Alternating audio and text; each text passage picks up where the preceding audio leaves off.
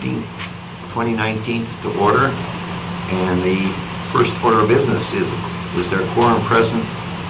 Don is still under the care of a doctor, so we don't have him, but we do have a quorum. And if you would join me in the pledge, please. I pledge allegiance to the flag of the United States of America and to the republic for which it stands, one nation, under God, indivisible, with liberty and justice for all. Thank you and welcome. Commissioners, have you had a chance to look at the agenda, and if so, what's your pleasure? I so move that we accept the agenda as presented. We have a motion to approve by Commissioner Lloyd. Do we have a second? It's a little long, but I'll second it. We have a second by Commissioner Smith. It's going to be a long day. Any questions or comments? All those in favor of the motion indicate by saying aye. Aye. Any opposed? Motion passes unanimously. Next, we have approval of the minutes for April 2nd. Have you had a chance to look at those, Commissioners? And if so, what is your pleasure on the minutes? Mr. Chairman, Commissioner Wendling. make a motion that we approve the minutes of April 2nd, 2019. We have a motion to approve. Do we have a second? Second. We have a second by Commissioner Lloyd, motion by Commissioner Wendling. Any further discussion? Hearing none, all those in favor of the motion indicate by saying aye. Aye. Any opposed? Motion passes unanimously.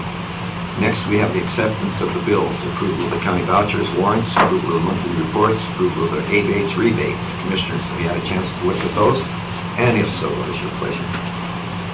Mr. Chairman, Mr. Smith. I would move that we approve the county vouchers, the warrants, the monthly reports, as well as the abates and rebates. We have a motion to approve by Commissioner Smith. Do we have a second? Second. Second by Commissioner Wendling. Any further discussion? Hearing none, all those in favor of the motion indicate by saying aye. Aye. Any opposed? Motion passes unanimously. Next, we have the Commissioner comments and reports, and we have Commissioner Wendling first. Thank you, Mr. Chairman. Good morning, fellow commissioners and public. Liaison work, first of all, is going well, and I'll meet with a couple of them this next week, a few more. But before you on the table, first up, I have a Sweetwater medics reporting basically their revenue flow and calls in front of you. You'll see the airport transfers, standby, and other things, the amount billed for emergency runs, amount collected, and of course there's always the amount monthly that's written off. So a little information for you to start seeing what's happening with the medics. Also, before you, you have Communities Protecting Green information, not only the water report, things, might point out things are of interest in Colorado with some stuff that's going on in that state. And the second paragraph talks about an environmental group who has talks about what their long-term goals are and how they're opposing projects in Colorado, Utah, and Wyoming. And they're in opposition to the ban outdoors infrastructure projects. So there's big hurdles ahead for any water projects in the basin based to these environmental groups, and most of them are well-funded and well-supported. On the back side of your sheet, you'll also see some water projects in proposal. You'll see other information and that type of thing, so free to peruse and of interest. Then the second documents deal with water supply outlook. The pretty blue, green, yellow one kind of shows you the snow depths throughout the basin.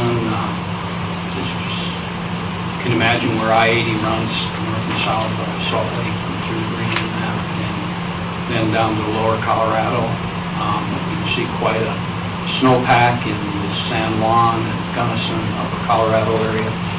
So just a footnote is word on the street in Salt Lake City is they'll be skiing in July.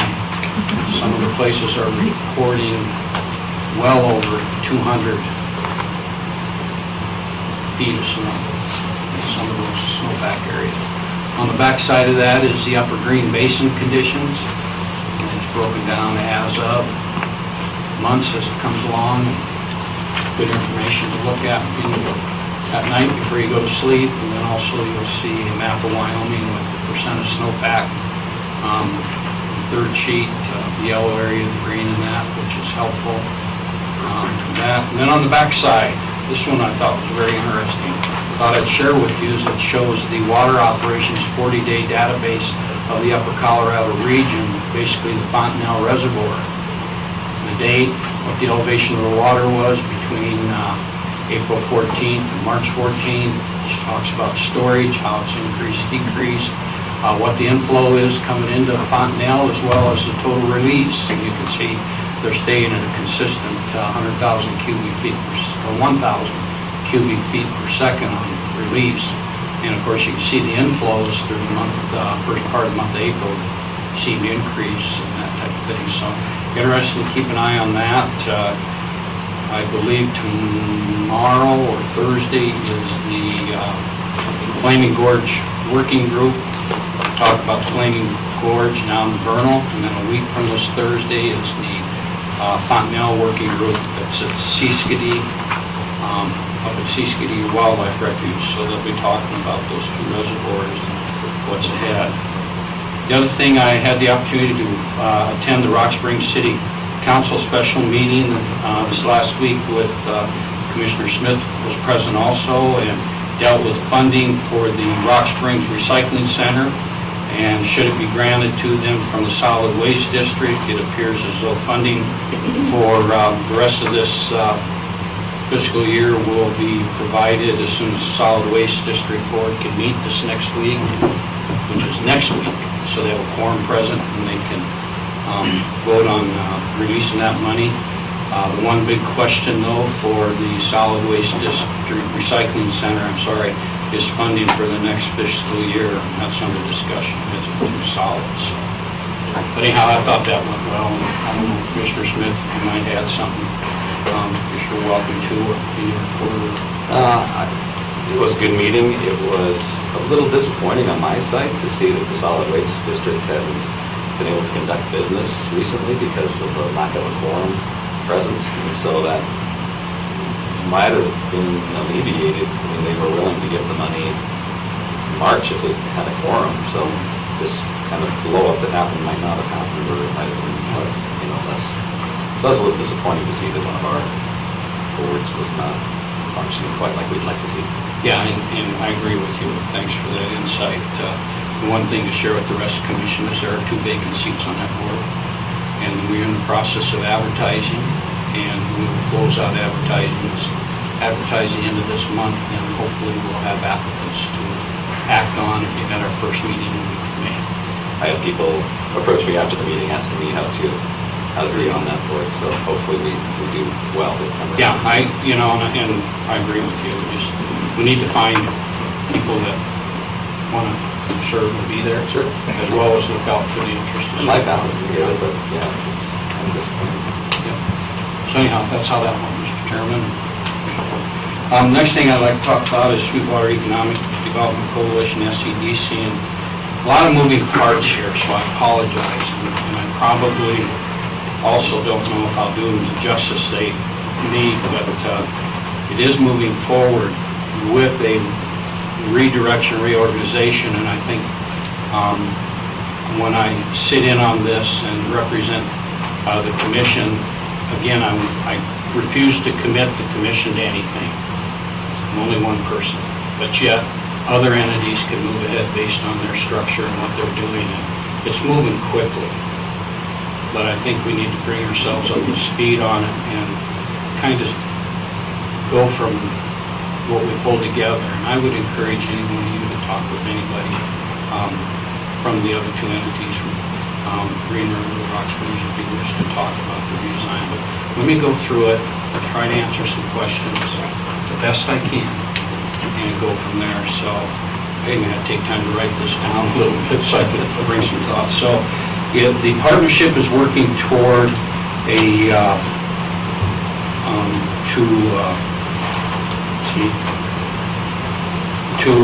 it's working toward its purpose for the upcoming years.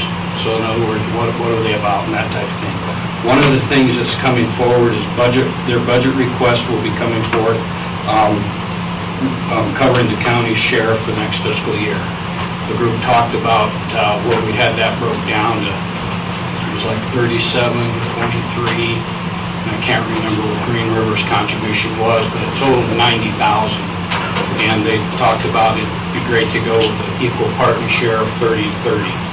So we'll have to wait and see what that budget comes forward to and take a look at that, and it'll come through Bonnie's on the regular budget. But I think we can prepare ourselves under our present model with the contracting, I use that word, I don't know if it's the right word, but under the MOU, working through chamber, that continuing under that model for another year, looking at equal shares of 90,000 divided by 3. So keep that in mind. Also, the purpose and vision discussions are focusing around several things. First of all, Sweetwater Economic Development Coalition oversight coming from, and it always has, I believe, from Rock Springs, Green River, and the county. But with that oversight change, relocating it basically and disconnecting it from Rock Springs Chamber.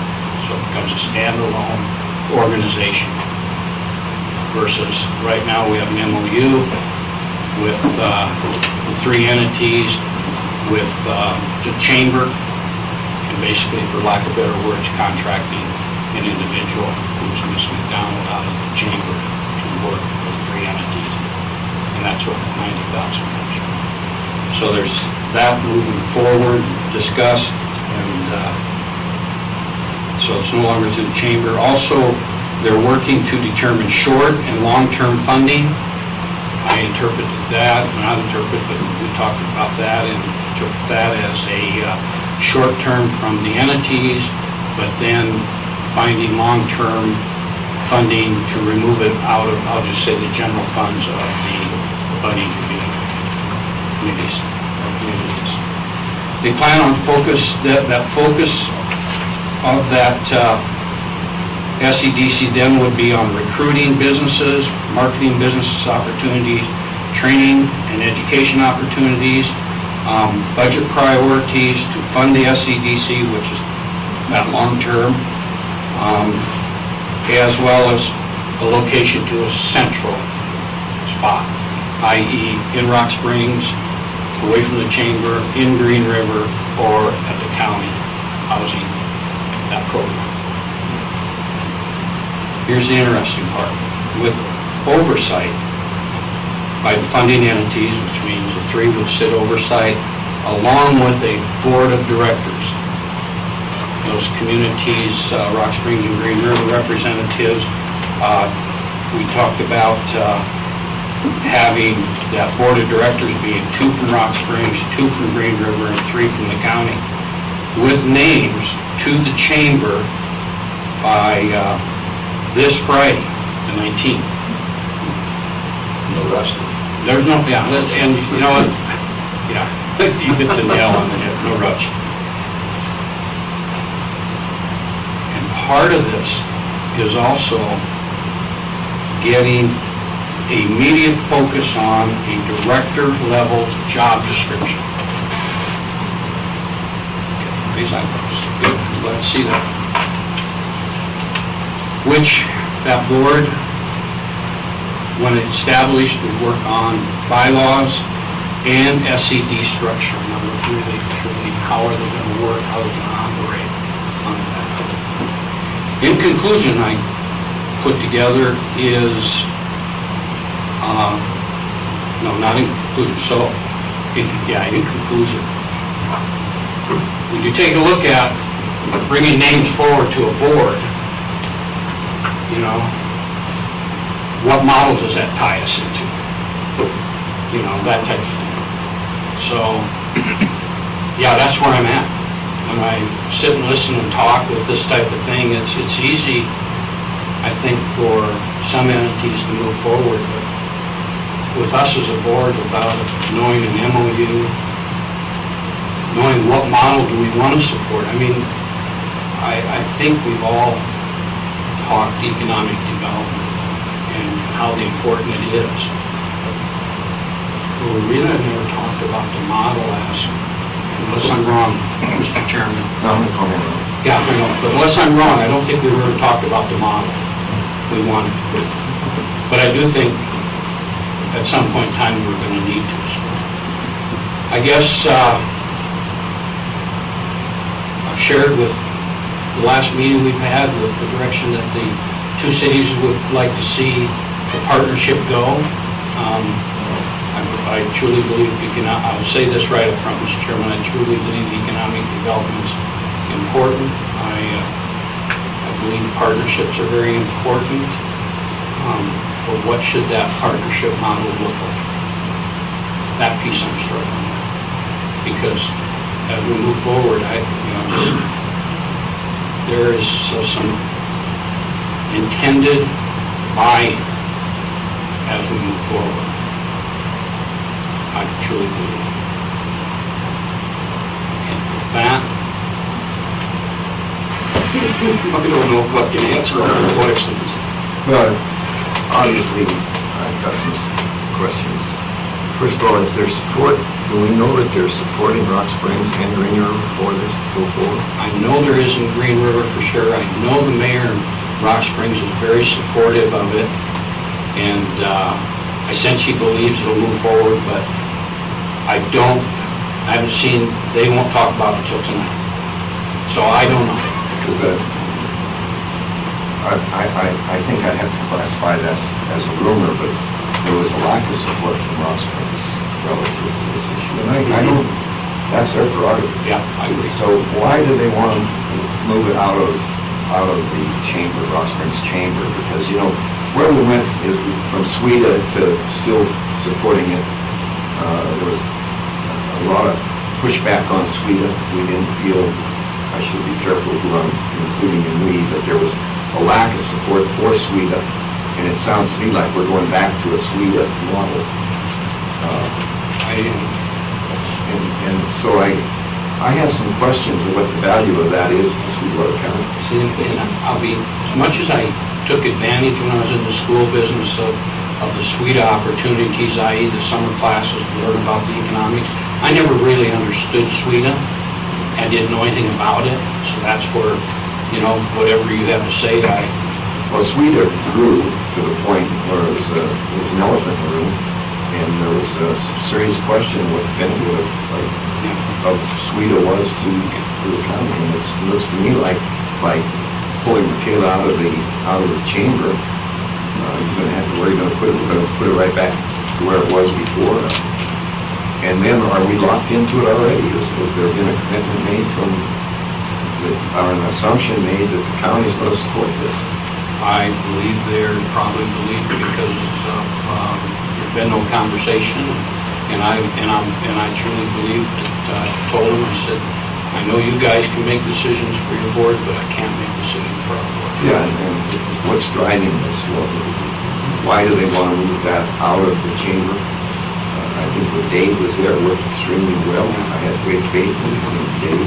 I think, and I don't want to speak for the chamber, but I think as I visit with their CEO a little bit, in his mind there was a belief that eventually it would move away from the chamber and it'd be a standalone program transition into that.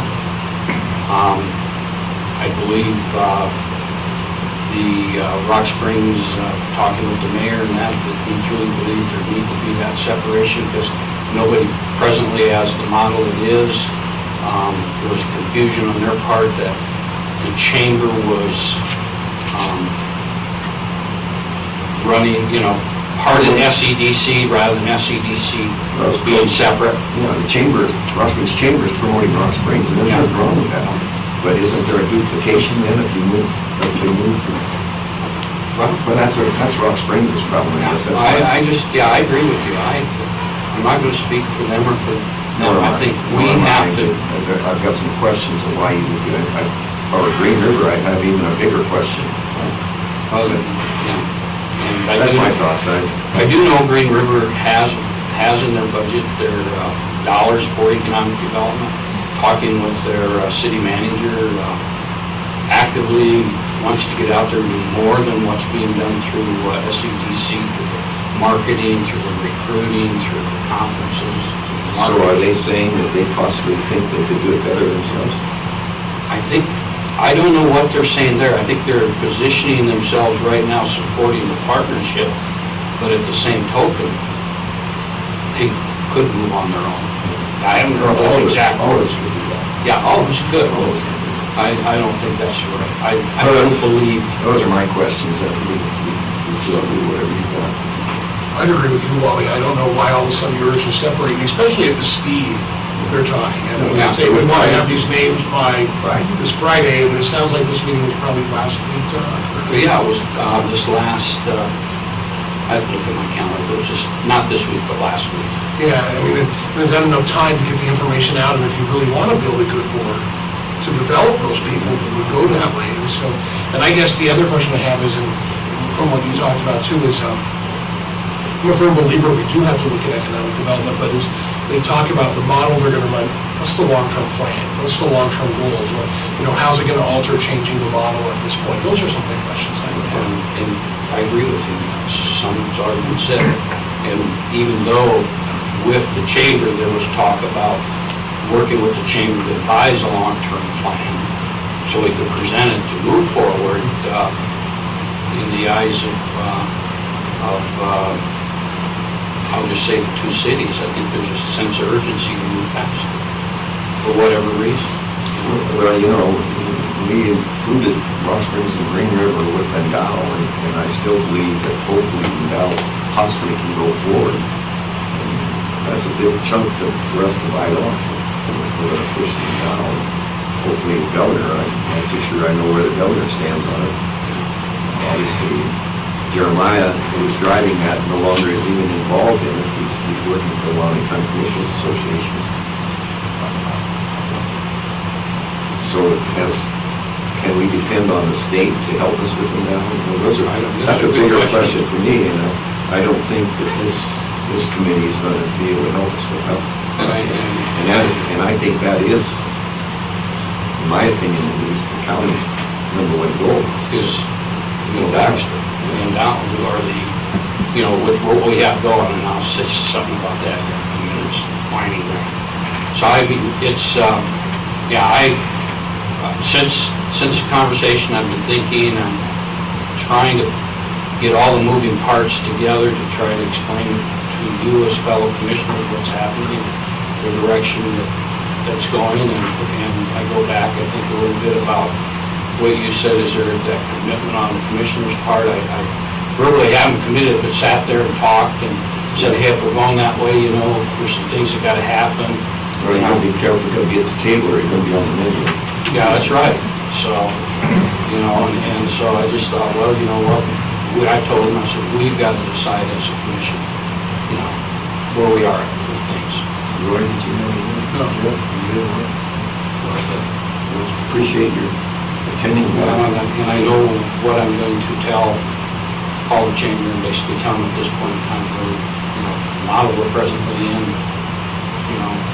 where we're at, because we're paying for that. Yeah, I'd ask both of those entities how they feel about Endow, because all of them were on board with that at one point in time. If we're talking Middle Baxter, they see that Endow project as a separate piece from Sweetwater Economic Development Coalition. That's a focus on. Neither one of them are talking about discluding that. That is, we take the lead on it as the counties, is what I've shared with them, to keep that lead, working with that partnership. Now in SCDC, that's a whole, that's recruiting, everything else. Now, will there be a time as the property becomes ready to involve SCDC for recruitment and that type of thing? The answer is that's a possibility, but that's a long ways down the road. Long ways. So they, SCDC can be doing a lot of things while the entities continue to work with Middle Baxter and Endow, basically. So I don't see that going away, Mr. Chairman. Yeah, and I think the city of Rock Springs has indicated they're on board with clean water out there, and that's one of the key things. Yeah, I agree. won't beat that horse any. No. Okay. What else you got? Okay, and in conclusion, I would like to just comment to the other commissioners that the endeavor moving forward with the grant in front of the SLID was very successful. We had Christina there, and she presented and talked to the SLID and did an excellent job, as she always does, and she's always well put together, and the SLID members are just, I think, really super happy with the work that comes out of Sweetwater County because of Christina. The unique thing about it is we did have a member of our staff who is part of that grant, Mr. Eric Bingham, was interviewed by the newspaper right after that for about a minute, and if it's all right with the commission, I would like to play that interview because I think it's a worthy cap of Eric and Christina's work. That's super. Thank you.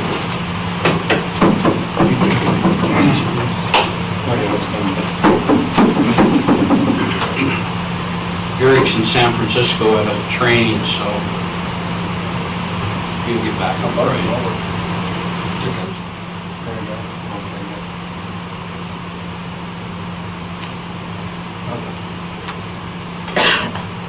A lot of planning in the last 2 years to identify the area. We had 10 areas and nailed it down to this one. And we also have a general plan of what to do with the area that we've identified for industrial. But what I think this will do is help us identify an industry to come into Sweetwater County and develop this area. You know, we see the ups and downs of the oil and gas, and we would like to see, we definitely have seen the bust in Sweetwater County. And we've seen a decrease in revenues, and so it's very paramount that we diversify our economy, and that's what we hope to do with this. That's great. Next thing you know, he'll be running for public office. He's probably done very well. Instead of bringing people in from other. Okay, that's all I have, Mr. Chairman. Thank you. I'd like to also compliment you, Christina and Eric, and you too, Doc, for being there and being successful with them. And I share the opinion that Sweetwater County, we have our act together, and it's because of people like you, and appreciate that very much. Next, we have Commissioner Smith. Thank you, Mr. Chairman. Work continues with the boards, lots of board meetings, including we had a lovely thank you dinner for the doctors at Memorial Hospital. It was great. City Council Recycling attended that as well. Commented on that already. I will commit publicly to attending the Parks and Rec board meeting next week. I've just been unable to attend so far, so they've been giving me grief, so I will be there next week, I promise. And as soon as I say that, something will happen. Mainly today I want to talk about our system of funding the maintenance fund for Memorial Hospital. Brought this up 4 weeks, 6 weeks ago, something like that.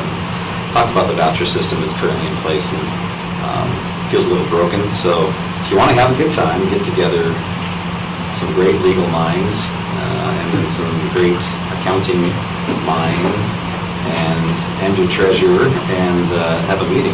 It's a good time. It took us about an hour and a half, 2 hours to hash things out, but I think we got there. And so this doesn't require any action, we've decided, but just for your information and hopefully consensus. In the future, what we're going to do is have the hospital submit their anticipated expenses with our acceptance of bills. So we'll have an opportunity to review those before our acceptance and approving them here in our commission meetings.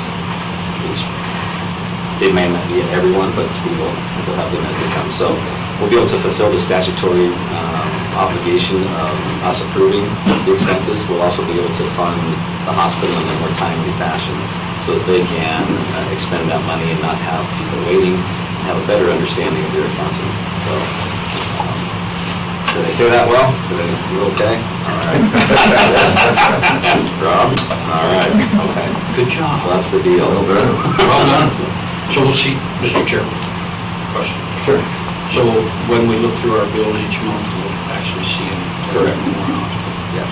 Wonderful. We'll be there for Good our job. So thanks. Yeah. We've had a lot of good help. Like I said, these excellent minds over here. I just sat there and listened to them. That's good.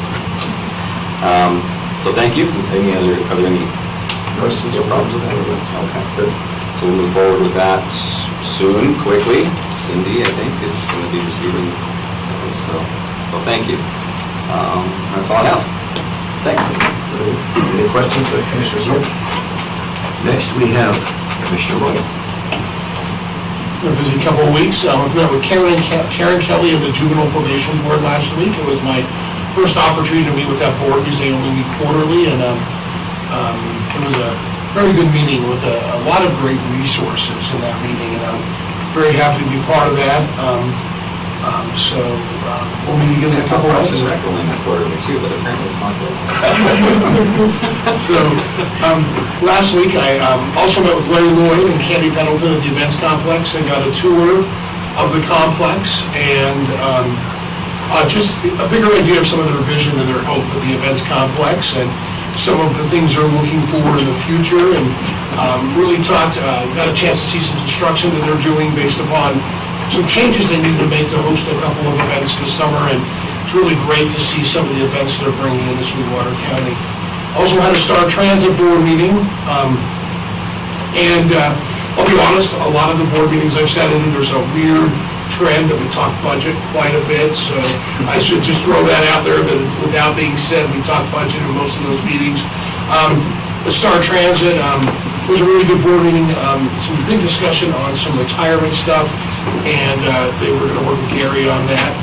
I was unable to attend the museum board meeting last week because I was out of town, but I'll be meeting with Bree Blasey today and we'll give an orientation to the museum and a tour of the museum and talk about the direction and where they're at. And then also last week I had a chance to attend 2 weeks ago, the Bitter Creek drop structure presentation, only got about the last 45 minutes of it. Mark Hott was also there. Found that very informative, put on by the Conservation District. So it was a great presentation there. Also want to just thank Doc and Jeff for attending the recycling minutes. Ms. Funes from the City of Rock Springs was going to give me notes since I wasn't able to attend. And also, it's already been reiterated, the work done on the, what I like to call the Endow type project for the $50,000 on review by Eric, Christina, and the Doc attended that too, and everyone else has been part of that project. And, you know, as we look through scholarships, which we'll talk later, as we talk about economic development, and there's a lot of hope because there were so many scholarship applications. And I'll tell you, I think that was probably one of the most difficult things I've had to look at to make decisions for since I've been a commissioner, because really the future could be bright in Sweetwater County with the leaders and what we're seeing as schools and what we're producing for students. So excited about the future, excited about what we can do with economic development and the direction it goes. But that's all I have. Any questions? Thanks, Ray. Don Van Meter's next, but I'll cover some of that for him. It's primarily is Chuck's report, facilities department, courthouse landscaping. That's this courthouse. The city of Green River will be landscaping the area along Flinning Gorge Way between the sidewalk and roadway. Decorative rock will be placed in this area. The facilities department will be assisting Green River. Next is the law library. The building permit has been approved. Work will begin next week. That's downstairs, as you all know, commissioners. And then the Aero Modelers facility, the BLM has requested that we notify them when work will begin on that project. So we have to reclaim that, which we're pleased to do. It's been great to have that. We'll go forward with that.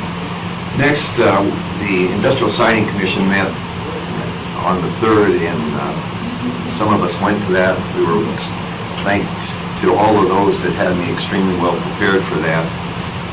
Staff, Eric, Jean, and John.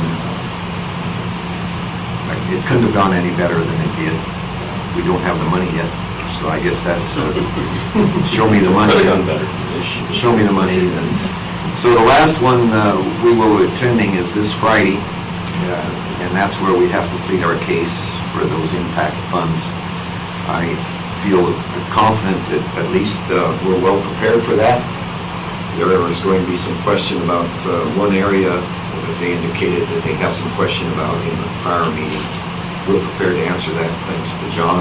We think that we stand a good chance. We're after $5.3 million of impact funding on those projects. Portion of that, 50% of that roughly is town of Wamsutter. So if we fail, it won't be because of lack of preparedness. It's I still am quite concerned when we're arguing with the state, where the state has conflict of interest in this project. I think it should be between us and Carbon County, and that's where it should end, and the people that are putting up the components of the project.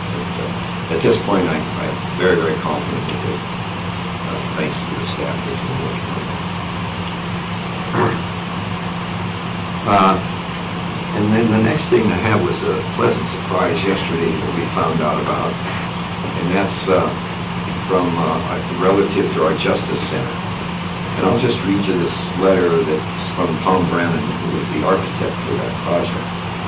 Gentlemen, I am honored to inform you that the Intermountain chapter of the International Interior Design Association, IDA, awarded the Sweetwater County Justice Center a BEST, which is called Brilliantly Executed Spaces in Thinking Award, last night in the Serve category. This year's award saw more entries than years past, and the competition was strong. Submission details for the project and photos of the project are below, and additional photos are on the website. Great projects such as this require great clients, and it has been a privilege to work with all of you on the Justice Center. And this is from Tom Brennan, and what I've requested of Mr. Brennan is a press release, because I think the people that paid for that Justice Center need to know that in the eyes of the architects, at least, it was extremely well done. So we'll have a press release. What I've urged them to do is that should be released to Rock Springs, Green River, and Casper, because it's a credit to southwestern Wyoming, which I think at times we have failed to get the recognition that we deserve. And I think that Justice Center is probably the best in the state of Wyoming. I'm pleased to see that the architects agree with us on that project. Great. Yeah, that's great. And as I indicated, that on Friday, several of us, quite a few of us, there are 10 people that will be prepared to testify. Hopefully we will not need them, from the sheriff to Wamsutter to all of the entities that are after those impact funds. Hopefully I'll be the only one that needs to testify with a lawyer at my side. Keep me out of trouble. But if we need the sheriff and others to testify, we'll be prepared for that. So that's what we're at. Done. Yeah, just an observation. In the pre-hearing, the young man talked about the question in hand about one of the requests for money, that young attorney. That was Andrew Coleman.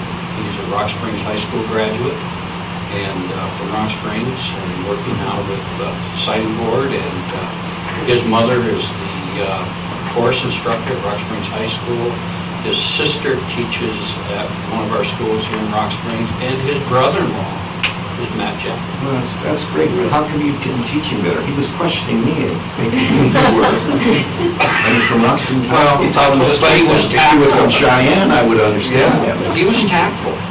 He got that from me. He really was tactful, and he indicated to me where we're going to have trouble, and that's why we are prepared to answer that. And it has to do with indigent care and how that's going to be funded in Wamsutter area, but we're prepared to answer that. And he did very tactfully. So I believe he may be part of that discussion this Friday, so you need to know who you may be visiting with. Well, there are two other entities, or people on that, in that entity that serve on the Industrial Siting Commission from Sweetwater County, so that will help. We'll see. Any questions, me, on any of that? Thank you. Okay, thank you. Did you have something? No, I'm just motioning. Oh, you need to send that back? Yeah, please. was so captivated by all three of your reports, I forgot to send it back. Well, I appreciate that. That's a compliment. That doesn't happen very And often. I didn't go to school talk, but I was very tactful. Next, we have county residents' concerns. Are there any county residents' concerns? Does anyone in the audience have any concerns with the county? Hearing none, we'll close that portion of the hearing. We're a little ahead of schedule. Would you like to take a break? This is a romance here. Okay, if that's all right, we'll do that. Next on our agenda is the presentation of the 2019 Walk to End Alzheimer's Disease. So if you would come forward, please. Hi, good morning. Hi, come up front. All the way up front. I should warn you right up front, this is pretty close to home. Do I have to stand or? Mr. Spicer, good morning. Good morning. Good Miss morning. Susie. I'm Susie Von Ahrens. This is Justine Spicer. We are here this morning to inform you guys of an event that we're going to have in Rock Springs. We're going to have a walk to end Alzheimer's. It'll be held June 15th, beginning at Bunning Park. And we're going to walk through the underpass, through the Rods and Rails car show, back to Bunning Park for a barbecue, which is going to be sponsored by Commerce Bank. We'll have kids' activities, which the Sweetwater County BOCES is going to take care of for us. And then we will have raffle items. And we are here just for, to ask for your support. If you guys want to come to the event, that would be awesome. If one of you guys wanted to speak at the event, that would be great. Just a few facts here, what we've been doing, there's a committee of 8 of us. We want this event to be the biggest, in this, preferably in the state, but we want to beat Gillette. Always. Yes. So we had a booth at the Sportsman's Show, we've been at the health fairs, we've been at bowling leagues, trying to promote our walk. We talked to the mayor, and they are going to help us with Paint the Town Purple. And they've already put lights on the lampposts on Broadway Street, so that people know what purple means. We put posters out there. He's gonna light the tree, the big pine tree by CJ Signs when you come down from the overpass. So we're gonna do our best to let everybody know in this county about the event. Last year was our first official event. The Wyoming chapter of Alzheimer's Association gave us a goal to meet of $6,000. We actually ended up making a little over $20,000. Yeah, so, and we had, 2 months to prepare? So this year we have 6 months. It's, because it's the first one in the state. And I think everyone's gonna follow us and take all of our good ideas on how to make more money, but that's okay. It's all for a good cause. We just like your support, I guess. Do you have anything, Justin? I think the reason we do it, we're both personally affected by it. I think, I see it in my business. I see it is a tremendous drag on the state. What Alzheimer's does, both for the families, the folks that have it, the families who are dealing with it, their caretakers. We think that it's somewhere 1 in 8, 1 in 9 Wyoming residents has some sort of connection to Alzheimer's. So it is a huge issue, and continues to get worse and worse. And so we're just really working to try to help to raise money for to find research to beat this thing, and just looking for some for your support. Well, obviously,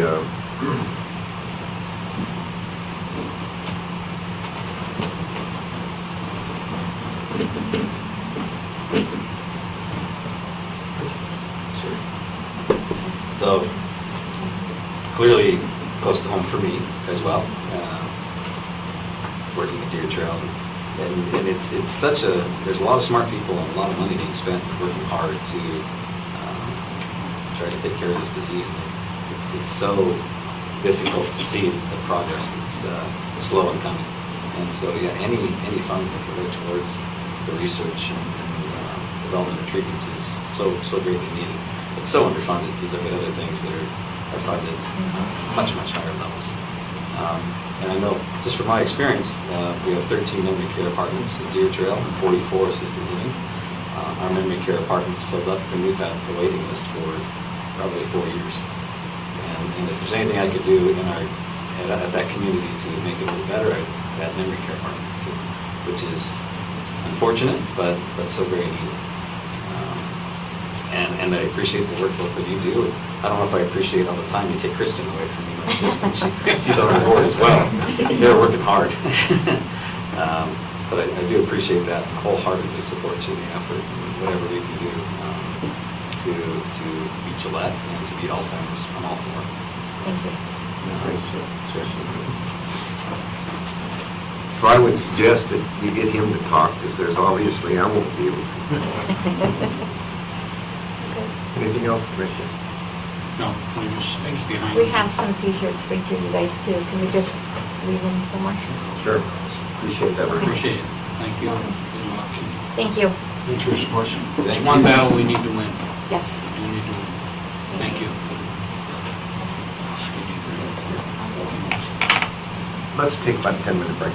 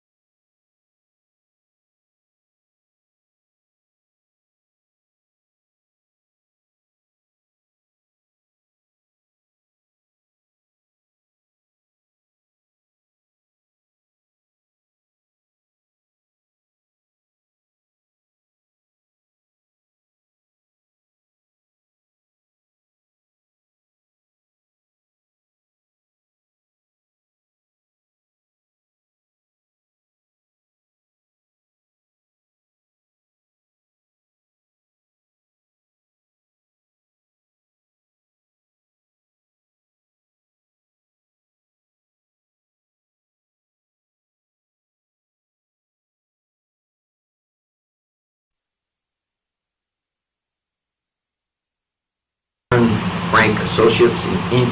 for design and construction administration for new boilers at the Sweetwater County Courthouse. Check for those bids. Where did he go?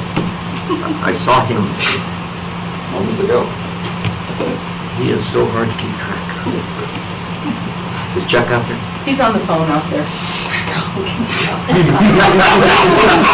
Throwing bricks over. Yeah. Bricks over.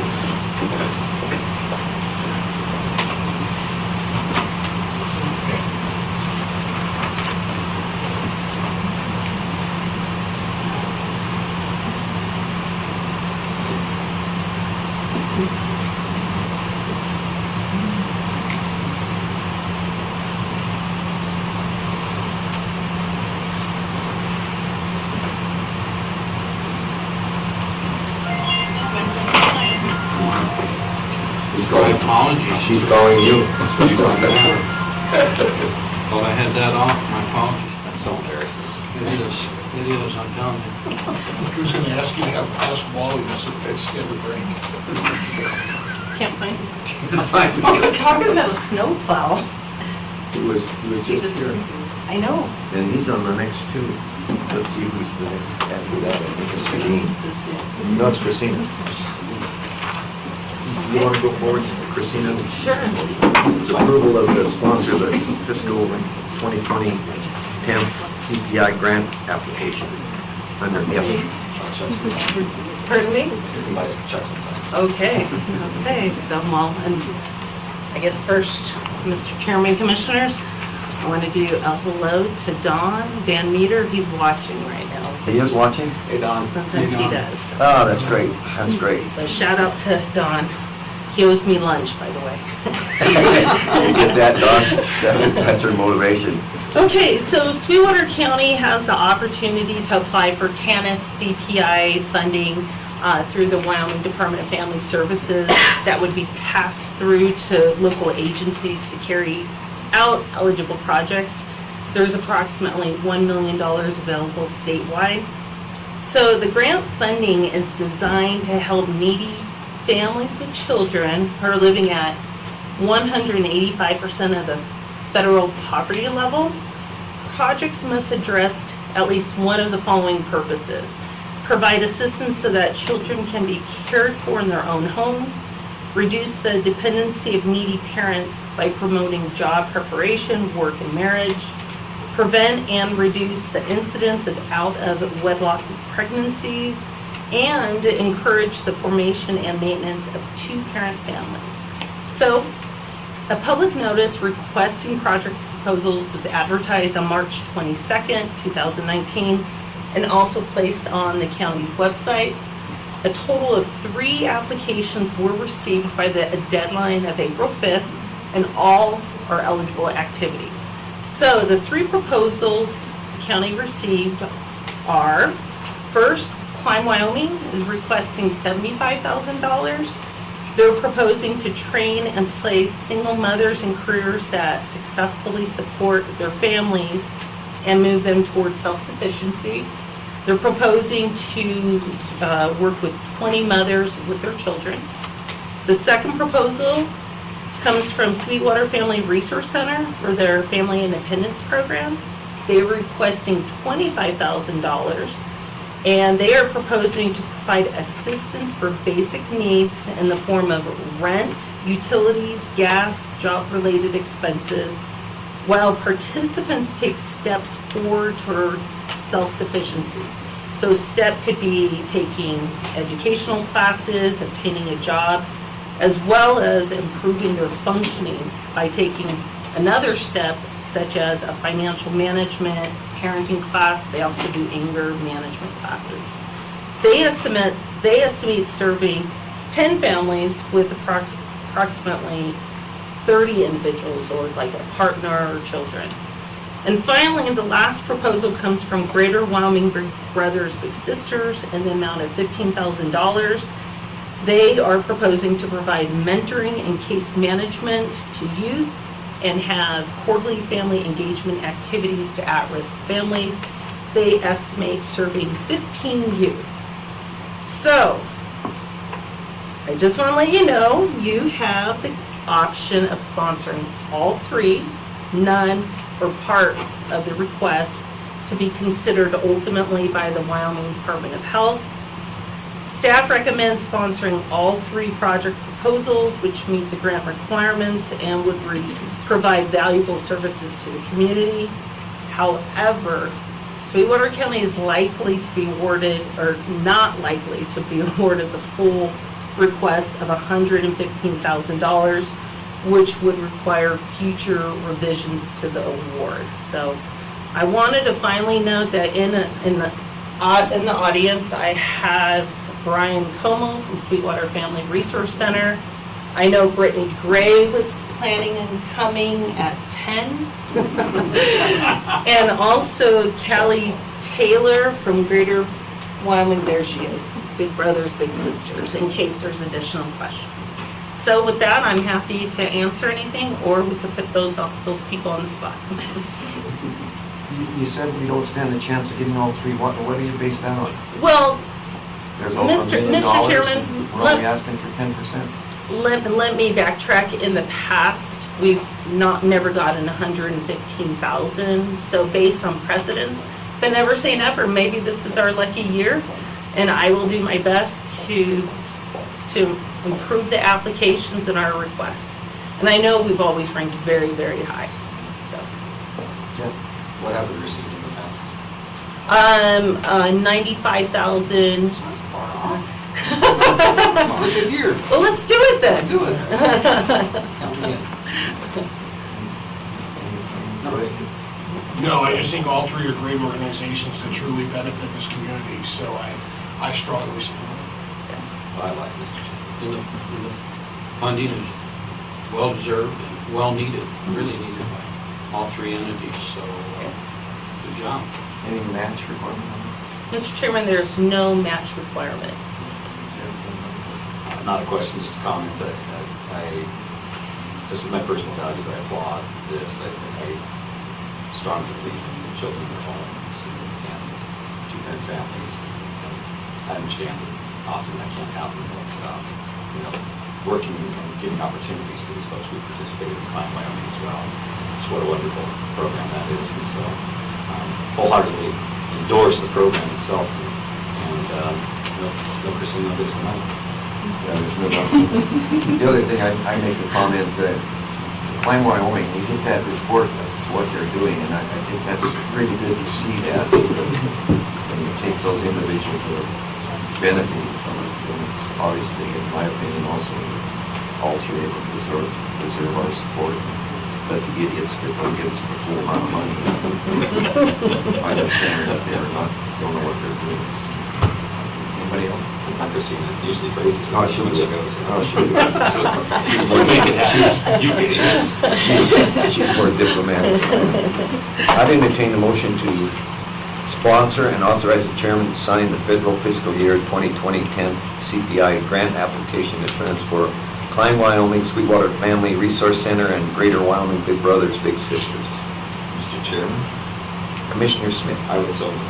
We have a motion by Commissioner Smith. Do we have a second? I'll second. We have a second by Commissioner Lloyd. Any further discussion? Hearing none, all those in favor of the motion indicate by saying aye. Aye. Aye. Any opposed? Motion passes unanimously. Okay, thank The you. pressure's on you, Christine. Honestly, you. this is out of our control except for the Okay. quality of application. Disclaimer. Still, good job. Yeah. Good job. Did anyone manage to find Chuck? When you need Chuck, he's never around. Oh, Chuck, I didn't see him there. You told me to come up. Lacey. It's tough to follow when she brings in money and I spend money, so You've learned- it is tough to come up You've here. learned from your brother. Yeah, it's pretty tough to do this. That's why you were first, but we're here. Yeah, I know. Don't get a chance. Go ahead, Chuck. Okay, what I have in front of you today is, during the budget last year, I proposed 2 projects. One was new generator at the jail, one was the boilers here at the courthouse. They're original, we started with that one. We did a energy audit some years ago, and Energy Improvements studied them. It's time to replace them. So I've got a number here from last year. I put the money to design them. This year, in this fiscal year, we spend that money and then do the construction in fiscal year 20. Put the money in there for the construction. So this is I want to do a contract with Van Born Frank to design the boiler replacement project. And that's the 27,000? That's the 27,280. And that's in your budget? Yes, these numbers are in my budget. Any questions of Chuck? You said that was already in the budget. Yeah, that's in my budget, yeah. So I'd entertain a motion to, what do you need for me to sign them? Yeah, just, I brought the motion to approve the contract and allow the chairman to sign. I always have the consultant or contractor sign them, the documents first before I have the chairman, so that's why I don't have those with me. Once it's approved, they'll sign them and then I'll. So the 27,280 is correct? Yes. Go ahead, Jim, if you can do it without. Go ahead. I'd appreciate that. Okay. Mr. Chairman, I would move we approve the contract with Van Born Frank Associates for design and construction of administration for new boilers at the Sweetwater County Courthouse, the amount of $27,250, and allow chairman to sign all documents related to the request. Perfect, perfect. We have a second to that motion? We have a motion by Commissioner Smith, second by Commissioner Lloyd. Any further discussion? Hearing none, all those in favor of the motion indicate by saying aye. Aye. Any opposed? Motion passes unanimously. You're still going, Chuck. Okay, the second one would be for the generator replacement at the detention center. The current one, when we built the detention center, doesn't run all of the items, it just does the life safety. We're looking to upgrade that one to run the entire facility. That's what we did with the new Justice Center, it runs the entire facility. We want to replace this one. It's actually an additional one. We'll leave the other one in place as a backup, but this one will run the entire facility. And that is with, that contract will be with BNA Consulting in the amount of $23,500 to the design and construction. Again, budgeted. Yes. in the budget. Questions, comments? Question? Commissioner Winter? Yeah, I thought I read in here, but maybe I didn't. But will this generator handle any additions there if we put a new jail cell? Yes, yes, it will be sized for the future pod expansion. All right, thank you. Commissioner Smith? So will this replace the previous, or is this added on to? We're going to leave the other one in place because it runs the life safety, just as a little redundant, and it's okay, and this one will run everything plus be sized for the expansion. That allow for backup? That's really how they like to see it done. Otherwise, you have to go in with 2 automatic transfer switches that run the life safety and that, so this one will take care of that. Logic, check for seeing this in your budgeting, during the budgeting process. We're seeing that this was covered. So you want to try again? Sure. Go ahead.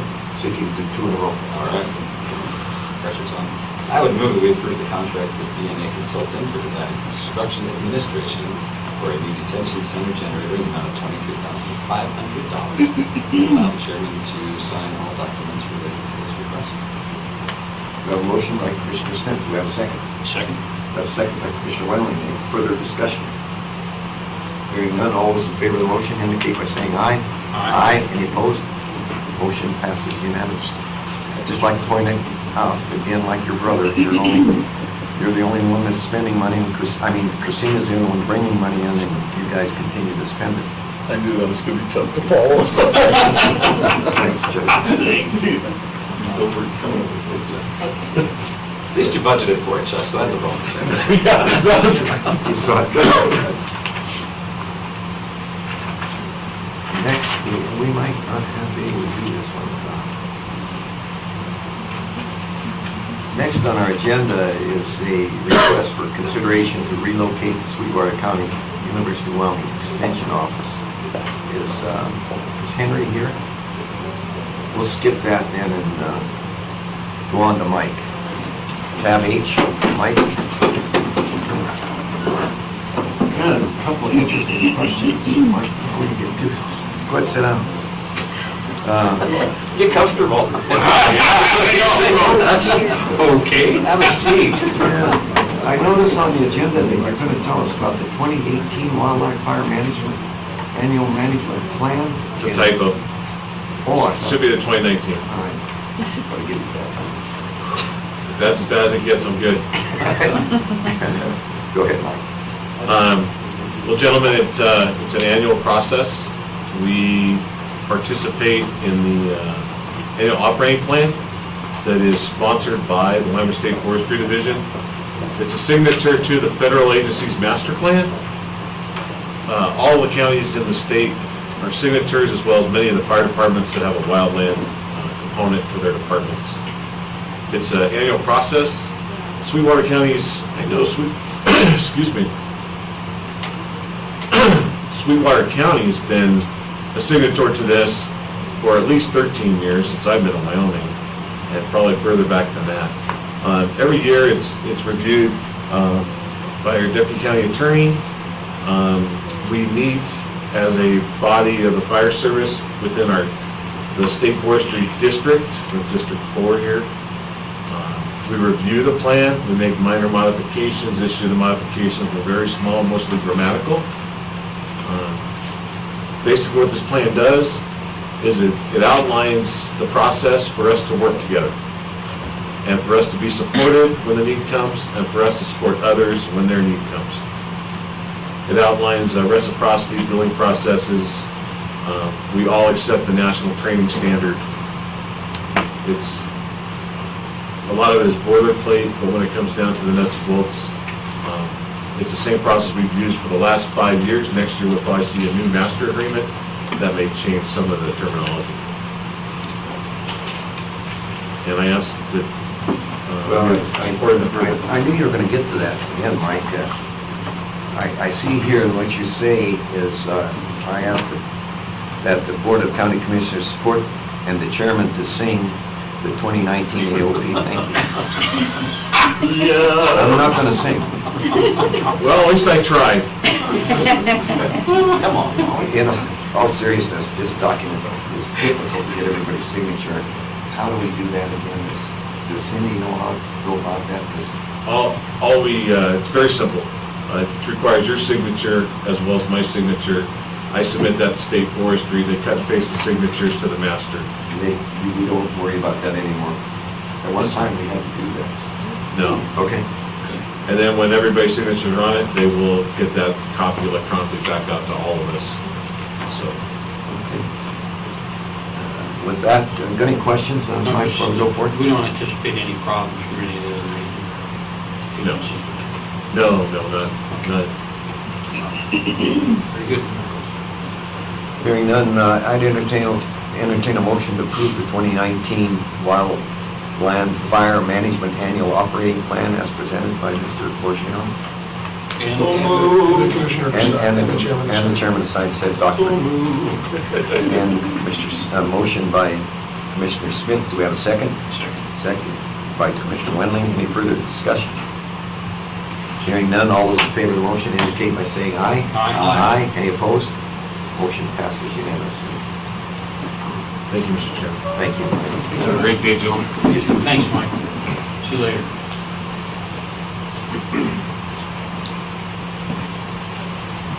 It's a lot of signatures. It is. Maybe it is. Some attorney got involved in this.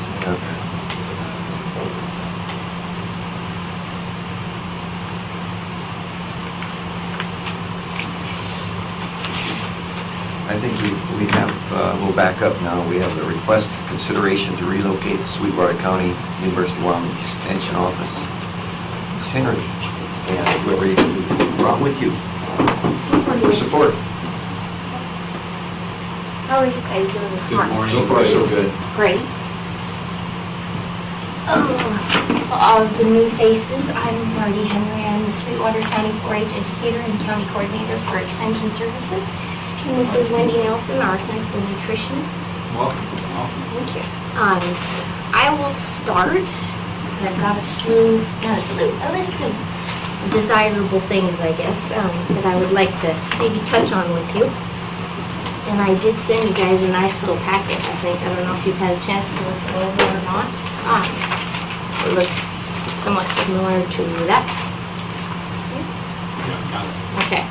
And our so desired little layout. This is just an idea. Please just maybe keep that in mind. It's just an idea of the most ideal setting for a teaching kitchen. But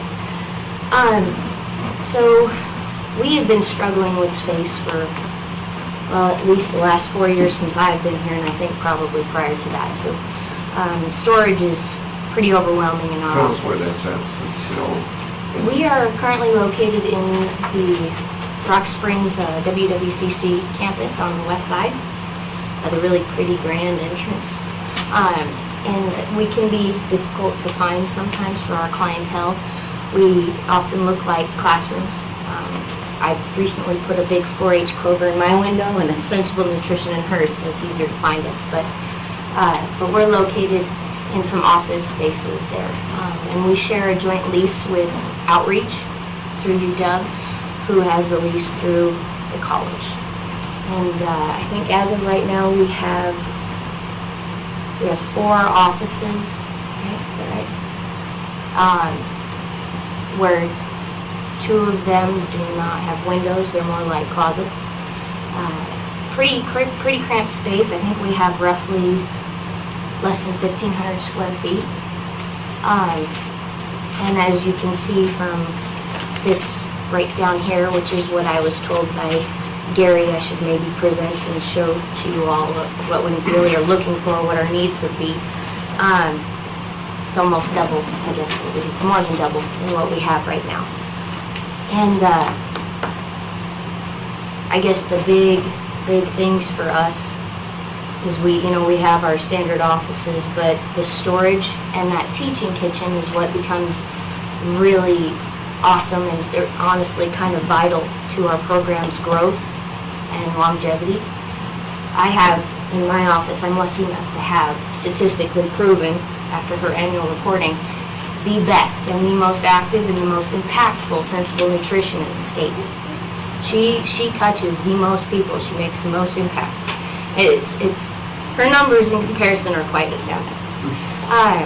So the fact that we don't have access to a kitchen even there in the college makes her job much more difficult. And frankly, if we also had a teaching kitchen, not only for her program, but for mine as well, my 4-H program, or the Sweetwater County 4-H program, it would open up a lot of doors to a lot of projects. Sweetwater County isn't exactly a really rural, livestock-oriented county. So where I'm going to be able to reach a lot more youth is through those projects that aren't necessarily happening out of city limits. And the cooking, the sewing, the interior design, the babysitting, getting certified for those kind of things. And that's where I could see a lot of growth occurring in our 4-H program if we were to have access to a teaching kitchen. And I've also added a sewing room onto that layout, if you saw. As of right now, we do have a very small meeting room. It will hold comfortably 8 people. And then after that, we have to make sure that we can get a space reserved for anything more than that. And not that, yeah, I guess Wendy's classes, you're typically looking at 8 to 10 people, right? I've had 12 people in that tiny conference room and we're cooking on a hot plate. On a hot plate. So it is crowded. A kitchen is a big dream of mine. I've been there for 13 years now, and the cooking component of my program is huge. That's the hands-on part, is where people actually learn how to implement the recipes and start cooking better. I serve low-income audiences, people that are on SNAP benefits, and the program in Sweetwater County is huge, huge. Ours is the 3rd largest county in the state, and I'm teaching about 2/3 of all of the SNAP benefits, people that are receiving SNAP benefits. So they go through my program, they learn how to cook healthier, shop smarter, stretch their food budget, and make their family leave their family healthier. So the cooking part would really be an advantage.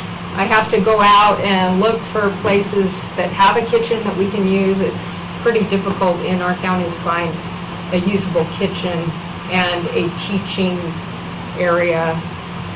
So it would be very nice, very nice. I don't know if you've been around to some of the different extension offices in the state, but most of them have a dedicated building with a kitchen, they have conference rooms, they have teaching facilities. So it would be really nice if we could have that. We're kind of stuck in offices up at the college. We really don't have access to any type of kitchen up there. In terms of need for a meeting room that could hold somewhere around 30 people, we are reserving a classroom with the college at least, I want to say 3 to 5 nights a month at least, and that's if we can get them. A big perk to using those classrooms is they have the mounted projector, so we can use our curriculum, we can teach some of our quality assurance classes. We have 4-H council meetings there every month. Our horse development committee is also moving there. It would just, being able to have access to a meeting room and maybe not having to reserve it every time or hope that we can get it reserved every time would be a huge benefit as well. And I've also been told by Kelly Crane, my previous supervisor, who he is now the assistant dean to extension. He took Glenn Whipple's position. Glenn retired? Yeah, he did. He did. And my old supervisor, Kelly Crane, took his job, so now I'm without a supervisor at the moment. But we are the only county at this point that doesn't have an area educator in our office. And I have been told that we have been made the priority to make sure that we are the next person or the next county that gets that person. And an area educator is someone that travels around the surrounding counties and whatever their specialty is. I plan on requesting for range management because we get a lot of questions about range management. But Kelly has informed me that that is something they plan to be getting in the works here in the next couple of years. So as of right now, every one of our offices is full except for the one meeting room that we use as a staff conference room. And we also provide pesticide testing to the community. Anyone that wants to get certified, we do that through the USDA. And right now that testing facility is in a storage closet. A little cramped, but it gets it done. So, And horticulture. and in our horticulture position, our master gardener, I think we get about as many calls every day for her as we do 4-H program. She's doing wonderful work. She's overseeing the teaching of those classes and getting people certified in master gardening, and she oversees the pesticide testing. We're working pretty hard and we're reaching a lot of people, and I foresee a lot of growth, I guess, in the next few years. And in space would just be a wonderful thing. With that said, I don't want to sound picky or ungrateful, but I have been told that there is really only one building that could possibly maybe suit our needs at this point, and that it might be located here in Green River. And I definitely don't want to get ahead of ourselves or anything, but I've had a couple of my very valuable staff tell me that they probably wouldn't be able to come with us to Green River, which is very sad. One of our ladies travels from Varson every single day, and she told me that it would just eat up her paycheck if she had to come all the way here and then not make it back in time for kids, and it probably wouldn't work out. And I can tell you that her position is invaluable. She does an amazing job, and I don't think any of our programs would really thrive without her help. And our master gardener, who is also part-time, has expressed that she wasn't really sure if she'd be able to come with us to Green River. Not that we were going to for sure get to come to Green River, but I guess I'm saying that keep us in the back of your mind should anything come available in Rock Springs. We would truly be grateful. Well, we appreciate what you do, and we appreciate your asking for love space. Yeah. And I think the facilities committee, which we have working on these buildings right now, is, and that's where you got that information, is the recommendation, because it's an excellent building here in Green River. And I think that's where you should really look first. But what I'd suggest you do is stick with our facilities.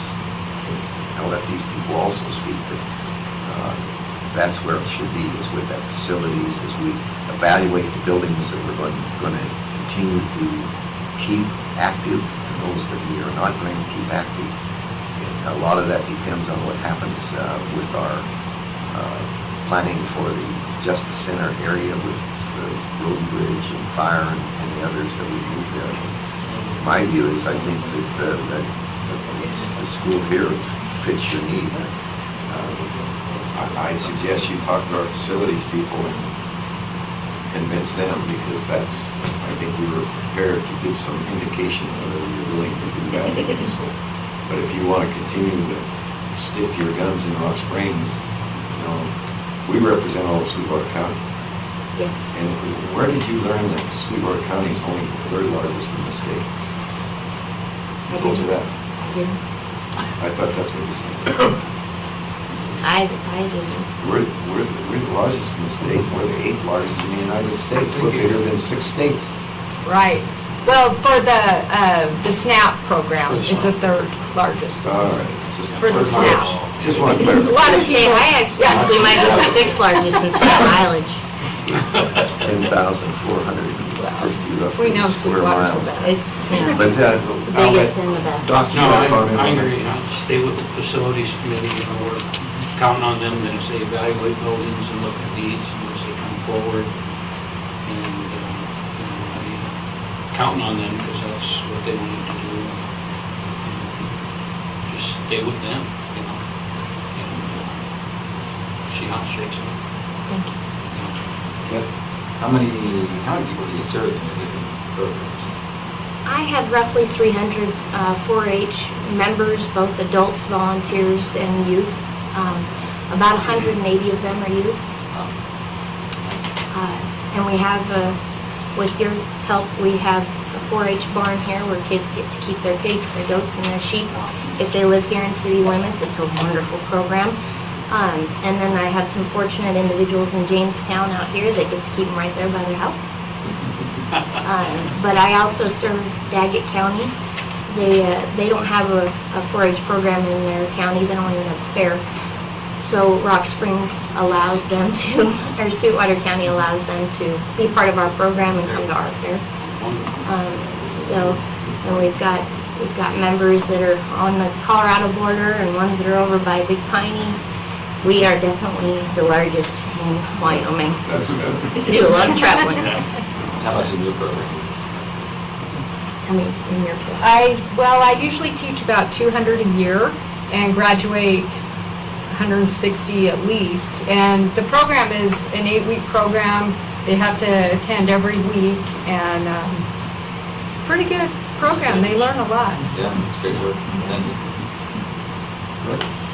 Marty, of those 180 youth, how many participate more in the cooking and sewing and as compared to the animals? And As of right now, sorry, so I guess, for example, we will have roughly 180 animals that'll go through our livestock auction. And we'll have about 200 animals that weigh in, 20 of them maybe not making weight. So 200 different animals, maybe 100 to 125 kids are showing animals. But they don't have to just pick one. A lot of them get involved with all kinds of things. Our photography, specifically our photography program, is huge. Last year, I think it was last year, we had the reserve champion photograph for the intermediate division from one of our young exhibitors. I mean, we have a pretty large static show as it is. It's an all-day event, that first day of fair. It definitely is an all-day event. We have such a variety. But we also have a few new clubs, or a few clubs that are, I guess, being reborn. They're experimenting where they were used to be, for example, our Project Hope Club here at the barn. they used to be solely and only about pigs, even though goats stayed there and sheep stayed there. They were only focused on pigs, but because new leadership has come into play here in the last couple of years for that club specifically, those leaders are making it their number one goal to make sure the kids get experience in all areas of 4-H, whether it's shooting sports, cooking, cake decorating has become kind of a big hit here. Last year we had a local professional cake decorator offer 4 classes for free to our exhibitors. So they're growing, I guess. Well, and I can just tell you, I do support, because my kids have a sheep and 2 goats moving into the county barn down there tomorrow. After all 3 of my kids participate in animals and have for years. So do support them. Just wondered what the discretion was between the other category numbers from that. So I can tell you, I guess to add to it, that with this being not as much of a rural livestock area, you would assume quickly that the static area of my program would be substantially larger, but it's not. And I really think that it has a lot to do with the limitation of growth that we are experiencing right now for facilities or places. For example, we have 9 sewing machines.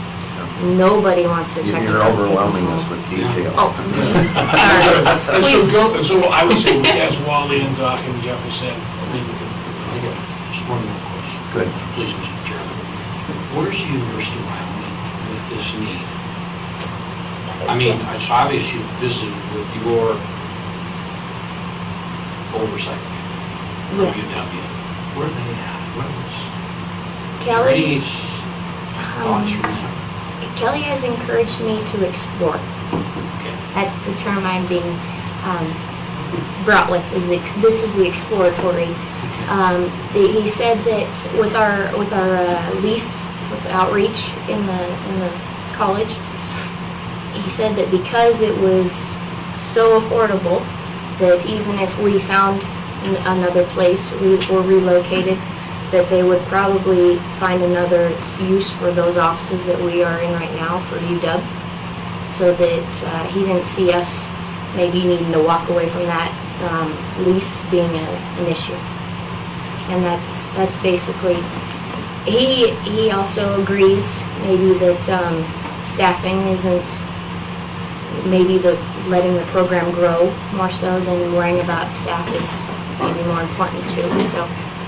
Okay, thank you very much, and you know who to talk to. But Knock your ear off, I yeah. also think when you're exploring, you should explore that up to college, because I think that's the ideal place for you people to be. We won't go any further than that, because we've got to stay on our schedule. Thank you. Thanks for coming in. Next, we have the federal agency annual meeting with Sweetwater County, and I think some of those people are here, but not Mark. Let's take a 5-minute break, and I'll see whether that. Thank you.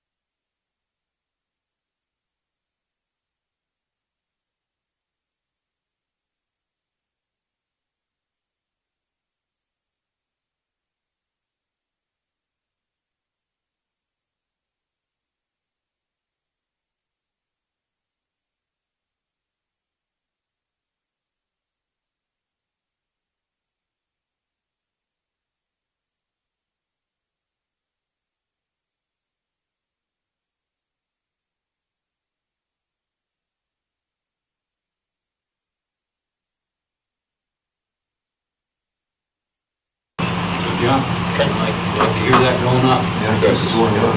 Exactly. And I talked to Commissioner Welling yesterday just a little bit.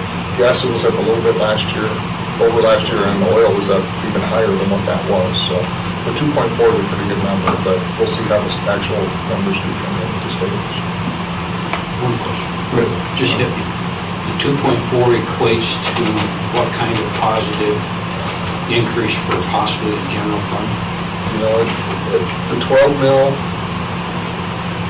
if it's at like $60 million, that's about 700,000 for you guys as far as the 12 mil budget is concerned, just quick math. But like I said, I think there's going to be some change on the end of that number, so it'll probably be anywhere between 700,000 and probably maybe $1 million for the 12 mil. But as I get new information, I'll keep Monty posted, and I'll try and keep you guys posted as well. Okay? All right. Thanks. Thanks, Dave. Hey, Brenda. Is Brenda coming? Mark something. Huh? Mark Cloudings. Down again.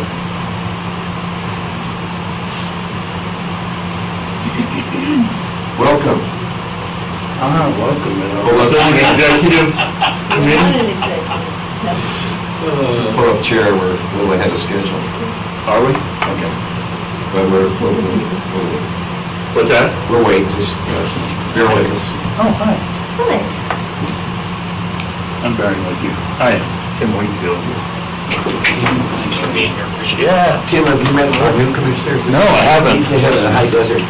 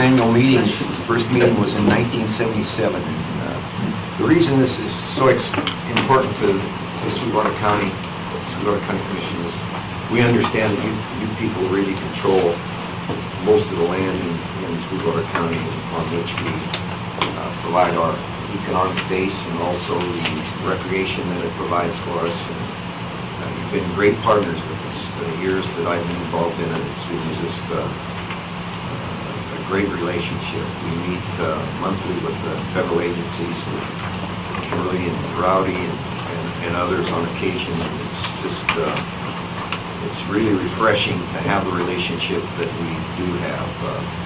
Mary Jo Redlow once said to me that this is all based on relationships, and it's relationships between us and you people. And you've been great to work with. When we've had problems, we've been able to work them out. We've got one going on now, and so we just appreciate the way you've handled it with us.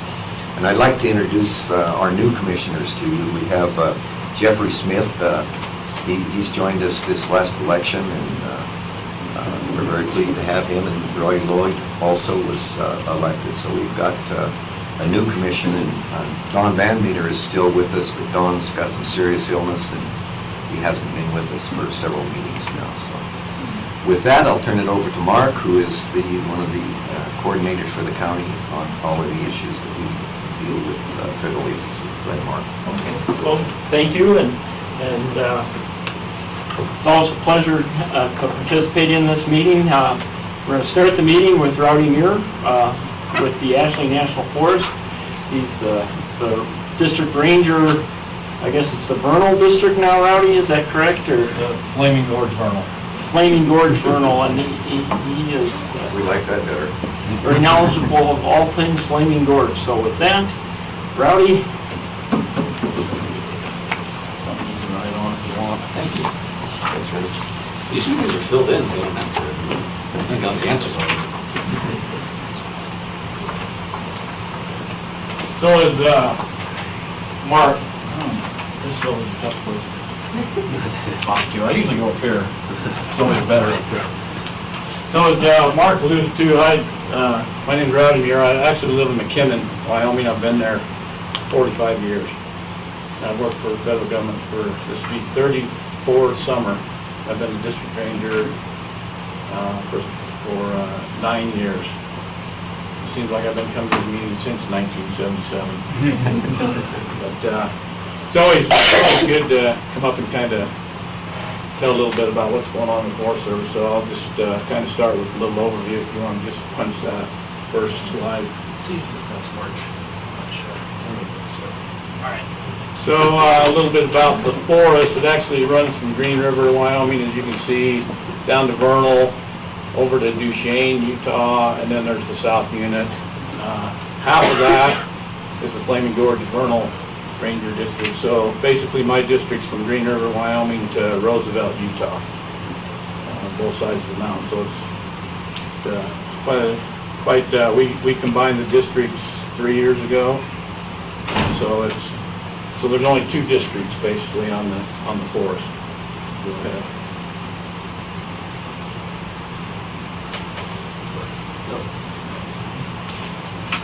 So the forest itself is about 1.4 million acres. The district is about 700,000 acres, about half of it. And Sweetwater County has 96,000 acres, which is the National Recreation Area. There's 43 employees, full-time district employees, and you can double that with seasonals, so there's about 80 employees when we're in full swing in the summertime. 31 campgrounds, that's campgrounds, not sites, 17 river camps, on and on and on. Go ahead and hit the next slide. Next slide. So, for you. Oh, you got her fixed. Okay. Thank you. So, yeah, thank you. There we go.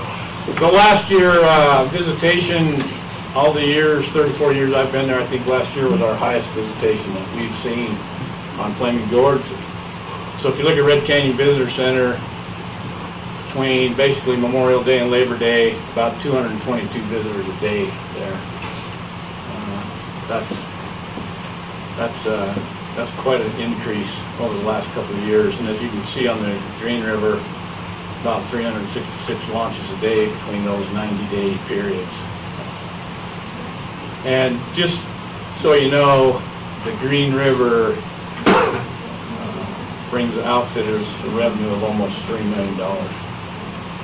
So that's quite a, Green River, if you haven't been on, is quite the trophy blue ribbon stream, and a lot of people come just to fish that river, so a lot of visitation. Something that's happened recently, the dark green top spot is a new addition. It's called the Ashley Carson National Recreation and Geological Area. This just got passed in a bill 3 weeks ago. The President signed it in the House bill, and this stems from part of the public lands initiative that started 7 or 8 years ago with Rob Bishop, and most of the counties basically didn't get anything out of their public lands initiative. However, Rob Bishop went to Uinta County. Uinta County wanted to sacrifice their public lands initiative to get this 172,000 acres set aside in a new National Recreation Geological Area. So That's Uinta County, Utah. That's Uinta County, Utah, so that's just above Vernal. And the reason that, so there's quite a little bit with this bill.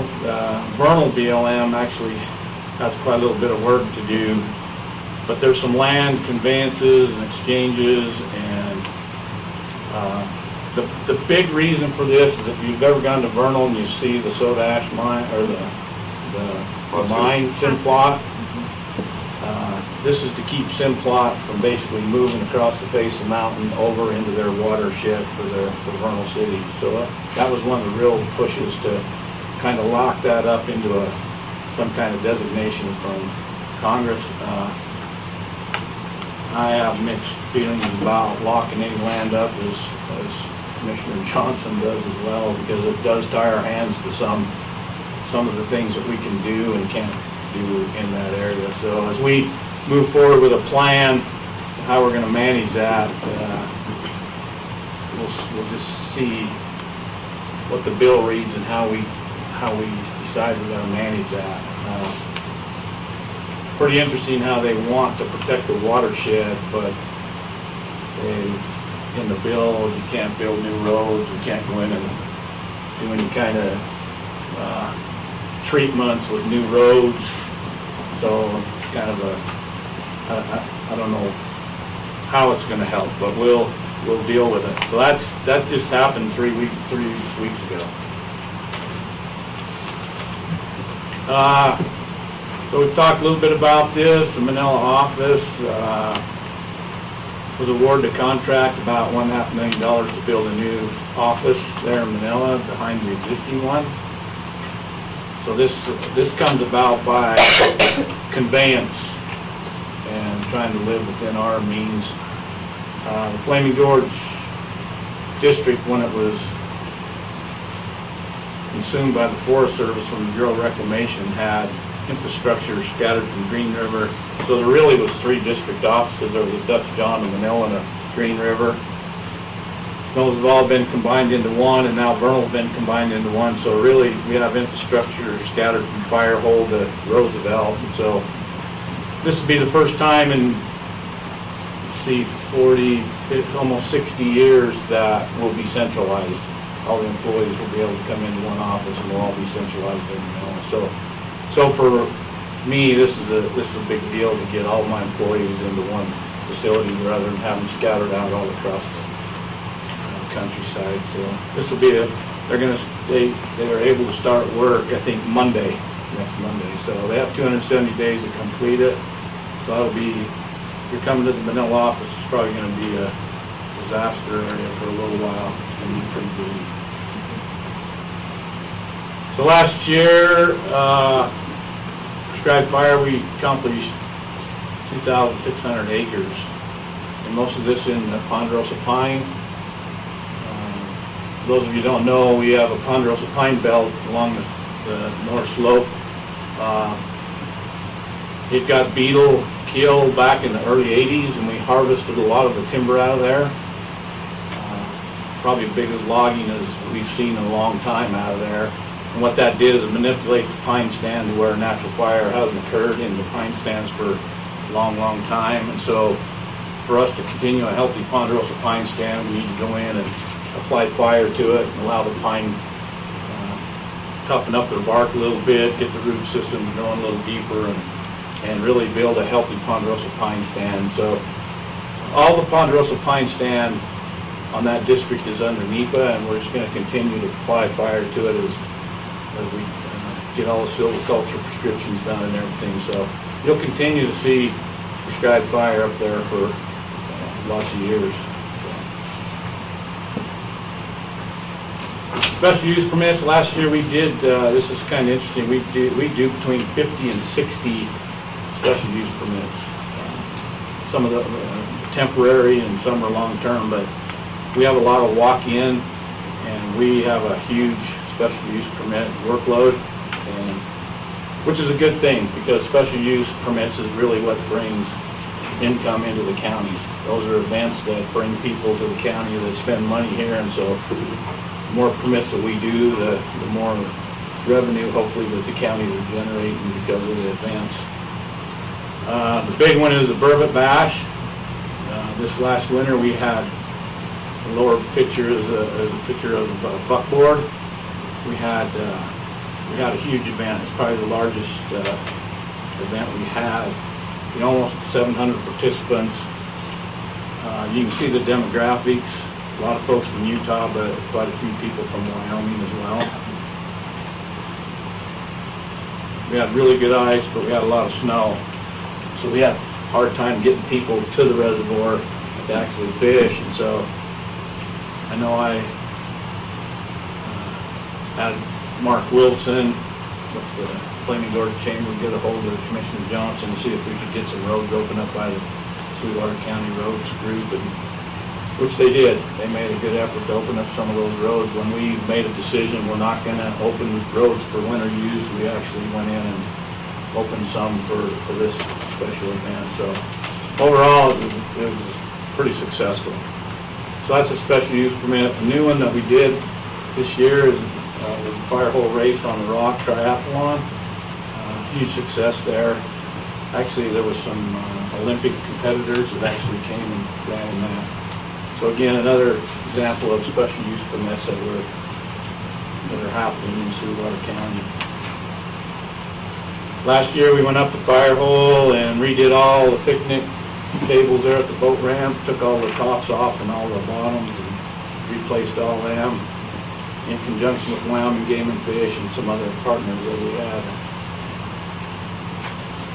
So the Recreation Enhancement Act, people always want to know what my permit's buying me when I go to when I have to pay for a permit on the lake. And some folks don't mind paying it, and some are happy to pay it.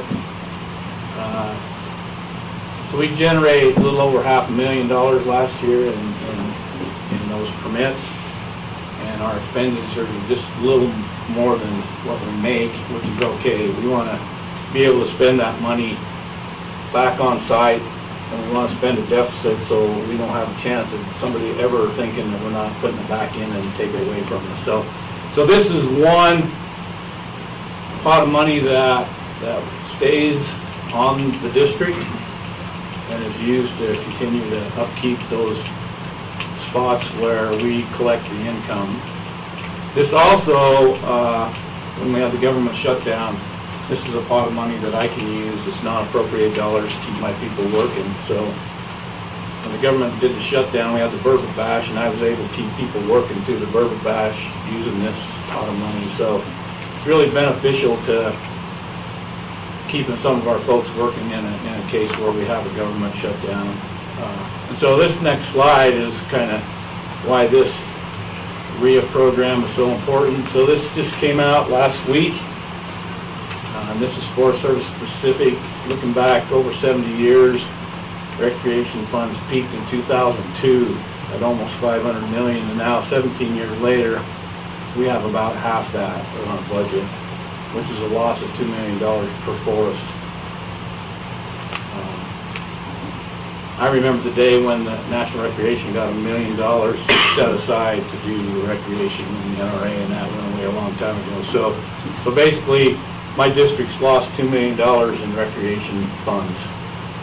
And as you can see below, population's doubled, and this is before we had mountain bikes and everything. So that's why anytime I can push forward the Recreation Enhancement Act up to our congressional folks, it's important to us surviving. So a lot of things we did last year with our RIA dollars was chip seal a lot of our roads and a lot of our boat ramps. Pretty costly, as you probably can imagine. But that's where a lot of those boat ramps, some of them were built in the 59, 58, 60 era. So just about to wrap it up. So forest plan revision, most of you know we're in our third or fourth year forest plan revision. These are some of the things that's kind of slowed us up to continue to move forward. We're still waiting to see what the sage-grouse amendment does. We're still waiting on the EIS for bighorn sheep and domestic sheep decision. It's on the UNAs. Governor Herbert in Utah has pushed forward to the secretary to have a roadless petition of their own. Idaho went ahead and did it. Some other states have gone ahead, so Utah's pushing forward to try to get this roadless rule either relaxed or changed, and so we'll wait and see how the secretary responds to the governor's petition to the roadless area. The new National Recreation Geological thing, and then the government shutdown slowed us down for almost a month. But I was to promise you that we will have the draft in May, and that the cooperating partners will have a copy of that 2 weeks ahead of anyone else getting a copy of that. So May, you should start to see the draft to see the wilderness inventory, the wild scenic river inventory, and some other things coming out here in May. So I'll end with this, and Commissioner Johnson hit the nail on the head when we started this. For me, it's all about partnerships. That's the only way I'm going to continue to run a district. I just don't have the funds. As you see, I've lost $2 million just in recreation. That's not including range, timber, law enforcement, all the other programs that we have. And I don't think there's any federal agency that's in any better shape than I am. I mean, the bottom line is we're getting direction from the Washington office that we will continue to do partnerships, whoever that's with. Shared stewardship is a big keyword, the buzzword that's coming to us, and so we have to start looking for partners to do all kinds of projects. So that's just where we're headed. I mean, that's the only way we're going to survive, and I don't think Kimberly and Tim are going to tell you a different story. I think it's all the same thing, is that partnerships are critical, and we have quite a few with Sweetwater County. We have a huge noxious weed partnership. Our law enforcement, we have a partnership with them. Our roads maintenance, we have all kinds of roads that we enter into agreements with, and I think you signed the operating plan probably today. We're partners in that as well. So again, kudos to you commissioners for helping us do partnerships and continuing to be partners in the future. So I'll leave it at that. Thanks, Robbie.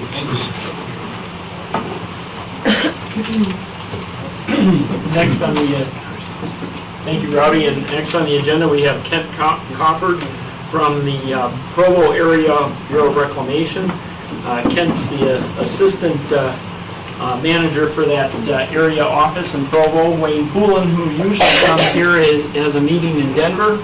And we thank Kent and Scott, Rick Baxter for coming on up. It's a long drive, and thank you. Assuming the position here. Thanks, We appreciate the invite, and Wayne was sorry he couldn't make it today. He's doing other things in Denver. I don't know that we have a whole lot of new information, but maybe some updates. And with the new commissioners, maybe it'll be somewhat interesting. But one thing that's unique is we're from the Provo area office, and the way they set up the jurisdictions in the area office. We got Southwest Wyoming, along with Utah. And out of our office, we have 17 reclamation projects that the reclamation still holds ownership to, and we have operating entities that do the O&M for us. And actually in Utah, the projects there, it's probably the most projects in a small area anywhere in reclamation. So our office in Provo, we have about 120 employees. Half the office is kind of a field side of the office. We have drill crews, construction crews. We have guys that do construction management. And it's kind of unique because in reclamation, we used to be a big construction organization, and that's kind of phased out, but we've been able to keep some of our capabilities in those areas. We actually do the drilling for most of reclamation when they need some investigation done on the dams. So our office and our force account crew, they're on the road a lot. So, and then Rick's our division manager of we call it the weld division. It's water resources, the environmental, and the lands. So Rick's the supervisor taking care of our water rights and all the environmental NEPA work. And then we have quite a bit of land associated with the projects. So that's Rick's function. He's also here to back me up in case I mess up. Always good to have that. Good to have backup. So the main thing that brings reclamation to Southwest Wyoming is the Colorado River Storage Project Act of 1956. And that act authorized the construction of the large dams, Glen Canyon, Flame Gorge, Navajo Dam on the San Juan River, and then the Aspinall Unit Dams in Colorado on the Gunnison River. We call it CSRP, Colorado, CRSP, and CRSP also authorized, there was a lot of participating projects. And in Southwest Wyoming, those participating projects were the Eden Project, the Lyman Project, and the Seedskidney Project. So up on the Eden Project, there's Big Sandy Dam and Eden Dam. And then of course on Seedskidney, it's Fontenelle Dam. And then on the Lyman Project, it's Meeks Cabin and State Line. I actually worked on Meeks Cabin Dam back in 1994 for a full year when we put the cutoff wall through the left abutment of the dam to correct the seepage problem there. So I like Southwest Wyoming. I lived in Lyman for a year. My wife came out to visit once and she opened the screen door on the trailer and it blew it up away. And she said she'd never come back. But me and Rick were talking on the way out. We'd move out here for a while. So we like the hunting and the fishing and things. So there's a big tie with the CRSP in Southwest Wyoming, and we administer that Eden Project, the Lyman Project, and portions of the Seedskidney Project. Fontenelle Dam is actually what we call a reserve work, and that's where the reclamation employees still do the O&M on Fontenelle Dam. But the others are transferred work, so there's an O&M partner on the Eden Project and Lyman Project. So, one good thing about the CRSP is when they wrote up that legislation, they wrote in there that these all the hydropower, the power generation associated with those big dams would pay for portions of the project. So that was a good thing. And it would pay for the irrigation portion of the project, but these projects are big-time irrigation. So So these generators have been turning now for 50 to 60 years, and most of the projects are paid out now. The real good thing about having hydropower pay for the construction of those projects is there's a little bit of extra money that's produced. And so in 2011, the states got together and they approached Interior and said, hey, we'd like to get our hands on some more of that power generation money. So in 2011, there was a MOA that was formed, and the participating projects now can get a hold of that MOA money. And since 2011, the MOA is going to runs from 2011 to 2025. And the good news is Southwest Wyoming's capitalizing on getting quite a bit of that money. And so as an update, up on the Eden project, the Wyoming Water Development Commission was tasked with doing studies in the Eden area and in the Lyman area, and they identified that there was water shortages in the late summer and fall, and so they did feasibility studies to identify new storage. And what shook out of that is a 5-foot raise on Big Sandy, and then possible raises on Meeks Cabin Dam and Lang Dam. The raise on Big Sandy, we're looking at getting a contract out towards December or January to start the construction of that raise on Big Sandy. So, and that's coming from those MOA dollars from the hydropower generation at the dams.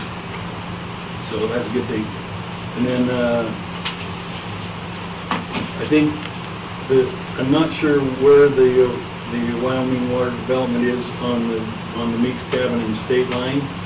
They just recently got the feasibility studies done, and I know Reclamation's been working on some risk analysis, looking at the early design considerations to see if it's going to change the safety of the dams. So that'll be upcoming, give you another update next year. On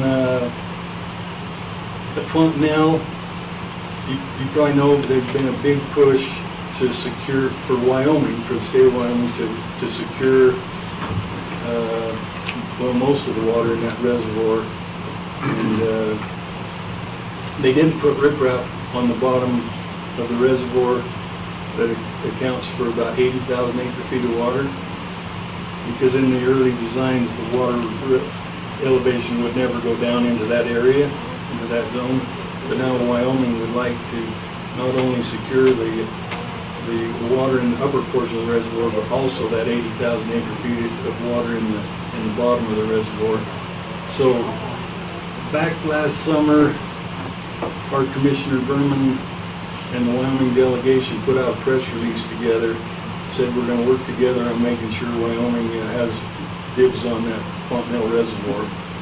And then last fall, the legislation was actually passed in the Water Infrastructure Act that approved reclamation to increase the yield of Fontenelle Reservoir by that 80,000 acre-feet.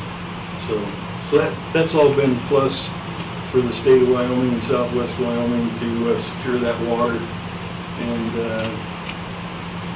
we're not real sure where it's going right now. We're looking at, we're working with Wyoming to see how often that water may be needed. If the water's not needed real often, there's a chance we might be able to just go into that area without the riprap. You know, why spend the money on it if we don't need it? And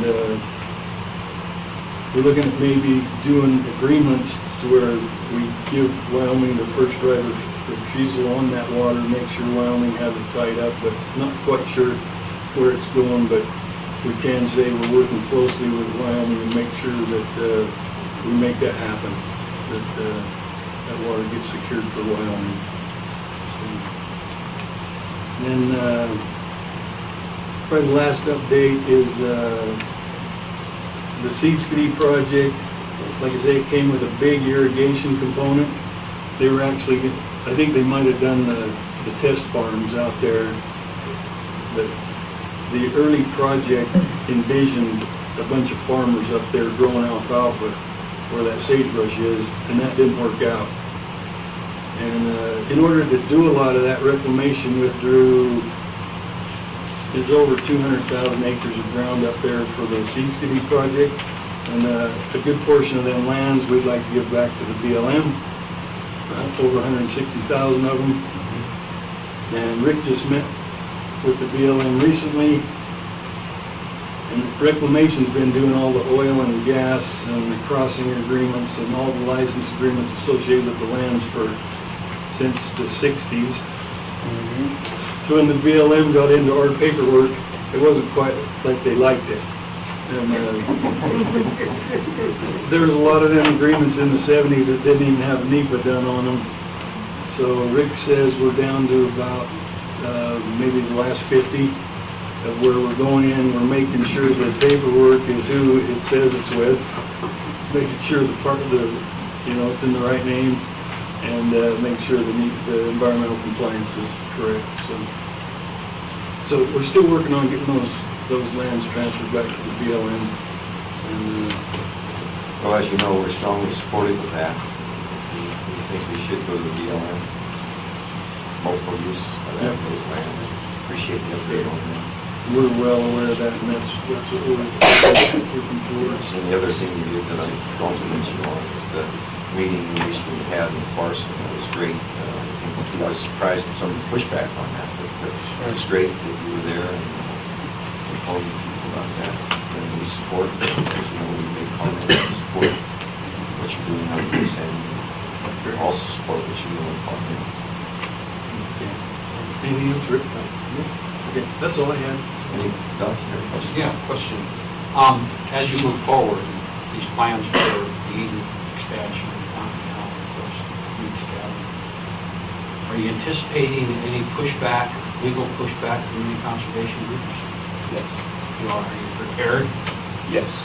Well, as prepared as we We can be. Working together with the state, state of Colorado have made comments and intimated that they would likely oppose Big Sandy Ray's EA and potentially take us to court for that based on depletions, not necessarily the additional water, based on the fact that we'll have more depletions that won't allow water to get back into the system.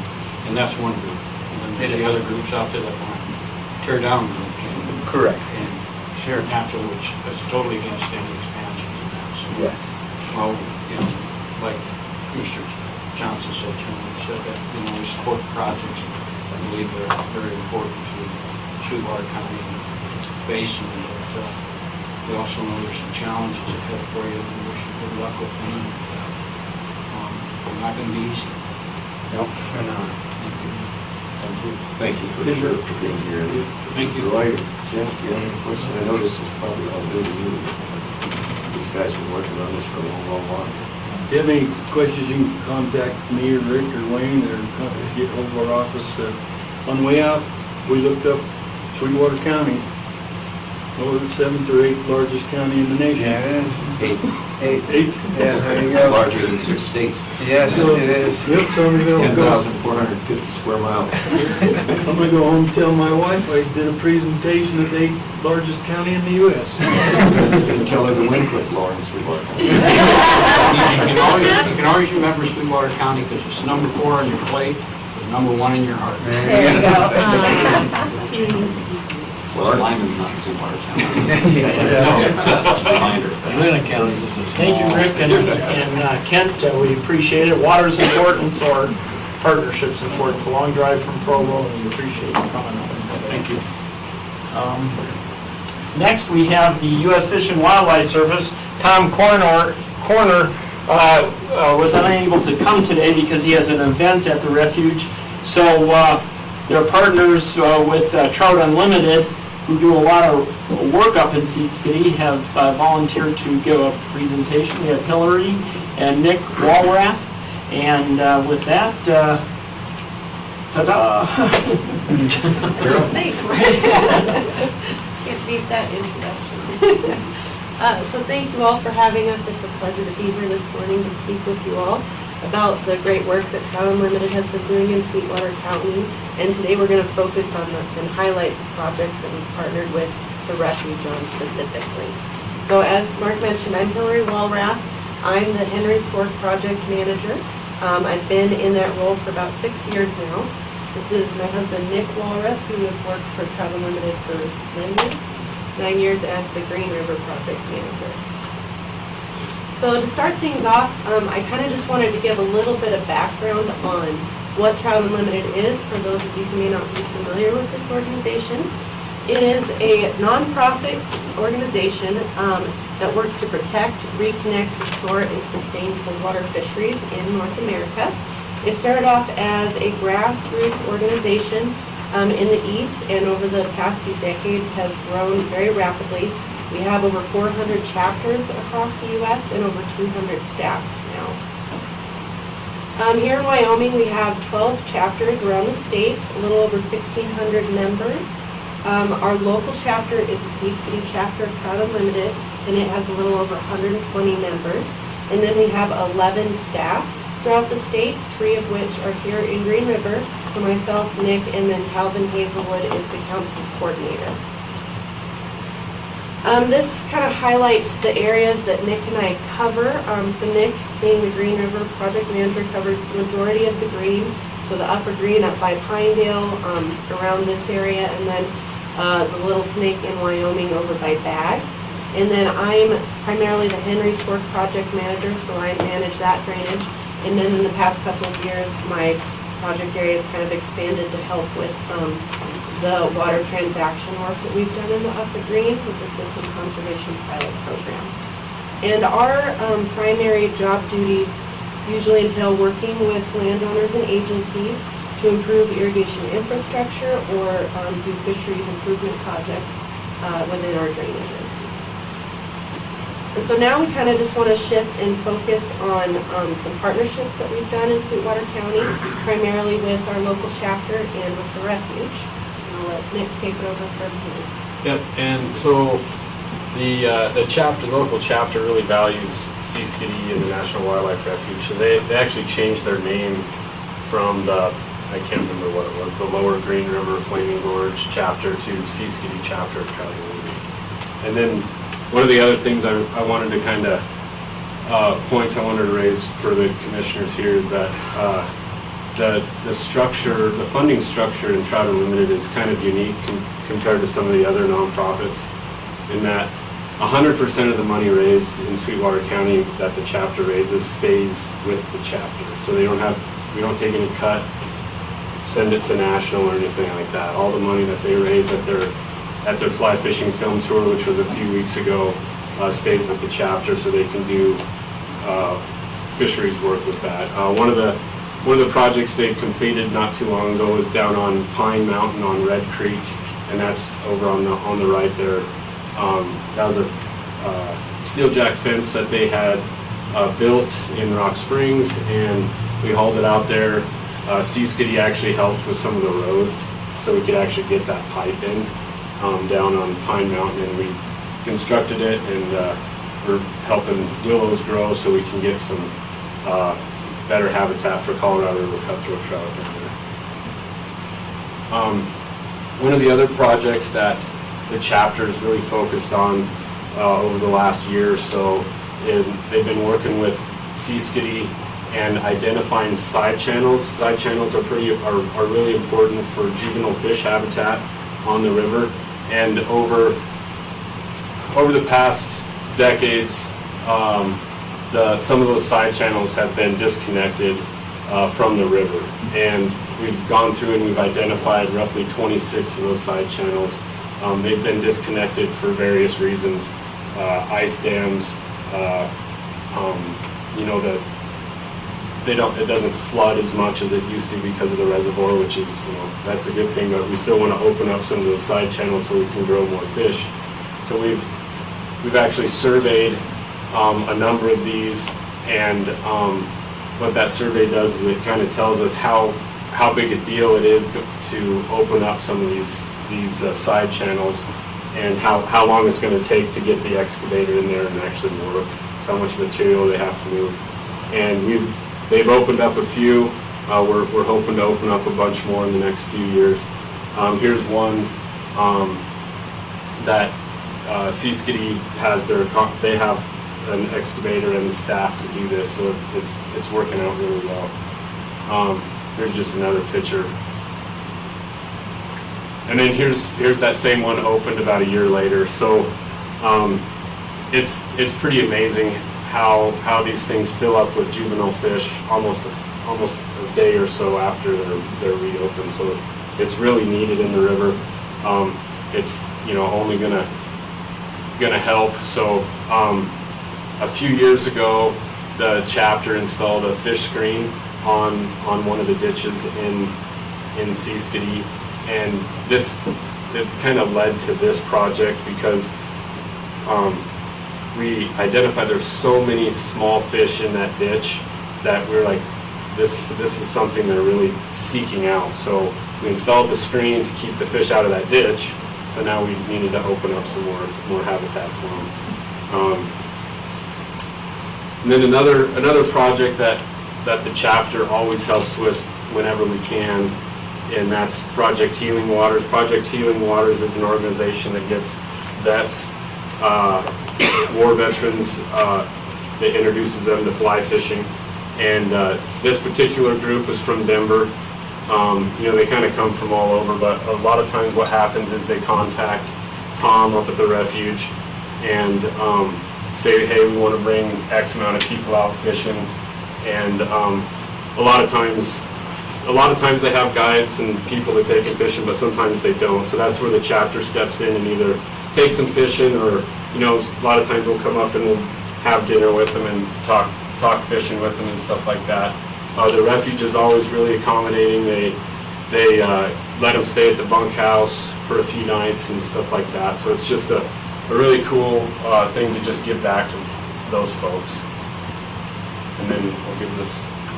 Yeah, just one last event we wanted to touch on is our annual Trout Unlimited Women's Float that we partner with the refuge on every year. We started doing this in 2014. I wanted to develop an event that would help bridge that gender gap that we were seeing in the fly fishing community, where it was predominantly men who were fishing, not a lot of women. So we decided to offer this women's float as kind of a non-intimidating way to introduce the ladies to the chapter, to the refuge, and to fly fishing. The first year, it was very successful. We had 21 ladies and 11 volunteer guides, and they all floated for an entire day on or around the refuge in the Green River, and just had a first-class fly fishing experience. The Game and Fish lent out fly rods, so any ladies who didn't have fly fishing gear could still participate. We kept the fee very low, so there was no roadblocks to get ladies involved. And yeah, it was super successful. We've done it every year since. In 2018, last year, I was approached by Sweetwater Travel and Tourism to have the float be a headliner event for their first Proud Wyoming Women's Retreat that they were doing in honor of the upcoming anniversary of the women's suffrage movement in Wyoming. 2018 was kind of a test run year, worked out all the kinks, and then this year, 2019, is actually the 150th anniversary, so this will be the big one. It was very successful. We had 30 ladies do a float trip, and then 15 did shore casting and fly tying. And over the past 5 years, we've introduced over 130 women to fly fishing just through this float. And I'm really excited for this year. Sweetwater Travel and Tourism, specifically Tremessa Meredith, has been phenomenal with getting advertising and marketing for the women's retreat. They're having writers and photographers from all over the nation come to feature this event, so that's really, really exciting and hopefully to be great advertising for Sweetwater County. And this year we're limiting it to 30 women for the float because that seems to be the right number to keep it a quality event and not totally max out all our volunteers. And the only thing that we were asking this year for the ladies to pay is to become a Trout Unlimited member, which is $35, so it's very affordable for an entire day of guided fly fishing. And then we've also added a casting class. So we do that down here at Expedition Island at the park, a couple nights before the float. The ladies get one-on-one casting instruction. Again, Game and Fish has lent out rods for the ladies, and they get to practice their skills so that they can make their most most of the day when they're out on the water. It's always a super fun event. The ladies get to see, tons of wildlife, moose, birds, deer, elk. Last year there was a bobcat family that a lot of the ladies got to see up there. And it's just been a phenomenal partnership with the refuge. It amazes me how many people in our county don't even know that it exists. Like, tons of ladies come up and just can't believe that there's this awesome resource and all this public land that they didn't even know about those in their backyard. And I think this event is really set apart from others because it really helps solve that intimidation factor. They're spending one-on-one time with a volunteer guide, which is usually a chapter member. So they have that contact to go back to. They meet all of the refuge staff, so they have those contacts to seek out if they want to go fishing again. And it's just a really great event that we love doing every single year. It really wouldn't be possible without all of the amazing partners with it. So on that note, we cannot say enough good things about our partnership with the refuge. Tom Kerner and all the staff are just amazing to work with. And because of that, National Trout Unlimited offers a professional partnership award every year. And we actually nominated Tom last year, and he was awarded that on a national level. So it was really cool to see, and that's Nick and Calvin presenting him with his award that he won for that. And yeah, of course, there was a trout. So anyways, with that, yeah, we'll take any questions you guys may have. I just make a comment. I've been involved with Trout Unlimited for several years, and I can't say enough good things about you. The NGOs, sometimes we're at loggerheads with them on different issues, but not with Trout Unlimited. We've always been on the same page. Appreciate that very much. Any comments? Thank you for your work. Thank you for coming. Okay, thank you, Nick and Hillary. Appreciate that. Tell Tom he was missed. Or he wasn't missed. Next, we have Jim Wassine with the Wyoming Game and Fish Department.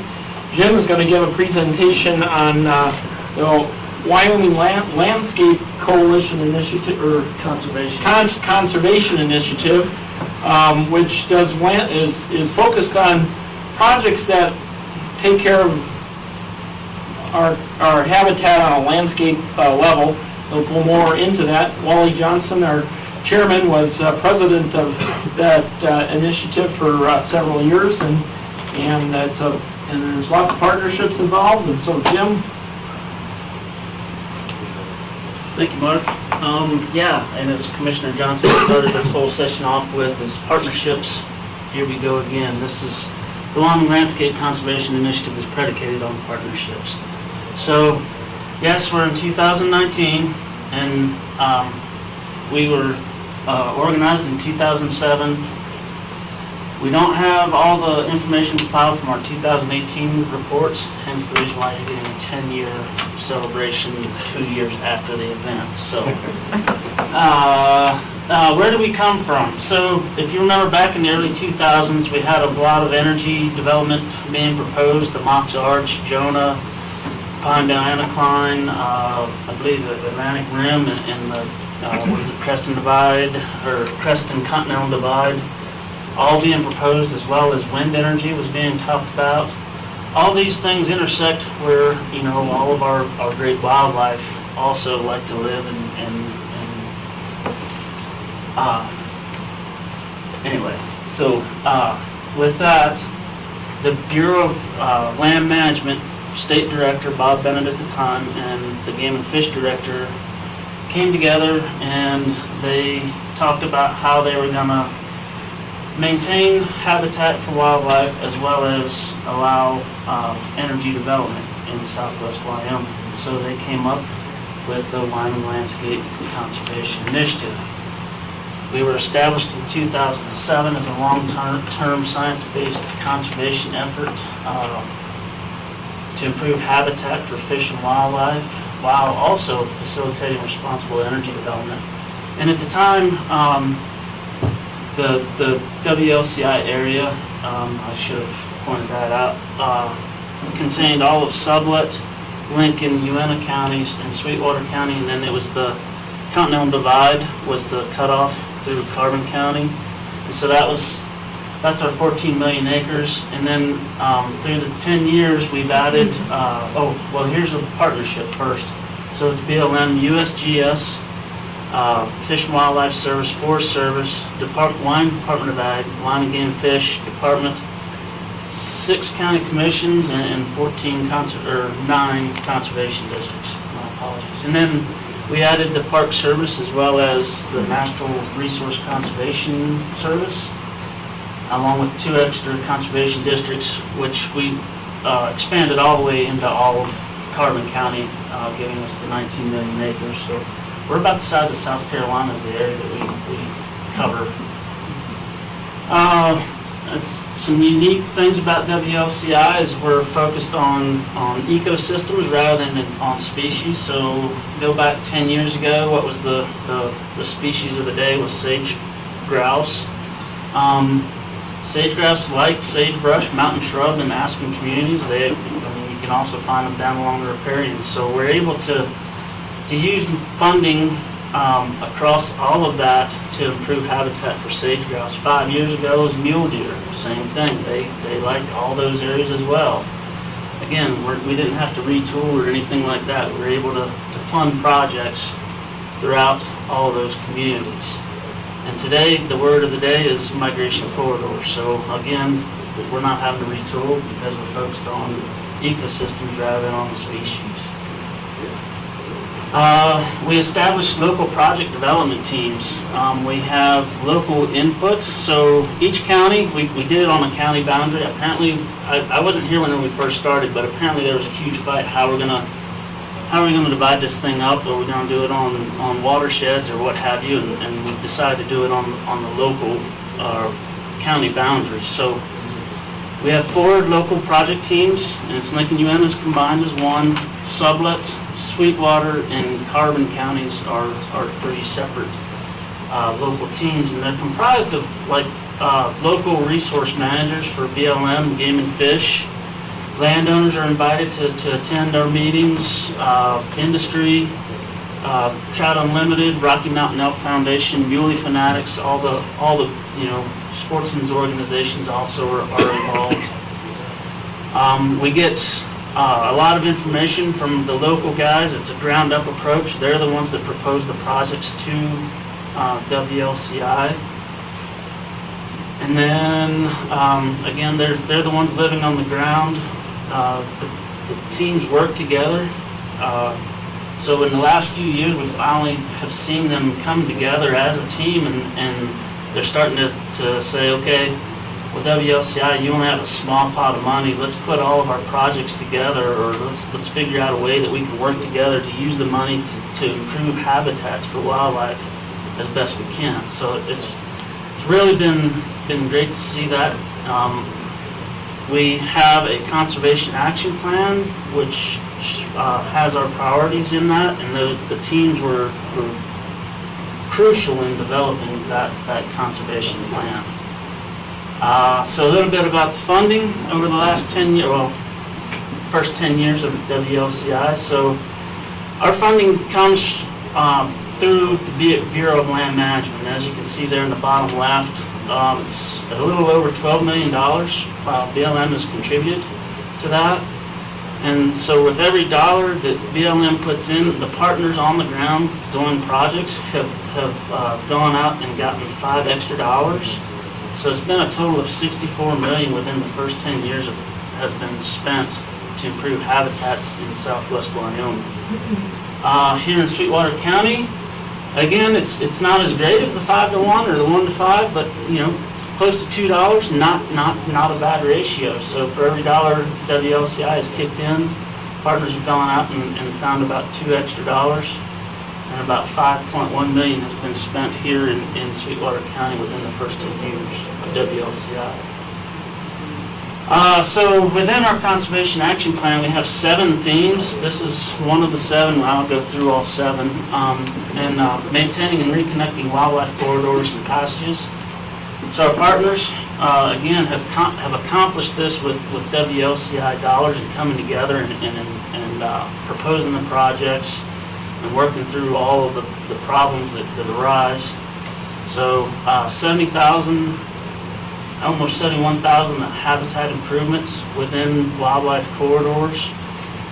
312 miles of fence have been removed or replaced to help mule deer and elk and antelope get to where they need to go. 2 highway underpasses, we helped with that, funded those down along 789 there in Bags. We weren't able to contribute to those in Sublette County, but we were able to fund those in Bags or in Carbon County. And then close to 20,000 acres of easements within corridor.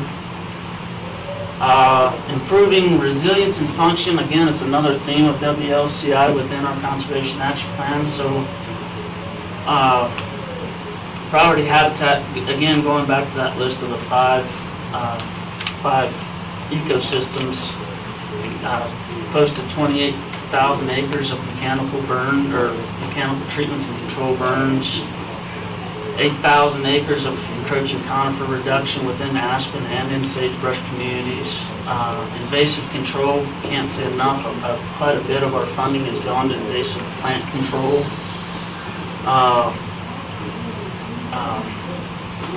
40,000 acres of habitat enhancement, and then 26 acres have been protected with this steel jet fence that Nick and Hillary talked about earlier. A lot of it has gone on here in Sweetwater County, that steel jet fencing, down in the Little Mountain ecosystem area. So within the sagebrush communities, yes, we're concerned with sage grouse, but also there's many more species in there that use that sagebrush community, such as the pygmy rabbit, brewer sparrow, sage thrasher. So again, we see many accomplishments our partners have done to improve habitat within the sagebrush community. Within aquatic or stream riparian areas, again, we've done quite a bit of work. The photo on the top right and the bottom right are all, that's a before and after shot, and that was over on the Encampment River, where our partners removed that push-up dam, and they built a series of these, let's see if I can find the pointer. They built a series of these sills, rock sills, to help back the water up. And then what happens is that water spills in behind this rock wall, and that goes into their diversion right here. So we're allowing fish passage as well as water for irrigation and keeping the ag community going. So yeah, 18 barriers removed, and that opened up an additional 87 miles for fish. And again, the weed and pest districts within each of the counties have been amazing to work with. Cheatgrass control, Russian olive and tamarisk, we've been treating that along the Green River, and then Uena County's come in along the Blacks Fork, and they have continued on with that. Also over Sand Creek, over in Carbon, and western or eastern Sweetwater County, Russian olive and tamarisk removal. You name the weed, we've actually treated it, I'm almost certain. And then in the riparian community, trying to reestablish those plant communities. So we've done some stream bank stabilizations, went in and improved the springs, so that's off the 4 springs is set up a fence and then some off-site irrigation or off-site pipeline and watering troughs for wildlife and livestock. 2,700 acres of riparian protected enclosures and 6.5 miles of riparian habitat treated and protected. Wetland enhancement development, most of this has occurred over in Lincoln County with the Cokeville Meadows. Some of it's also down in Uena County in the Cottonwood Reservoir, as well as some trumpeter swan ponds up in Pinedale. Okay, so what you guys are probably most concerned about is what has WLCI been doing here in Sweetwater County. So actually, a lot of this slide goes to Trout Unlimited and all their work. So 0.2 of a mile on Gooseberry Creek has been stabilized, and 350 acres of protective enclosures along Trout Creek, Gooseberry, Red Creek, and I don't know how many others, but quite a few others. The irrigation diversions improved. That's through Hillary's work down along the Henry's Fork. One culvert replaced. Nick and Kevin Spence and your contractor took out a culvert along the county road there where Gooseberry Creek crosses the county road, and they installed that within a day, wasn't it, Nick? I mean, it's quite a feat from what I've heard. And with that culvert replacement, they opened up an additional 1.5 miles of fish passage. And then going the other way, Hillary built a fish barrier on the Henry's Fork in Sweetwater County, I believe. Is that right? Okay, so she built a barrier to prevent burbot from going from the gorge up through the Henry's Fork, and so she's protecting Colorado River cutthroat trout along the Henry's Fork. So it works both ways. We're removing and placing culverts or barriers where they need to be. So. Okay, again, 36 miles of wildlife-friendly fencing. That occurred, I believe, mostly on Seedskiddy. Again, helping with wildlife migrations, invasive plant treatments, cheatgrass, Russian olive tamarisk, many others, pepperweed. 100 acres of aspen habitat projects. So you can't really see it. I'm sorry, it's a pretty poor photo, but there's actually a steel jet fence back here in the background, and this is off on I believe it's the middle fork of Current Creek, and that fence is, again, protecting these little aspen trees that are being impacted by elk, almost to the point where that aspen stand was taken out of the picture. So we're hoping that fence will keep the elk out long enough to get that aspen stand to come back and improve habitat for elk, deer, and everything else. And so also 100 acres of sagebrush habitat projects, such as juniper thinning within sagebrush. And then also another program that was a huge success, I believe, was the Seeds of Success program. That BLM hired an intern, and we helped fund that intern to go out and collect native seed. And then that native seed was sent to Meeker, Colorado, I believe.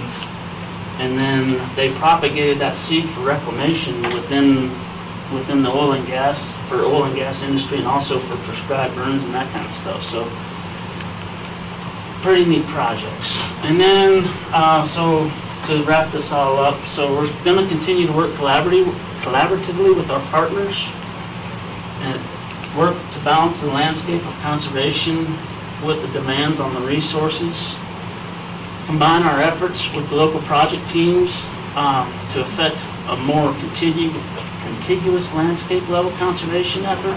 So right now they're kind of just jumped, but if we can combine efforts, maybe we can have projects come together as a huge project across the landscape.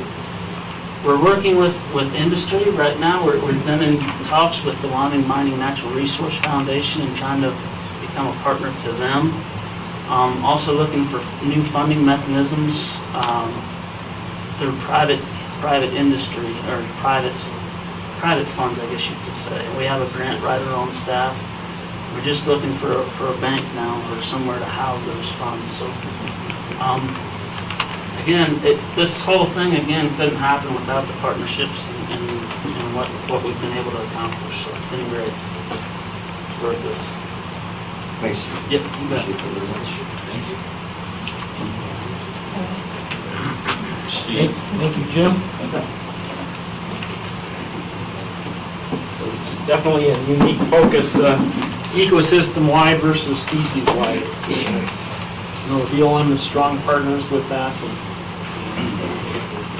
They're doing great work. With that, Tim is the district manager for the High Desert District, which encompasses a chunk of western Wyoming. And so we will let Tim give us his update. Thank you. First off, my wife loves Wyoming. So it makes my, I'm sorry guys, but makes my life better. I'm just doing a real brief introduction here. Public land is your land. It's not BLM land. We manage it in this case, for the people of Wyoming. We understand that Wyoming's economy is an extractive based economy. We just want it done properly to protect the land, but also we have about 300 people in the BLM in the High Desert District, and Kimberly will go over what that encompasses. But we have the whole southern half of Wyoming public lands and up to the Yellowstone Park. We're the largest district in Wyoming. That being said, those approximately 300 people are your neighbors. They go to the same churches, they go to the same school, their kids go to the same schools. Their interest in having a vibrant economy in Wyoming is just as important as everybody else's. If we don't do our job properly, get permits out, get things going, then our neighbor doesn't have a job. And we don't ever want to be in the position of being the ones that are causing the economy in Wyoming to go down or not have our neighbors working. So just so, you know, we get that thing of the big bad federal government, this big bad federal government understands their place in Wyoming and the importance that we place on that. That being said, also our partnerships. We are so lucky to have a county commission that we can work with and have intelligent, positive, constructive conversations with. Do we always agree? We do, don't we, Wally? Most of the time. Most of the time. I agree with what you just said. I'm very pleased to hear you say that. I've said that many times. Yeah, and I think it's a good thing for us.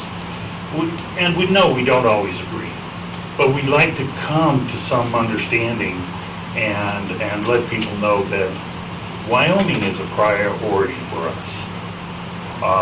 Your family, our families need us to do the right thing.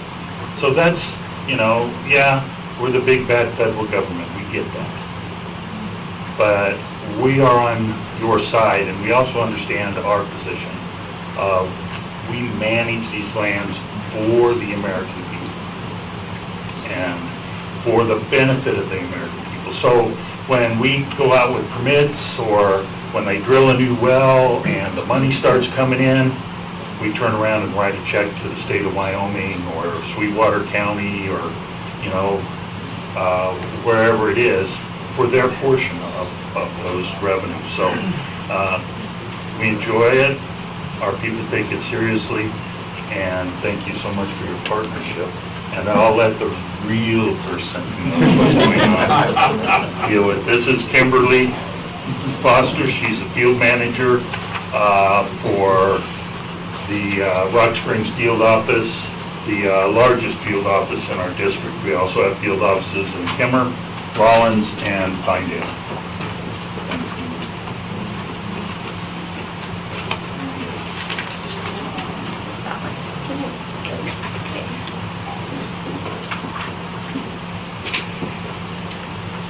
And I didn't give you copies of the slides, but we'll talk about each of those three things I did give you. So as Tim already went over, kind of the High Desert District and the BLM, this is a picture of us at Public Lands Day last year. When we did some cleanup there along in the Green River area. As Tim mentioned, we have 4 field offices in southwest Wyoming for the High Desert District, Pinedale, Kemper, Rock Springs, and Rawlins. Also, as part of our memorandum of understanding, we have a piece of the Lander field office that clips Sweetwater County as well. So Lander is also included. We've got some of their projects today in our PowerPoint. So I just wanted, one of the things I wanted to go over, and you'll see in the handouts, if you pull the second blue folder out, you're going to see this is a clip in this report from our honor, we call it our honor report. It's the Office of Natural Resource, that is the revenue branch of the Department of Interior. This is the public report that gets published every year, but I did pull the Sweetwater County out, just so you'd have it at your fingertips. The website on the front is the full report, so you can see the entire country, but this is Sweetwater County. So as you can see, this is a map of Sweetwater County, and all of the goldenrod color, the yellow, is BLM managed lands. There's a lot of it, as I find my page here. So we manage, the U.S. government in Sweetwater County manages about 72.5% of the total land mass within the county. That's a combination, of course, of the BLM, the Forest Service, the Bureau of Rec, and the Fish and Wildlife, all who are represented here today. About 27.5% is the local and state government lands, and private lands, of course. So that makes up about 100% there. And you'll see, I didn't pull out some of the specifics, but you'll see in that clip of the honor report, which is the revenue report for Department of Interior, it goes through Sweetwater County, the total revenue that was generated in 2017. 2018, of course, was delayed because of our 5.5-week furlough, so those reports have been delayed. But it goes through each individual, how much revenue was generated for Sweetwater County, for Trona, for oil and gas, and all of those extractive industries that Tim mentioned. So that would be for you all to look at. The map that I gave you is this map that you can see on screen, and this is, you all as a commission have been talking about the Aero model airport, and that is a recreation and public purpose lease that the county has. Because of your recent discussions, we thought it would be prudent to provide you a map of all of the Sweetwater County held recreation and public purpose leases. Down in the bottom, which is hard to see on screen, but hopefully you can read on your map there that I handed out, that is the lease number, what it is, when it was issued, and when it expires.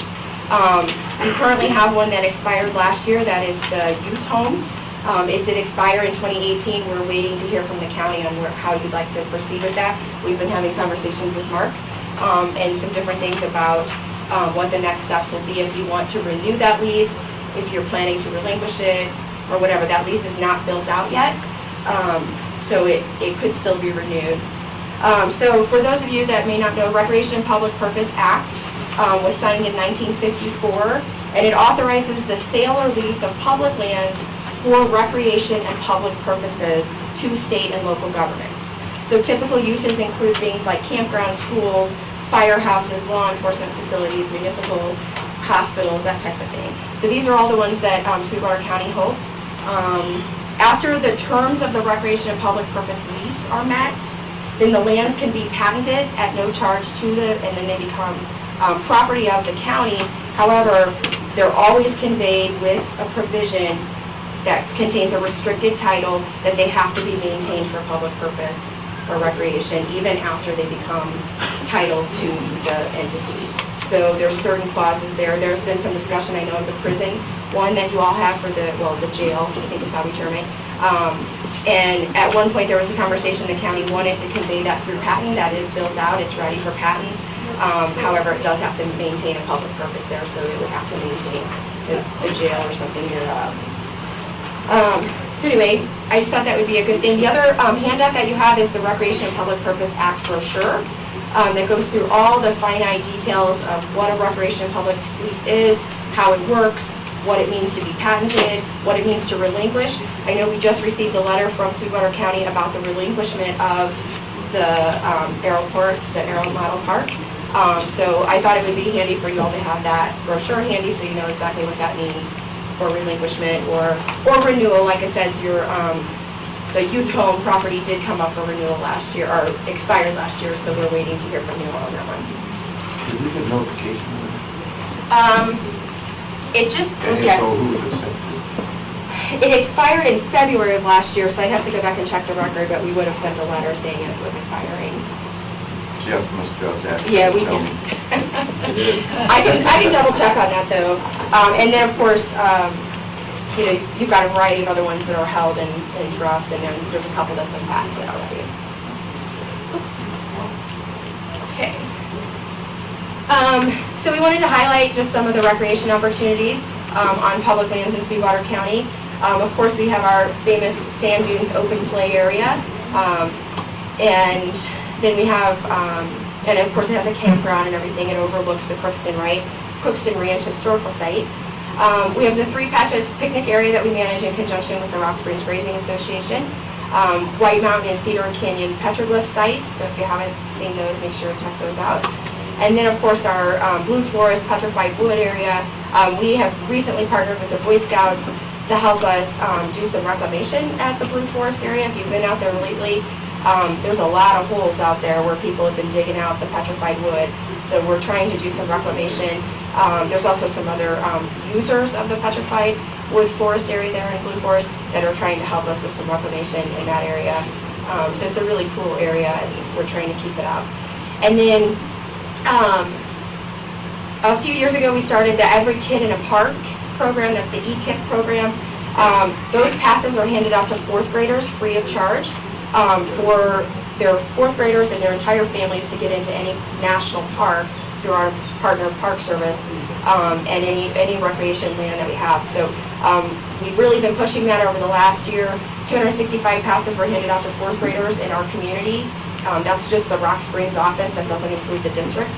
And then for our goal for this fiscal year is 500 passes, so we're hoping to reach that.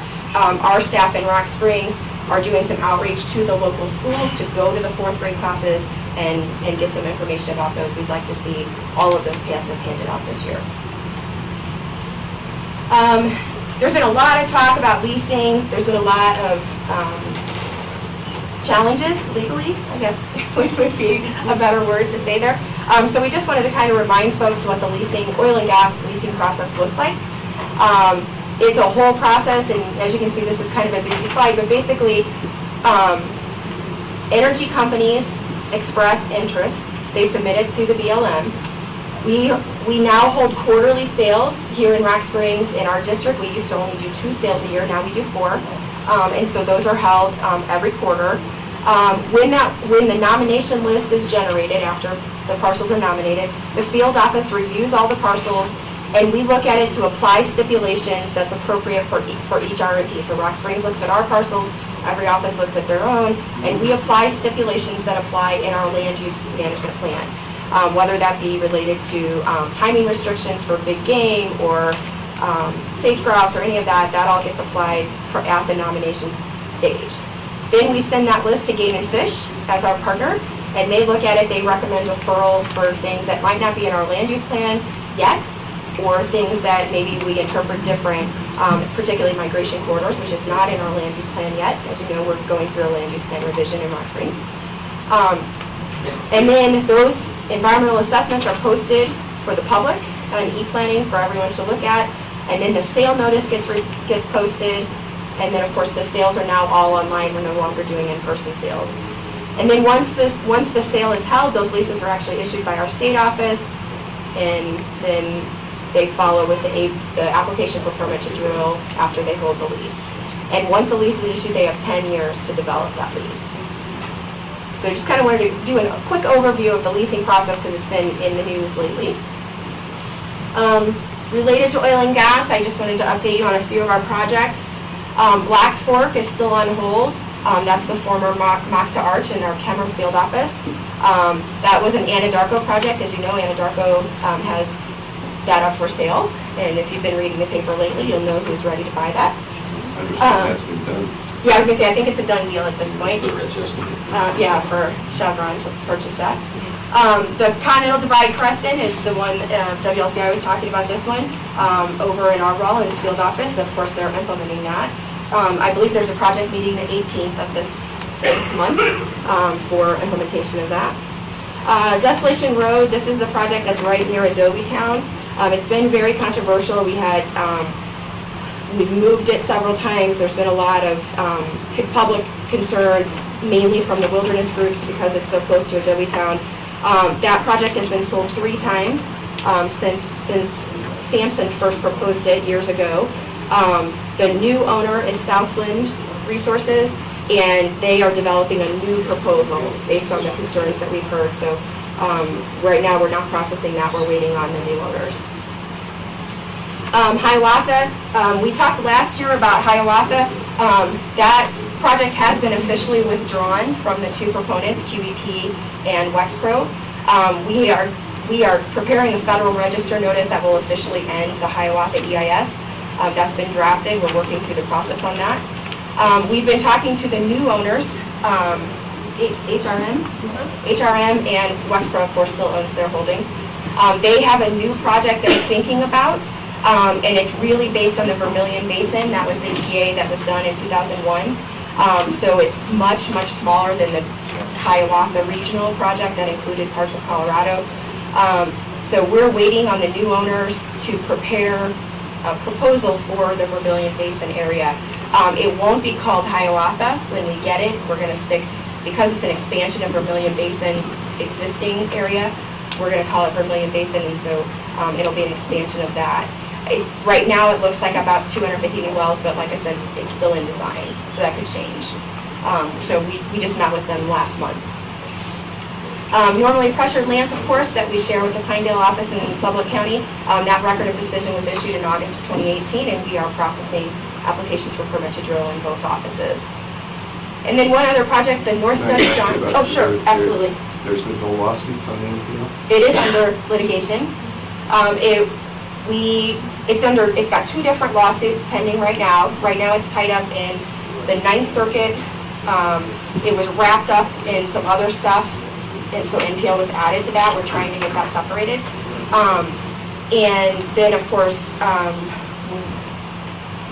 Wildlife Guardians challenged us, and so they requested a stay. It was not granted, so we are free to implement while that goes through the courts. The biggest challenge there is on climate change data, that type of thing. But like I said, the stay was denied, so we're free to implement at this point. I don't think we've actually approved any APDs. We got caught in the furlough, 5.5 weeks, and ended up being a long time for us. But we have some APDs that are getting ready to go out the door in both offices. North Dutch John, this was one that you may remember. It's one little well, but it is located in Little Mountain, which I believe is the crown jewel of Sweetwater County. And so we scoped it several years ago. We've been doing some analysis. We moved it. It was on hold for a while based on Azalea Oil is the proponent there, and they asked us to hold it. Now we're processing it. We updated the environmental assessment. We sent that out for property and agency review, and we're going through those comments. It actually went out for public review during furlough, so that caught us up. And then we're finalizing it. We expect to issue that environmental assessment next month. And that's on is that the one that's on the east side of your Rams Ranch? Yep. Yeah, and it's just the one well, no infrastructure associated. It's an exploration. Couple of updates on our renewable energy side of things. Sweetwater Solar has been constructed, and it went online in January of 2019. So if you go out there and look at that, you'll see that's up and running. It has connected to the Rocky Mountain Power Grid. We're still doing some interim reclamation there, and this summer you'll see some activity out there as we start some additional reclamation activities once the snow melts and we can get back out there and the company can get back out there. Choke Cherry, Sierra, that's not actually in Sweetwater County, but I know you all are always interested in that one. So they, as you know, they kind of broke that into phases. So they've been issuing documents for the various phases, and I believe there's a recent challenge to Choke Cherry. There is.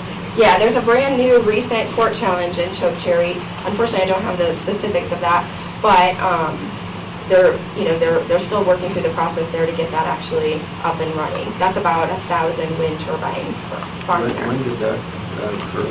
The new challenge? Yeah. March. And yeah, just in the last few weeks. Yeah. And then of course, just a reminder, the Uinta Wind Farm that's under review, that's not, it's not on BLM, it's totally on private land northeast of Evanston. But BLM, our Kemmer office, is processing some rights-of-way for roads and access to that facility. And that's still in the design phase and stuff with the private landowner. I didn't mention it in my renewable slide, but we have, Wally knows this, we've talked at breakfast a couple times. We've had quite a few inquiries in Rock Springs lately about both wind and solar, particularly near the Bridger coal mine. We have inquiries for both wind and solar in that area, mainly just feeling this out. We don't have any actual applications yet, but we've had 3-4 different companies now come to us and talk to us about renewable energy projects, all in that general area, wanting to know about the permitting process, how it works, how the right-of-way process works. So I wouldn't be surprised if next year when we talk, we've got some additional renewable projects to discuss. Well, isn't there one that's right down on the Colorado border also, comes in Wyoming, about one section? It does, yeah, and that's the Rollins field office that's looking at that one, yeah, because it's not on the BLM side, it's still in the Rollins field office. Although we did talk to the rancher that owns the O'Toole's down there. Yeah, he's talked to us. Yeah, we've talked to him a couple of times. That's a big solar farm down there. Yeah, it's big. Really big. It'll be about 5 times the size of Sweetwater Solar. But most of it's in Colorado. Yeah, most of it's in Colorado. That's going to tie into the Gateway West, or, I'm sorry, not Gateway West, Transwest, yeah. Gateway West is the one that comes through us, but yeah, the Transwest going north-south. Solid minerals development, just as an update, for Bridger Coal, last year we talked about, we had an application for the Dead Man's Wash area. In March, in February, they did withdraw that. Bridger Coal has decided not to explore that area. They've got they're working nationally, corporately with Rocky Mountain Power, and so they've decided not to expand in Dead Man's Wash, so they did withdraw that application. That's underground, right? Yes. Trona, our Kemmer office, along with Rock Springs, is processing the competitive lease sale, known as the Big Dry Creek. That's in the KSLA, which is the known sodium leasing area, about 5,000 acres. The sale notice was posted April 1st, 2019, and we anticipate holding that sale next month. That was proposed by one of the Trona mining companies. We have heard from just about all of them, so we expect it to be very competitive. They're all interested all of a sudden. And then uranium, Lost Creek, of course, out of our Rollins field office. They signed a brand new record of decision in March of this year for the expansion of that existing uranium mine. Shirley Basin, that's in our Lander field office, and they are processing a new EA for that, and that scoping ended just at the end of last month. So they'll be finalizing that probably in the next couple of months. And then Sheep Mountain, looks like it's still on hold. The company there is not interested in pursuing that until the price of yellowcake goes up. So Sheep Mountain uranium has just been kind of on hold for quite some time now. Infrastructure, these are the transmission lines we were just talking about. So Gateway West, construction has been authorized to begin for the segment that goes from Jim Bridger to Aeolus substation. So they were planning to start April 1st. They're out there doing some stuff, so you might see some activity out near the Jim Bridger where the new substation is going to be built there for Gateway. And then segment 4 of the record of decision for Gateway is the one that comes right through Sweetwater County, just north of I-80 there. And they're doing field surveys now for wildlife and different things. So we anticipate that they probably wouldn't start construction there for another 2 years, but we anticipate some notices to proceed in the next year or so. Gateway South and Transwest, those kind of parallel one another. And both of those records of decision were issued in December of 16, and they're still kind of working through the plan of development for both of those, and the notice to proceed is under internal review. I would anticipate that Transwest Express will probably, I'm guessing within the next year for sure, we'll probably start construction, especially with the new solar farm and different things, planning to connect to those. So we'll probably see some notice to proceed for construction, maybe even later this year, still during construction season. And then, of course, Riley Ridge to Natrona pipeline, that's the CO2 pipeline that goes from the Riley Ridge field in the Pinedale area to the Lost Cabin up north to connect to the Green Corps pipeline. And that record of decision was issued in February of 2019. As of last week, they're not planning to start construction just yet. They probably are looking at a construction season starting in 2021. So you probably won't see a lot. They're doing some cultural work and some different things, but probably won't actually start constructing that pipeline for maybe 2021 is what they're looking at. Maybe late 2020. As I mentioned, the Rock Springs RMP, we continue to work through that revision process. It's been a trial. We notified the cooperators last month that we are going to, we need to do some expanded analysis in our draft. The draft was ready for publication last fall. We did not get approval to publish it. We had extensive internal review, and it's been decided by the BLM that we are going to expand the analysis of our alternatives. So we are going to expand our alternatives. Because of that delay, because of, we were anticipating issuing a record of decision in 2019. That's been delayed. Now you can see our draft is not expected until later this year, and then our record of decision would be about a year out from that, so October of 2020. But we have pulled all of the wild horse related decisions from our revision draft, and we are going to issue a separate EIS for that. That's mainly to be in compliance with our 2013 consent decree that we have in place with the Rock Springs Grazing Association. So we've got some timelines established through that consent decree that we need to meet. And the expansion of the alternatives did not include wild horses. Those alternatives were approved. So we're going to pull all of that out. We're going to issue a separate EIS and a separate record of decision. It'll be a little confusing because that's actually going to amend our existing 1997 plan, and then we'll roll those into the record of decision for the new plan. But it'll help us meet the compliance issues with the consent decree. So we'll be meeting with cooperators in the next month or so. We were hoping end of April. We still don't have our contract modified. We've run into a couple snags there with our contract modification for the revision process. So we're not quite ready to meet, but we will be meeting with cooperators to specifically discuss that expansion of alternatives and what needs to happen there. Just as a reminder, the Greater Sage-Grouse, the new amendment was issued in March of 2019.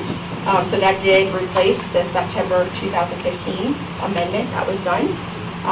So now we have the brand new amendment. And as you can see for us here in Wyoming, we didn't see too many changes. The basic strategy is still the same. There was just some things to help us at the BLM come into compliance with the governor's executive order here in Wyoming. So we got rid of sagebrush focal areas and a few things like that. But the basic strategy is still the same. And then, of course, our other field office plans are in implementation phase for all 4 of our remaining plans. They're in the MOU. And then some of them are working on travel management as part of the implementation process. If you recall, the travel management plan for Rock Springs is included in our revision. Those are decisions in the revision right now. A couple of quick things about Wild Horse and Burro. You may remember the Red Desert Complex gather that was scheduled for they did part of it last year. That's our Lander and Rollins field offices. That's a map of the 5 herd management areas that are part of that. Unfortunately, they were not able to gather all of the horses, mainly due to a spacing issue for the BLM, just maintaining our off-range pastures. And so last summer, they removed about a little over 1,078 horses total in the Green Mountain herd area in the Lander field office, and then about 341 were removed from the Stewart Creek herd management area. And unfortunately, no gathers they were hoping to complete that in 2019. It's currently not scheduled for 19. And then as for Rock Springs, we have reached our thresholds in the checkerboard for our HMAs, herd management areas, and we are proposing to gather. We'll be issuing something later this year for fiscal year 2020, which would start October 1st. So we currently have no gather scheduled either, but we're hoping to schedule one possibly even as early as October. Just a reminder about our off-range facility. We've been making some improvements in Rock Springs. All of our new hay barns and everything are up. We did our drainage culverts last summer, so got that. Our new planned electronic security gate hopefully will get installed sometime later this year. And currently at the corrals we have, it looks like about 450 horses, which is about half our total capacity out there. We do have a new wild horse and burro adoption program that we wanted to mention. That's an adoption incentive program you may have heard about. It just launched last month. And this is where qualified adopters are eligible for $1,000 total. They get $500 upon the initial adoption. And then after 1 year, it gets titled in their name. And then after 60 days after titling, they can get an additional $500 for a total of $1,000 incentive. It's been very popular so far. It's only been out for about a month. And Nikki's our public affairs. She's here today. We just held an adoption event this past weekend in Rock Springs, and I believe we had 17 adoptions. Yes, 17 this past weekend and 2 days, and they were all adoption incentive program qualified. Yeah, so we had 17 just in the weekend, all of which are participating in this incentive program. So we think it's going to be a popular program. Just in the last month, we're seeing that. And then I put up our adoption schedule. It's kind of hard to read on screen, but we just held an adoption this past weekend here in Rock Springs. That's our second one this year. We also held one in March. And then, of course, we've got the Arna Farm coming up in May, in Riverton, the Wind River Ranch at the end of May, Deerwood, that's the sanctuary, in June, and then, of course, Frontier Days, the State Fair, all of those typical ones. So all of those are coming up. If you have questions about adoptions or anything, just give our front desk a call in Rock Springs and we'll hook you up.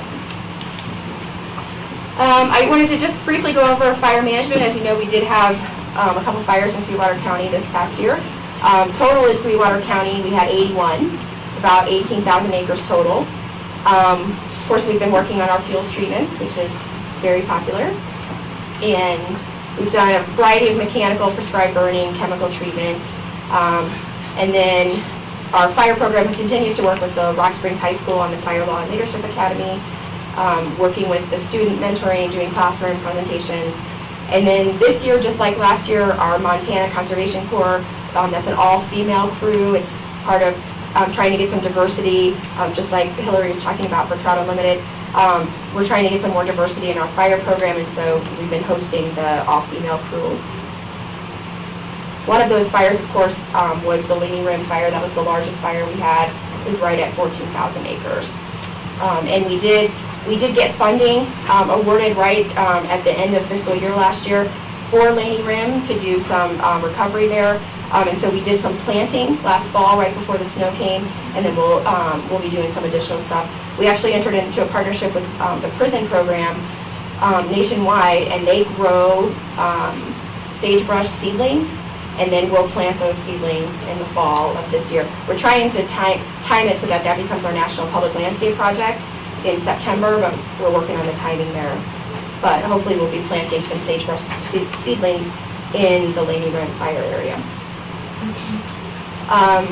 As I mentioned, we've been doing some fuels projects. In November of 2018, we did the public scoping meeting for 5 separate projects that we're initiating the NEPA document on. That's the Red Creek, Lizzie Spring, Iron Mountain, and then Pine and Little Mountain, those projects. So we initiated scoping, we're working on the NEPA document, and then once we issue those decisions, and they're about 5 to 6 year projects, depending on which project you're looking at. And then, of course, we'll continue our Lousy George, and then for that juniper treatment there. That's a 5-year project. We're in year number 5. And then, of course, we wanted to introduce Erica, for those of you that haven't met Erica. Erica Hussey is our new BLM, Wyoming Landscape Conservation Initiative. Did you take a bow? Hello, everyone. Thanks for having me. So Erica's our new BLM WLCI coordinator. She's full-time. She's located at the Rock Springs field office. And I won't go over this slide because Jim Wassing did a fantastic job talking about WLCI in general. But we just wanted to make sure that you guys were aware that Erica's on board and You probably have seen her at the local project development teams already. And that's all we had for BLM today. Kimberly, would it be possible to get a copy of those slides? Absolutely. There's a tremendous amount of information there, and Yep. I'd surely like to have that. We could please. Yeah, we've got the electronic, we can just give you, we can give that to Mark today. That would be great. And then we can print them out if we need to. Yeah, Mark, I think Mark knows how to do that. If not, there's very capable IT. Jacob, thank you.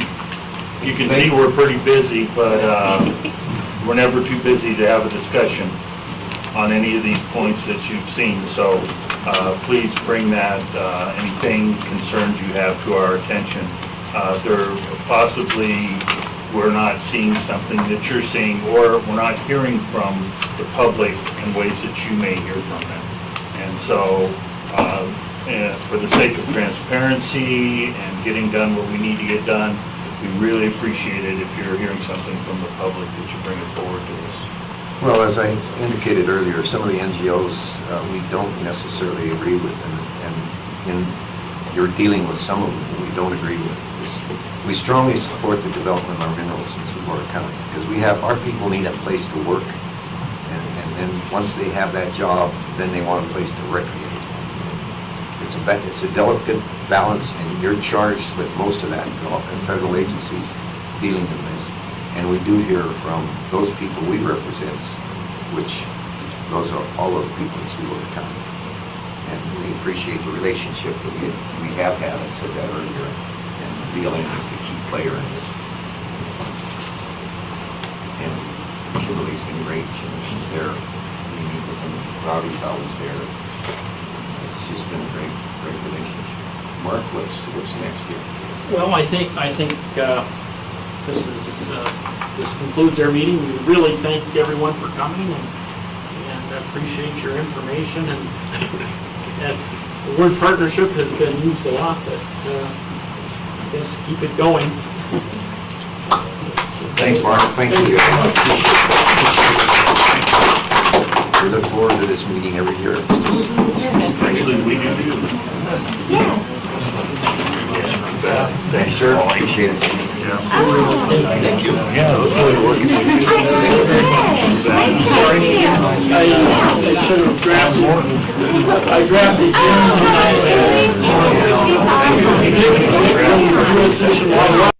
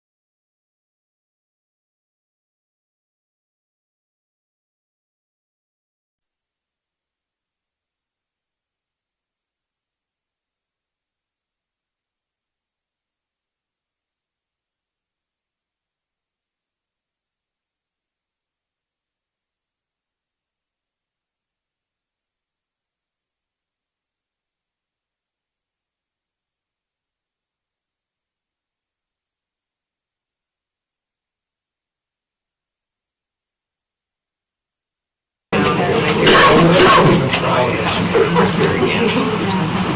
whole thing, you said it was only the first one, I'm not too sure.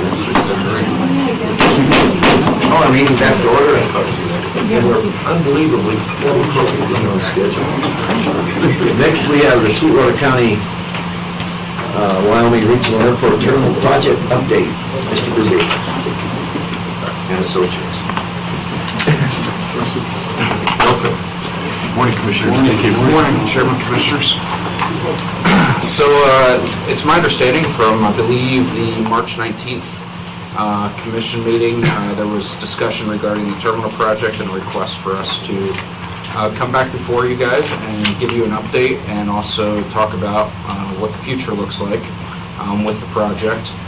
Before you, there's a couple documents. On the small sheet of paper is a single page document that kind of goes over some of the frequently asked questions and hopefully addresses some of the topics, and I'd be happy to delve further into any of those topics as you guys need, either today or in future phone calls or emails. Happy to talk about them.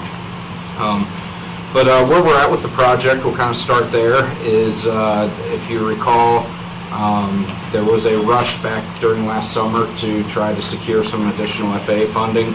We're still awaiting the word on that funding. We're hoping to hear this week is what we're hearing out of Washington, but I'm not holding my breath. I'm hoping, but not holding my breath on the announcement coming.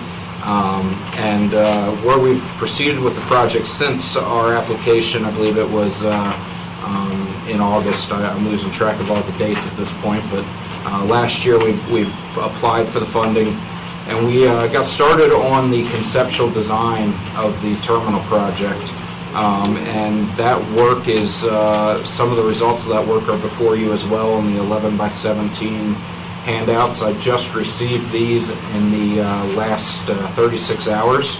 Our board hasn't even seen them yet, except for Jim just before the meeting here. So you guys get to be the first to see. These are just some conceptual 3D massing of a two-dimensional floor plan. Just to give you an idea where we're at with the project on those things. So there's a lot of stuff happening in the background. We have structural engineers, we have electrical engineers, HVAC engineers, everybody looking into the project, seeing how we can move forward, looking to value engineer the project as much as possible. And what we're looking to do is continue the process moving forward to finish this round of design up hopefully in May, mid-May is the goal. And at that point, it's an opportunity for us to hit the pause button, if you will, should we not receive the FAA funding. If we do receive the FAA funding, we're going to hit the ground running when this next phase is done. And it's in the document, but I'll talk a bit about how this project has come to fruition. If you could just elaborate with what you just said, you could hit the pause button. Tell us how that's. And then if it comes through, what's going to happen? Those two options. Okay. What's going to... So should we get a call here in the next coming weeks that there's funding coming our way from the FAA, our next steps would be to enter or issue an RFQ to secure a construction manager at risk, at which point we would go through that procurement process, secure the construction manager at risk, and then we would finish out design under a construction manager at risk program. And we would expect that we would be shovels in the ground within a year of funding coming available. And you're not coming back to us then, at that point, right? We would definitely have to come back and ask for funding, yes. That's what I'm after. Yes. Yeah, we would definitely have to come back and ask for support from the cities and the county on the project, or the city and the county for the local funding on the project. And that would be at that time as well. We obviously can't accept the federal funds without your approval. I'm sorry? How much money? That'll be determined on how much money the federal government gives us. So Give me a range. could be anywhere from $700,000 to $3.7 million ballpark. From us? Total. From us, how much? 2/3 of that would be 2.5 million ballpark. From the Just county? rough math. I'm sorry? From the county? Yes. And these are all just estimates at this time until we find out on the grant funding how it all shakes out. Sure. So, And the pause button. if we do not receive, that big button, you know, that big button. Yeah, I'm hoping it gets smaller and smaller, so it's harder and harder to hit. But the pause button option is, should we not get the phone call in favor of FAA funding for this project right now, the project still happens in the future. It just happens under a much different funding model starting in fiscal year 2021. So where we've come to, or where we will be in May, is we'll have conceptual design done, ready to set funding whenever it becomes available. However, we do have it programmed in fiscal year 2021, 22, and 23 from the FAA and the state. It just makes it a much more complicated funding model than if we get the supplementary AIP, because we'd probably be in that range of probably 10 to 14 different grants to do the project versus 2 or 3 to do the project if we secure the supplementary funding.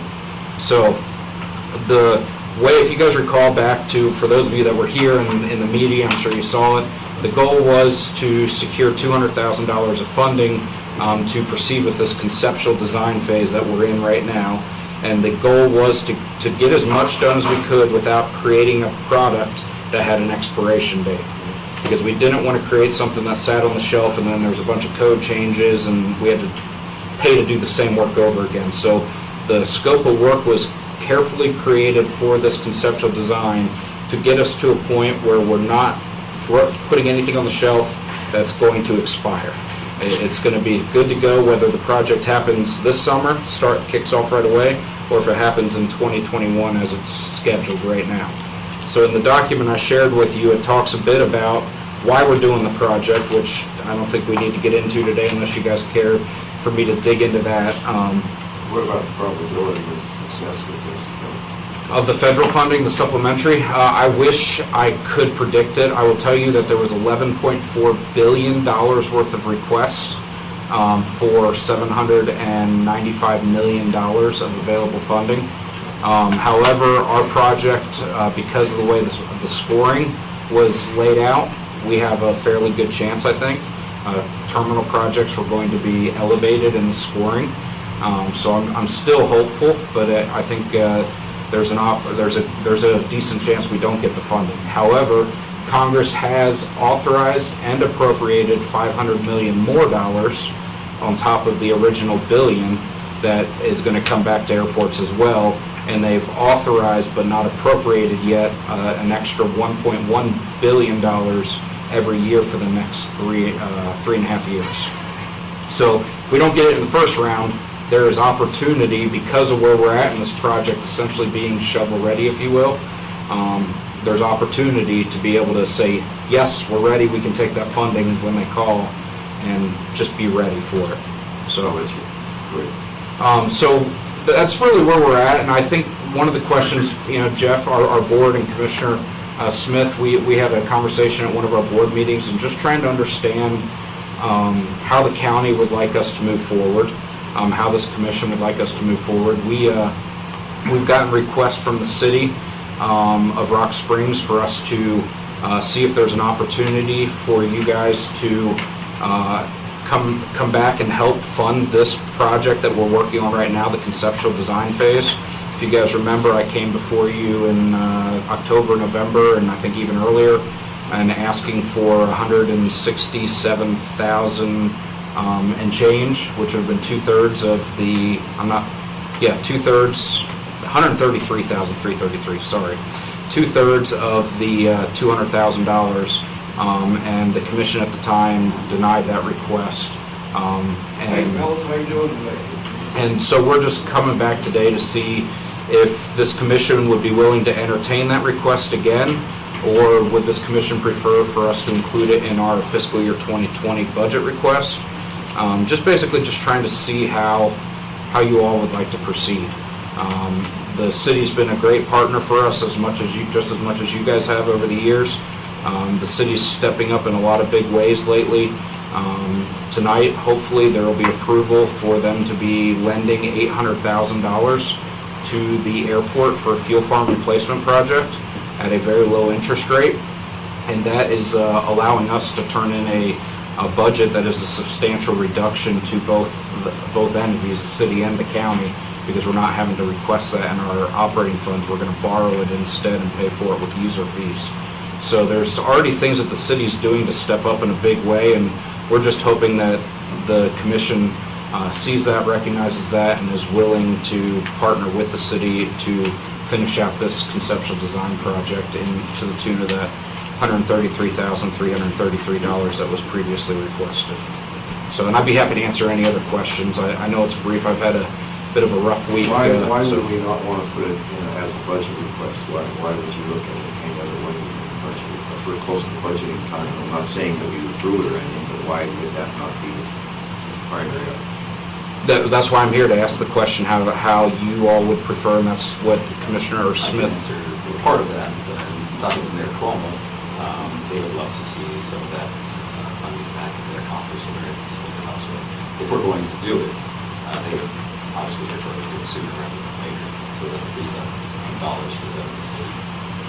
And we're currently, Mr. Chairman, we're currently sitting on about $63,000 worth of invoices on this project that we were waiting to see how this shook out, so we didn't get into a messy, accounting thing where the city pays for it, then we have to find a way to get the county reimburse the city and things like that if there was an approval for the funding. So there's a bit of, when I say urgency, it's not life or death, it's just makes it cleaner and easier if there is an interest of this commission to move forward. There is some benefits to moving forward sooner rather than waiting until after July 1st. So. Questions? How does, No, go ahead, Jeff, go for it. I was just going to ask, how does that funding work? We just cut a check to the airport, or is it appropriated and waiting there for expenditure later? Has it already been expended? So the way we're doing it with the city, Mr. Chairman and Commissioners, is a voucher program. So as we get those invoices, we can voucher the city, and we'd be happy to do that with you guys as well.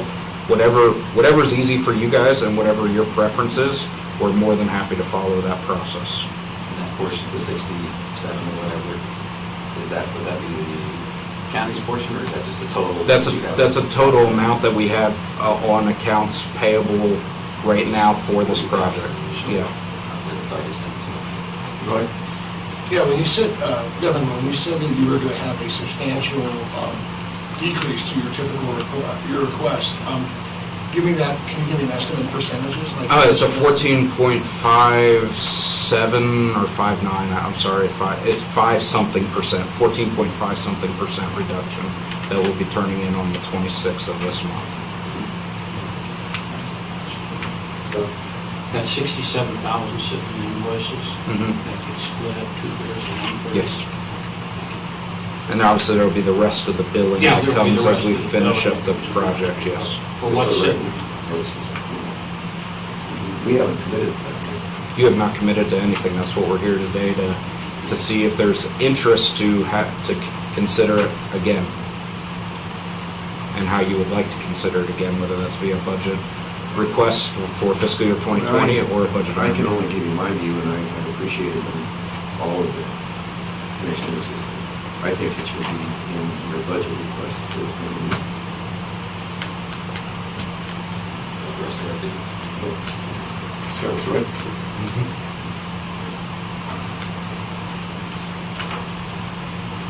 I think supporting the airport's a huge piece for our community for development and growth. As far as now or later, it makes sense to me to actually look upon it at the budget request, what we've asked the other entities would do similar. I'm very supportive of the project, but I wonder time-wise, budget-wise, that's the best way to move forward. Good. As liaison and understanding the timing and the way we work and do things, I would highly support doing the budget amendment currently. Not to disparage the past, but I feel that perhaps we should under our obligation to the, as a commission, to the airport and the board there, that with the 2/3 movement, and the city of Rock Springs stepped up and took care of us. Perhaps we should be doing that ourselves. So that's my view. There's a difference of opinion, obviously. Sure. Just answering the question directly, I think a budget amendment's in place. We've done it for other reasons throughout the budget. It's very important that we make sure we continue to show support there for what's happening out there, and I'll take it one step further. I campaign on support news for you. Period. Make it happen. Thank you, Mr. Chairman. So just, we'll push this through somebody. So how much money are you talking about? Exactly. $133,333, yes. 130. $133,333. So what I'd suggest is we get We round it. someone on the positive side of this to make a motion to approve or ask for a budget amendment preparation for $133,000 for your report. As liaison, I would do that. I think that we have a budget amendment for $133,333. No cents. 32 cents. For the next meeting. Yes. Bonnie, is that possible? I mean, that's, we have a motion, do we have a second? I'll second it. We have a motion and a second. Any further discussion? Should we ask, before the next meeting, treasurer, that that funding is available? Well, I'm sure the funding is available, so I call for a roll call. Doc? Yes. I'm a no. Yes. Oh, yes. For a budget amendment. Thank you very much, and thank you, Commissioners. As always, I'm always happy to answer any questions via email, phone call, in person. Happy to come meet with you either in town or up at the airport about this or any other matter. Of interest to you all, you may have seen in the Casper Star Tribune this morning, now that it has been announced publicly, I can speak to it.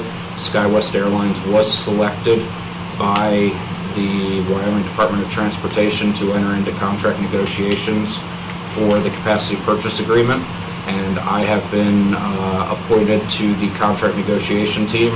And as part of that, I had to sign a non-disclosure agreement, so there's going to be a lot of details that I'm unable to share throughout the process.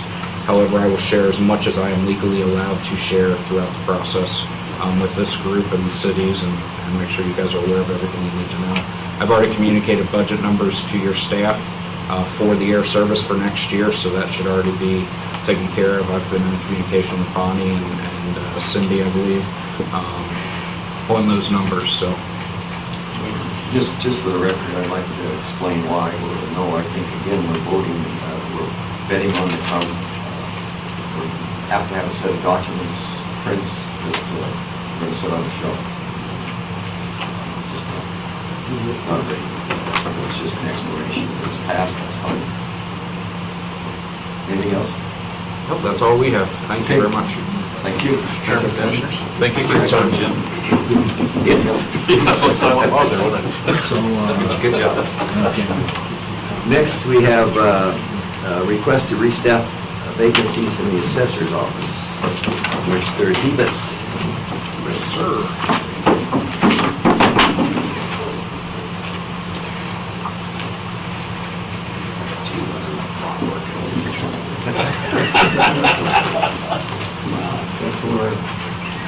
Good.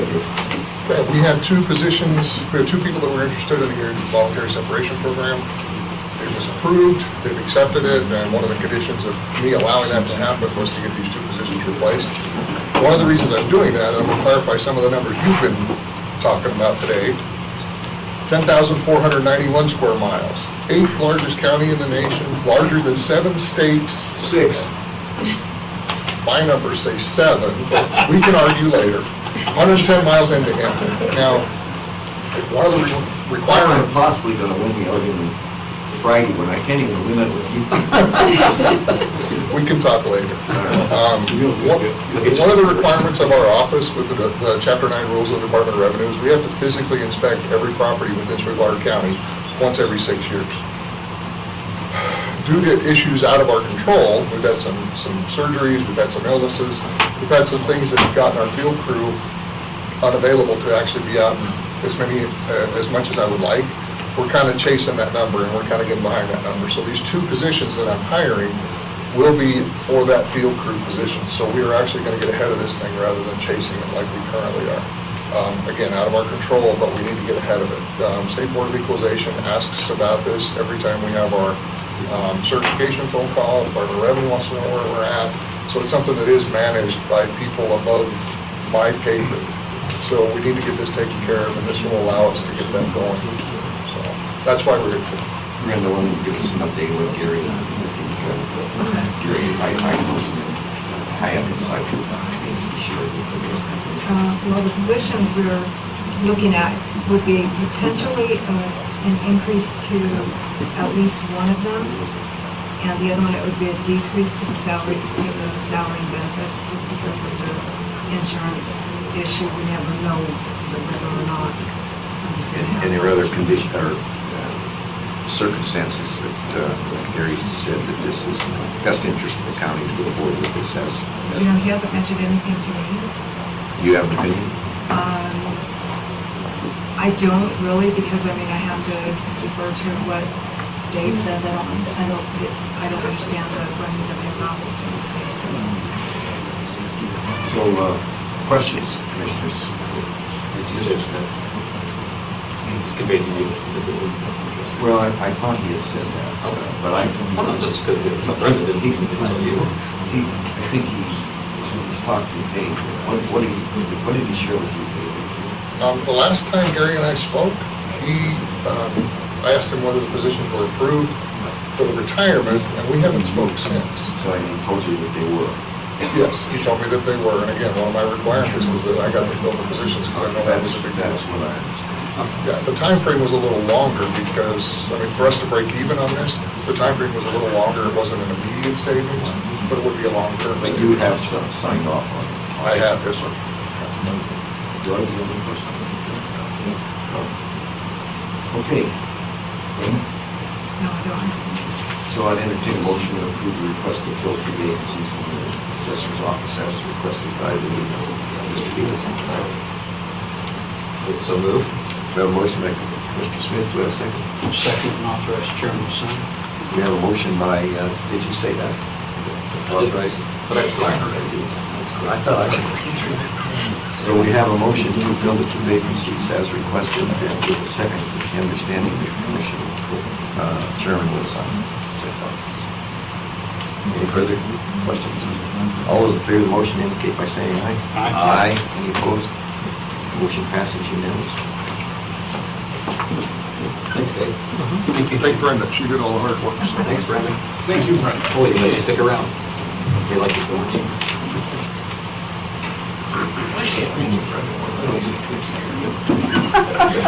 It's easier, isn't it?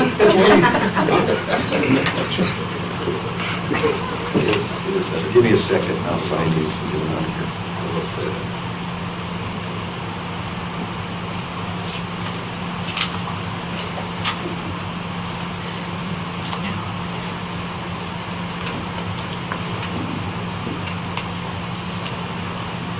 Okay. Cindy? Okay. So I am requesting to, I found out I will have a retirement coming up towards the end of the year in land records. So my latest hiring that I did, I made sure I hired somebody who has extensive land records training and knowledge. So by taking that person in for training, because it will take probably about 6 months for them to get up to speed and be able to just step in when my other employee leaves, I've had to take from the titles department in order to do that. And at the end of 2018, the county clerk's office had 16 employees, and we are currently at 15 with the positions that we have filled. I wanted to give you a little information. We had 18,000, and now this is just titles. This is not elections, land records, counting, and I'm just talking our titles department. We processed 18,307 titles in the year 2018 with 7 employees who were in that department. This year I have 3 fully titled clerks, fully trained title clerks, and 1 that is about ready to move up. So that would be an increase with 4 people. Once we get one of the employees up, would be an increase of 163 titles each per month for my titles clerks. And we are about to hit the busy season. I hear a lot that we have a slow season, but when I added it up, the slow season consists of still close to over 1,000 titles a month. It's like 987 versus over 1,000 and up to about 1,900 a month in the summer months. I asked my title clerks to come in for some overtime last week because on our counter we have over 100 titles that come in to have lien filings put on. And during this not slow season, it's been pretty steady. What happens is when there's customers at the desks, they help the customer, and in between, they get to go over and pull some of these lien filings and things to do in those off times. However, with this incredibly busy, with lines out the door for an hour yesterday, we've not been able to get to them. So we had over 100 title application lien filings to be put on sitting on the counter last week. So I did have some of the title clerks offered to come in and work some hours of overtime. They were able to get about 30 of them done of the 100, and then of course daily more come in. So what I'm asking for at the moment, I've only been in there 3 months. I'm still trying to figure out what I really need in the long run.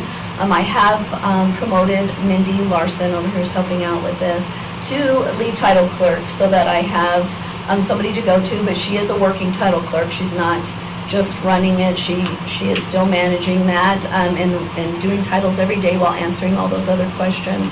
So what I'd like to do is be able to hire this other position here to get trained so that when my other position comes open at the end of the year, I have a fully trained staff. Because right now we are, with all the things beyond our control that have happened in our department, we have a lot of new people who do not have that background in training. And so when we lose someone else with that, I'd like to be able to just continue to run. Whether or not I continue to need that extra one, I'm not sure yet, but at this time, at least till the end of the year.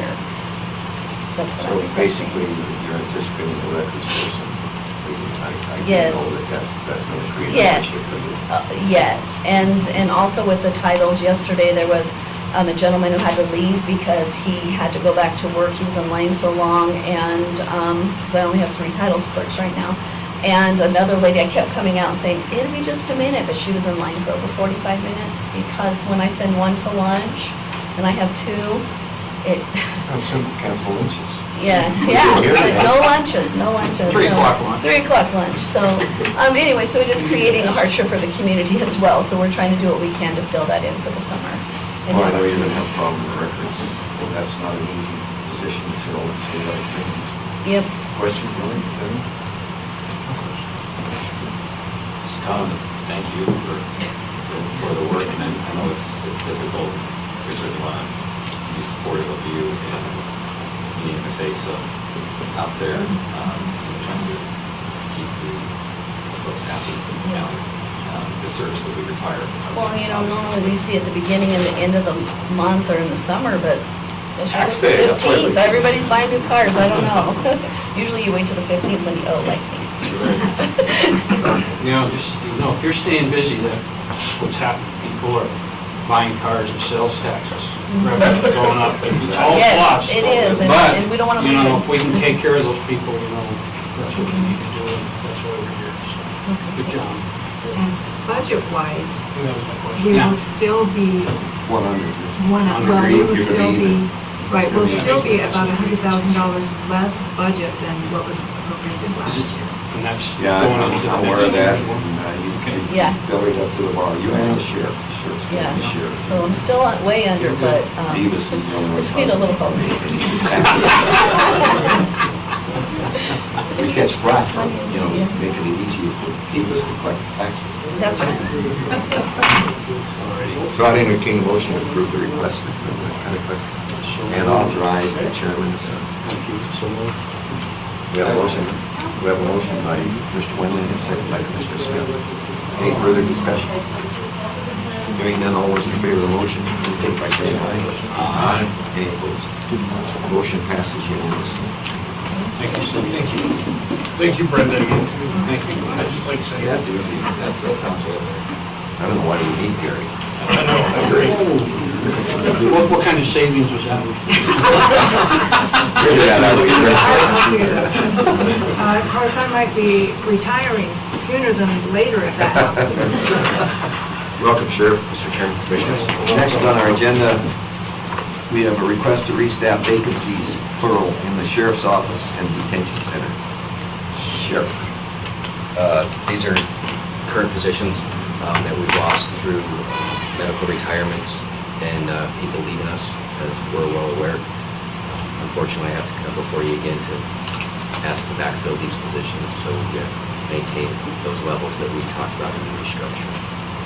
And that's consistent with that? There's no increase? No, these are positions that have been... Budget good? We're working on the budget, yes. So I think in your package, you can see which positions those are. So Brenda, you got anything to say about it? So there are 4 positions, 2 in the sheriff's office, 2 in the detention center, and none of these positions were pursuant to the voluntary separation.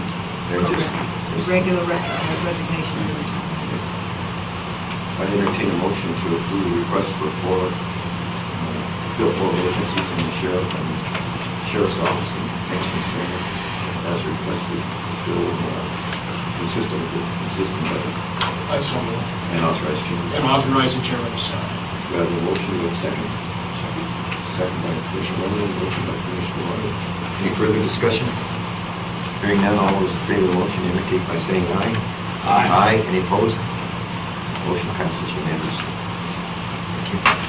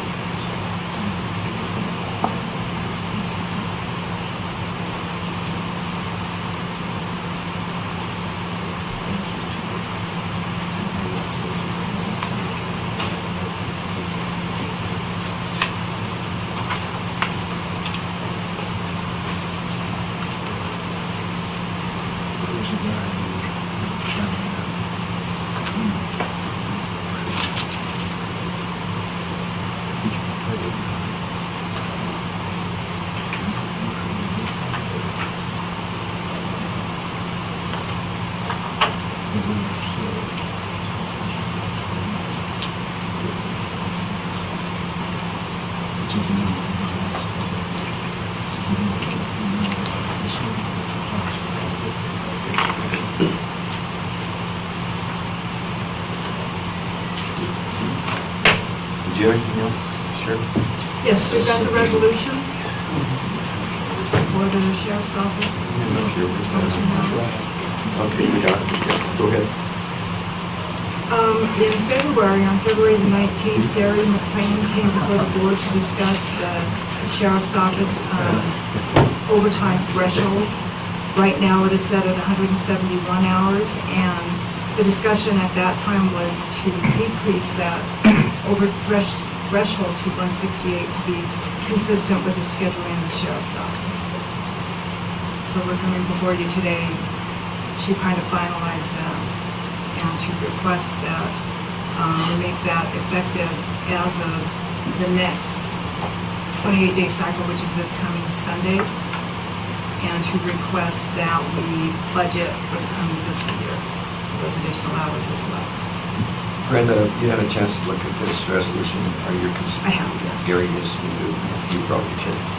Yeah, Gary actually, he did put the resolution together.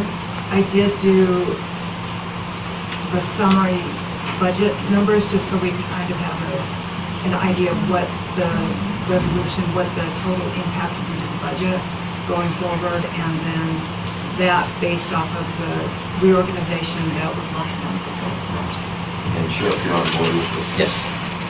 Questions? Tim?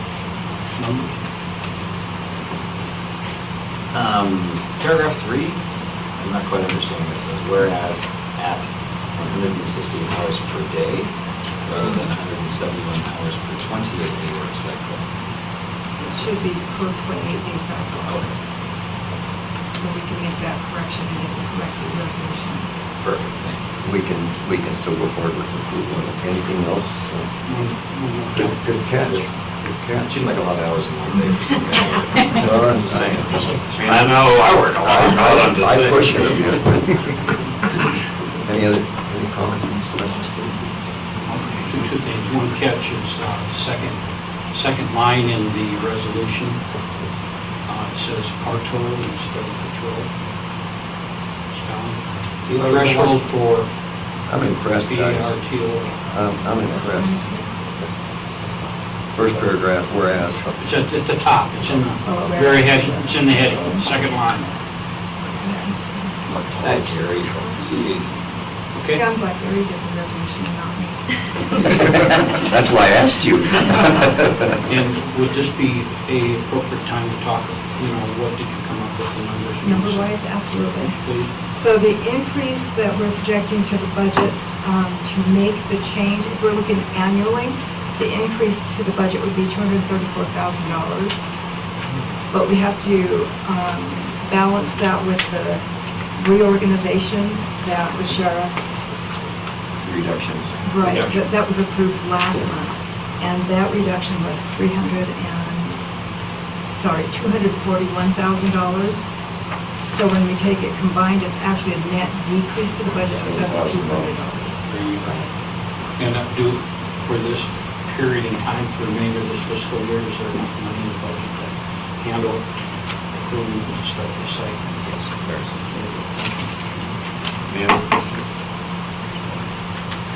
Okay, I entertain a motion to approve resolution 19-04-CC-02 with the understanding that the correction will be made in the first paragraph and the third paragraph as indicated by my astute co-commissioners. I would say. Do we have a motion? Do we have a second? I'll second. Second by Commissioner Lloyd, motion by Commissioner Smith. Any further discussion? Hearing none, all those in favor of the motion indicate by saying aye. Aye. Aye. Any opposed? Motion passes unanimously. We have to read the first page, you guys stopping this. Yeah, we could still sign it. Thank you, Mr. Chairman. Yeah, thank you. Sure. Thank you, Sheriff. Thank you.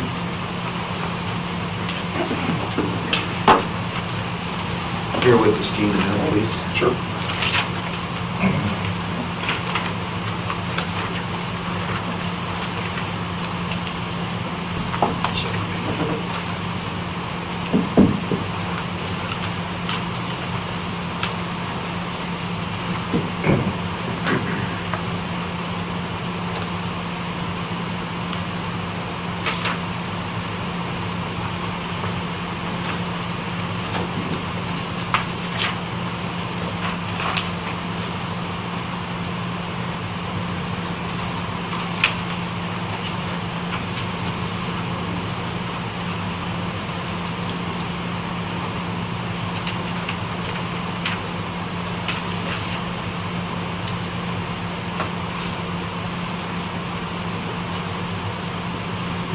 Okay, Gene, can you tell us what you need and why? Okay, so I'm going to actually agree with you. Sweetwater County's large, 10,500 square miles. Sixth biggest county. Yes. You're on the right Sixth track. biggest county. Larger than 7 states. See, I'm really today. We have 1,200 centerline miles of road that we take care of. And where the problem that we're running into is the east side of the state. The three most used roads by truck traffic, not total average daily traffic, are Wamsutter North, Wamsutter South, called the Dad Road, and then Patrick Draw. Lumen's getting pretty heavily hit too, but that's kind of included in that Wamsutter North complex. The problem that we have is Wamsutter North's at milepost 174, Patrick Draw's at milepost 146. Our aggregate supply comes from 6 miles north of 85. It all comes from the group. So we run into trucking issues. And what that amounts to is, in order to put a 3-inch top of road base for a mile on a 24-foot wide road, it's approximately 2,000 tons. 84 truckloads of gravel have to go out there to fix a road a mile long. And what we're running short in the summertime is trucking. We have the trucks available, but we don't have the manpower available. And what I'm asking for is, we had a voluntary separation of a sign person that was a non-CDL driver. I'd like to ask for a full-time position, CDL driver that can also do signs. The sign position wasn't a full-time job. When they're not fixing signs, they could be driving truck. The other thing that I'd also like to ask for is for part-time employees, June, July, and August, to increase our trucking capability for that. And what those are is an increase of, we already had 2 seasonal equipment operators in there, and those were basically for the Farson area. So we need an increase of basically 0.5 FTEs, and then 2 seasonal truck drivers for another 0.5, if you actually look at that, for that total increase. That'll allow us to truck the gravel where we need to, if they are available. The problem is, out there talking, I actually had a meeting with Climb Wyoming to see if they had anybody available, the local trucking companies or short drivers. I don't know if this is possible, I'm hoping it is. Talked to some other public works officials, both in Colorado, Utah, and here. If there's any teachers out there that need jobs that have their CDLs, come work 410s, and it'd be a great thing. That's what they do. A lot of the teachers, stuff like that don't have summertime employment, do that, so we're hoping to get the word out and get some people hired for that. So, just so we can manage our roads. If you actually look at the Wamsutter, Patrick Draw complex out there, engineering, government accounting standards, one 18-wheeler averages 9,600. One 18-wheeler, 9,600 passenger cars. That's the effect on the road. I was out there almost 3 weeks ago, when we were having some road issues out there. In a half-an-hour span, there was 57 water haulers going north on Wamsutter. A lot of impact on that road. In speaking with the people from Southland, they're starting to pick up drilling in that area, which is good news. They're going to do 30 wells off of 6 pads, I believe. Each one of those wells, not each one of the pads, each one of those wells will take 400 loads of frac sand each. So when you multiply that out, that's a lot. Good thing is it's a lot of revenue from the county on the back end. The bad thing is we need to get the roads in shape and keep them in shape on that. So that's what I'm asking for. Gene, are these numbers in the impact for the pesticide? Those aren't, oil and gas will not be covered in the impact. However, Reiner Road, Bar X, and Gator Creek. These roads are used by tourists, does that count? I wish it did. I think the thing we need to understand, this is an increased cost up front, but when you go back to what we were told several years ago by BP when they were going to invest $2.2 billion in the Wamsutter area, we have an obligation to maintain these roads for those people. Gene's done an excellent job of keeping track of the cost of these roads. We've asked for that over the years, and Gene's got it done. And he knows the roads are getting hammered, and this year especially, they really got hammered. And so I surely am in favor of what he's asking for us. Brenda, do you have anything? I do. So even though it's a budget, an increase to the budget, we have to remember that a number of years ago, the staffing numbers in the Road and Bridge Department were quite a bit higher than they are today. 1,200. We had an early retirement, I can't remember which fiscal year it was, and we had like 5 employees in the Road and Bridge Department that accepted, and we did not lose staff. So, I think that's huge. Yeah, it's huge, but it's kind of interesting. I had Bonnie pull together some numbers that I thought would reflect the decrease in employment cost over this period of time. They don't show that. That's really surprising. Well, we've had increases, we've had cost of living increases, we've had increases to health insurance. Each year it goes up.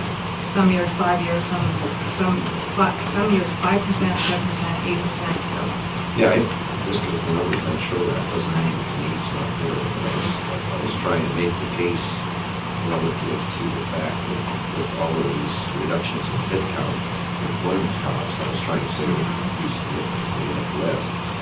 Rob's not here with discussions with Rob. Rob told me I was wrong about that. I'm glad he's not here because of course he was right. I'm wrong again. We'll pass that along. Anyway, I strongly support what he's asking for. But questions, please, commissioners, you need to understand what he's saying and why he's saying it. Gene, in the past, during the summers, has there been like significant overtime to keep all this up, or? Not significant overtime because we try to limit that as much as possible. Selective overtime is how I call it. The interesting thing about it is during 4 weeks ago, for instance, we had some issues out on the road. We had some flooding. We lost 2.5 foot of snowpack in about a week out there. So the snow was still in the thing.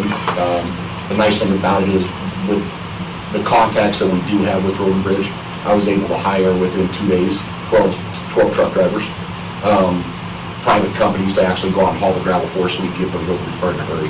The problem is when you start getting into this time of the year, those trucks aren't available.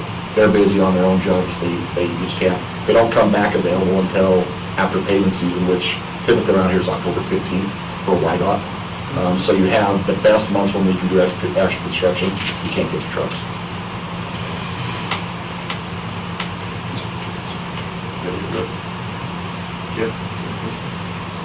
I just say, we need to support those who are supporting us in the county. This is kind of bread and butter stuff. Super glamorous, but it's what we gotta do. Well, Southland is new in the area. They're relatively new, as you heard earlier today from BLM, and they're the ones that are going to be in that Hiawatha. Yeah. And another interesting thing is, anybody knows where Siberia Ridge is? It's about 7.5 miles west of the intersection of Lumen and North Wamsutter. BP has the 2 largest producing wells in the state of Wyoming out there. What's the name of that ridge? Siberia Ridge. Siberia. Yeah. The interesting thing about that is it's producing so much. Normal wells have to take condensate out about every 3 days. This one has to take 2 loads of condensate out every day. Yeah. No, good.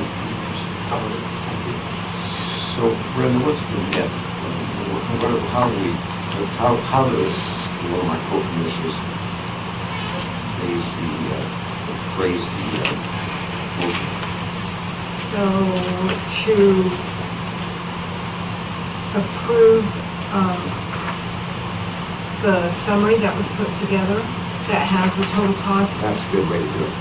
That has the total cost for the additional positions and increasing the hours. That is the way to do it. I should have given that a little more thought. I'd entertain a motion to approve the Sweetwater County Road and Bridge summary request for changes to his department fiscal year 19-20 as shown on the exhibit presented to us by HR and Keith Christie. And authorize the chairman to sign. I was just about to say that. I know you cut him off. Yeah, he cut me off. So I need a motion. So moved. So we have a motion by Commissioner Wendland, do we have a second? Second. We have a second by Commissioner Roy. Any further discussion? Hearing none, all those in favor of the motion indicate by saying aye. Aye. Any opposed? Motion passes unanimously. Question. Sure, absolutely.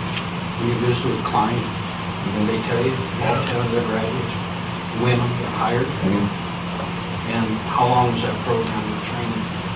I don't know. I didn't ask He said, that. They graduate next week. Yeah, but I mean, they were in the program for how long? It was a very short amount of time. Yeah. I thought I I heard. would say it's less than 12 weeks. You probably, Yeah. I bet you, but there's Yeah. another program. And that's something, yeah. Yellowstone. Yellowstone North. Yeah, what was the next on that? We're about 90% designed out with that. We're looking at actually an engineering option to do a full depth reclamation on that road and actually save about $375,000 if we do that and add oil to it, kind of like they did on Dewar Drive in Elk Street, if you're familiar with that. They basically ground it all back in the ground, add a little bit of asphalt. That way what we'll be able to do is lessen the base and asphalt that we use, therefore saving money because we'll be able to get the same strength out in less of a section. So we're looking at that, and then whichever way that goes, if that actually proves out that we can do it, it'll be out to bid in May with construction in June. North Yellowstone. Staff notes to 191. We got approval from YDOT. We're going through that process still to realign that, actually going out to 191. so it'll be straighter. You'll actually have a right turn that you can get on, and you'll be able to see it better because of some of the signage we're gonna do up there. Signage brings to mind, we were gonna get a sign. Yeah, and I don't know what happened to it. I need to ask Aaron. Ask him again. Yep. Yeah, because 2 weeks ago, I hadn't seen it out there. We were in a meeting with him last week. Where at? Coming down off a 14-mile. 14-mile outlet, it's big. Oh, yeah. It's I kind of drove- dangerous. You drive past all the time. You I don't drove it know. on Sunday, actually, and was hunting, pecking, and going behind me. And that's what the whole concept is, just a safety issue. Yes. The only thing I'd just like to say, Gene, your people have done an outstanding job. Those roads have been hammered, the weather's been horrible. People, a number of complaints we've had a few, it's relatively insignificant for how bad the weather's been. Good job. Thank you, I'll pass it on. Next, we have still Gene, update on the YDOT interchange road project. Thank you for bringing this. Just to kind of give you guys an update, and Chris is getting up here. Interchange Road is the bridge that gets hit all the time on the interstate. It's between the Door Drive and the Kojaks one. YDOT has been working on a project with that to turn that into a connector to Blairtown for a lot of years. Full interchange, on and off ramps onto I-80 and over. As part of that, we have an effluent line that runs from the sewer treatment plant along Crossroads Park. Because of that, we have to do some realignment on that. It's part of the contract with YDOT. Anytime they're in the YDOT right away, if they decide to do anything, you're responsible for the costs. Right now, the city of Rock Springs has a lot of other water lines in the area that they have to do stuff to. So they hired an engineering firm to go out and do the surveying and everything like that. And we talked to them about just joining with them. And basically why I bring that up is, right now, the project is supposed to be bid out sometime this next year. Because of the grants they have and everything, April, May, it has to be bid out. They're pushing through right away really hard. We won't know exactly what that, Chris won't know what exactly that is, our cost of that, until it's actually bid, of course. But what, kind of the loose agreement, we still have to get something through you guys, an MOU through the city of Rock Springs, is that based on what the bids come out for our portion of the project, compared to the city of Rock Springs portion, which is gonna be substantially more, we're basically gonna just divide the engineering based on the cost of the construction. Because there's so much overlap, it's hard to pull that apart. Surveying and stuff like that happens in the same area. We have one line in that area, they have multiple lines. It's a 6-inch PVC line, and they're talking about replacing 12 and 18-inch water lines. So, just to kind of give you an update. So at some point you'll be in negotiations over that issue? Yes. Who's the engineer? JFC got that. Okay, cool. Any other questions?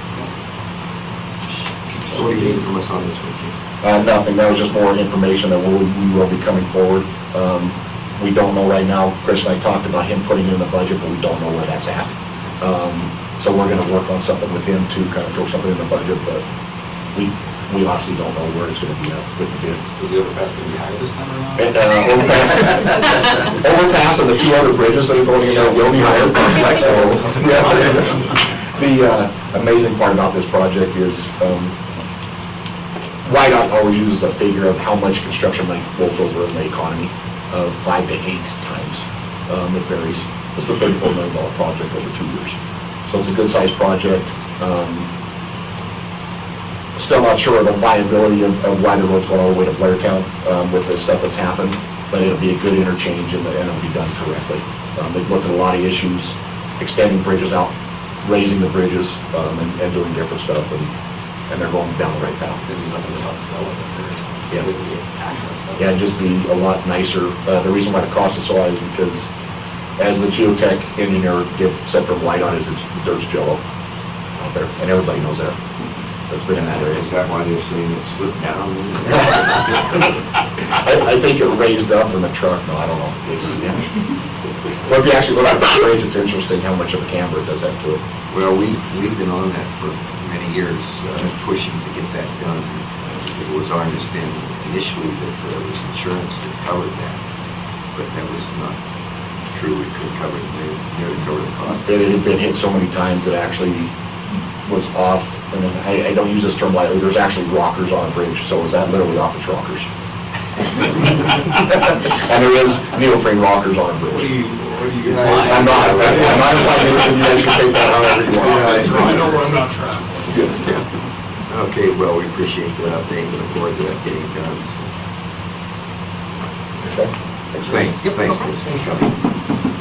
Next, we have a resolution 1904N01, accepting Whitten Road, CR number 4-6, Mr. Riggers.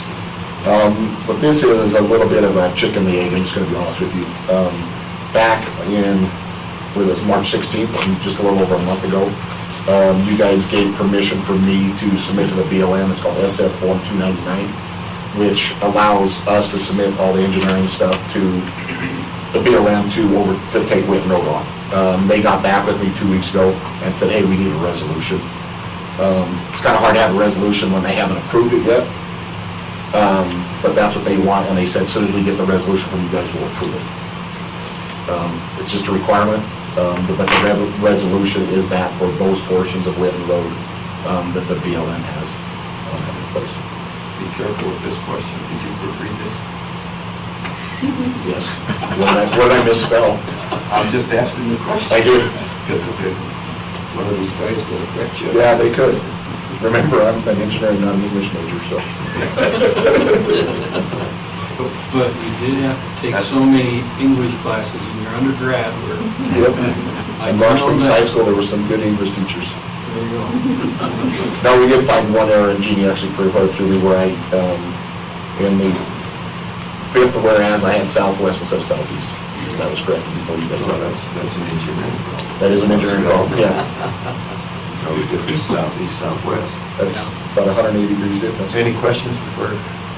Okay, I entertain a motion to approve the resolution number 19-04-EN-01, establishment of the county road as requested by Mr. Gursky on the line. I see. We have a motion to approve, do we have a second? I'll second. We have a motion by Commissioner Boyd, second by Commissioner Smith. And who has to sign this? All of us. Any questions? Hearing none, all those in favor of the motion indicate by saying aye. Aye. Any opposed? Motion passes unanimously.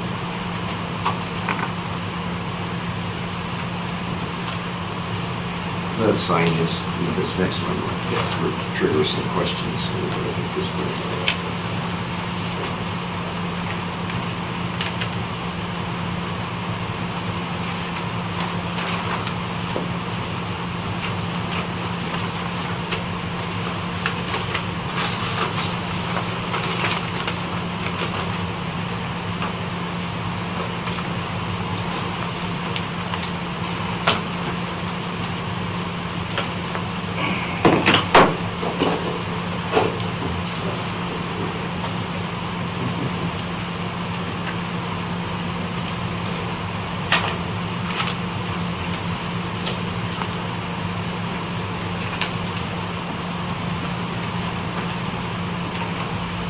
Next on our agenda is the discussion on our reorganization of the Public Works Department. And I've discussed this to some extent with Gene as his liaison, and what I assured him is that there wouldn't be an agreement to staff this at this point in time, but that possibly could be an indication that it would be acceptable at the next budgeting sessions, and or suggested changes to it. It's going to create some discussion, I think, throughout the organization. So just be aware that this isn't being presented to us for action on us today. Is that correct, Jim? That's correct. Did you go ahead and tell us what you're going to do? Basically, what we have is just a reorganization. We do have some retirement that's going to take place at some point this year. And in looking at what I tried to do is, I've been working for the county for just a little over 3 years now. And one of the commissioners about my second week walked into me and said, remember, you came from the private industry. You have 22 years of experience in that. Don't ever forget you came from the private industry, else I'll fire you. And that was the words that they used, which wasn't taken lightly, but it was taken in jest. But the interesting thing about that is when I looked at different stuff and how I always approach the stuff is, what can I do to make the county, not that we're doing anything wrong, but how can we better serve the people the constituents of what we do? Whether that's saving money, whether that's maybe sometimes adding money, as we did with the truck drivers to better prepare the roads and stuff like that out there. And one of the things when you step back about that is everybody that's been in business, and in government, sometimes opportunities strike once every 10 to 15 years, that where you can actually take advantage and reorganize something. And I kind of look at this as trying to get some synergy. If you guys have actually been, for the commissioners that have been here for a while, the synergy that's going on right now between engineering and planning and zoning is amazing. We're always talking, we're always communicating, we're always trying to help each other out. We've even went as far as doing some micro-tuning of talking about future people, because we have retirements that's going on within the engineering department of, hey, can we combine this position, get what we both need out of it, instead of hiring two positions. And in both Eric's and my hope, and what I've always tried to done is, most people work best when they're in between that 85 and 110% busy. You don't want to be in that 110% busy very often, but selective overtime and stuff like that when they're really busy. We don't want people to be at the 65% busy. And with that, one of the things that is always brought up is accountability and how do we do this. One of the things that, as the chairman said with the roads that I did, is we actually have a fairly good inventory. I won't say it's perfect because it's not. The summer hires that we have will be actually working on it to fine tune it completely.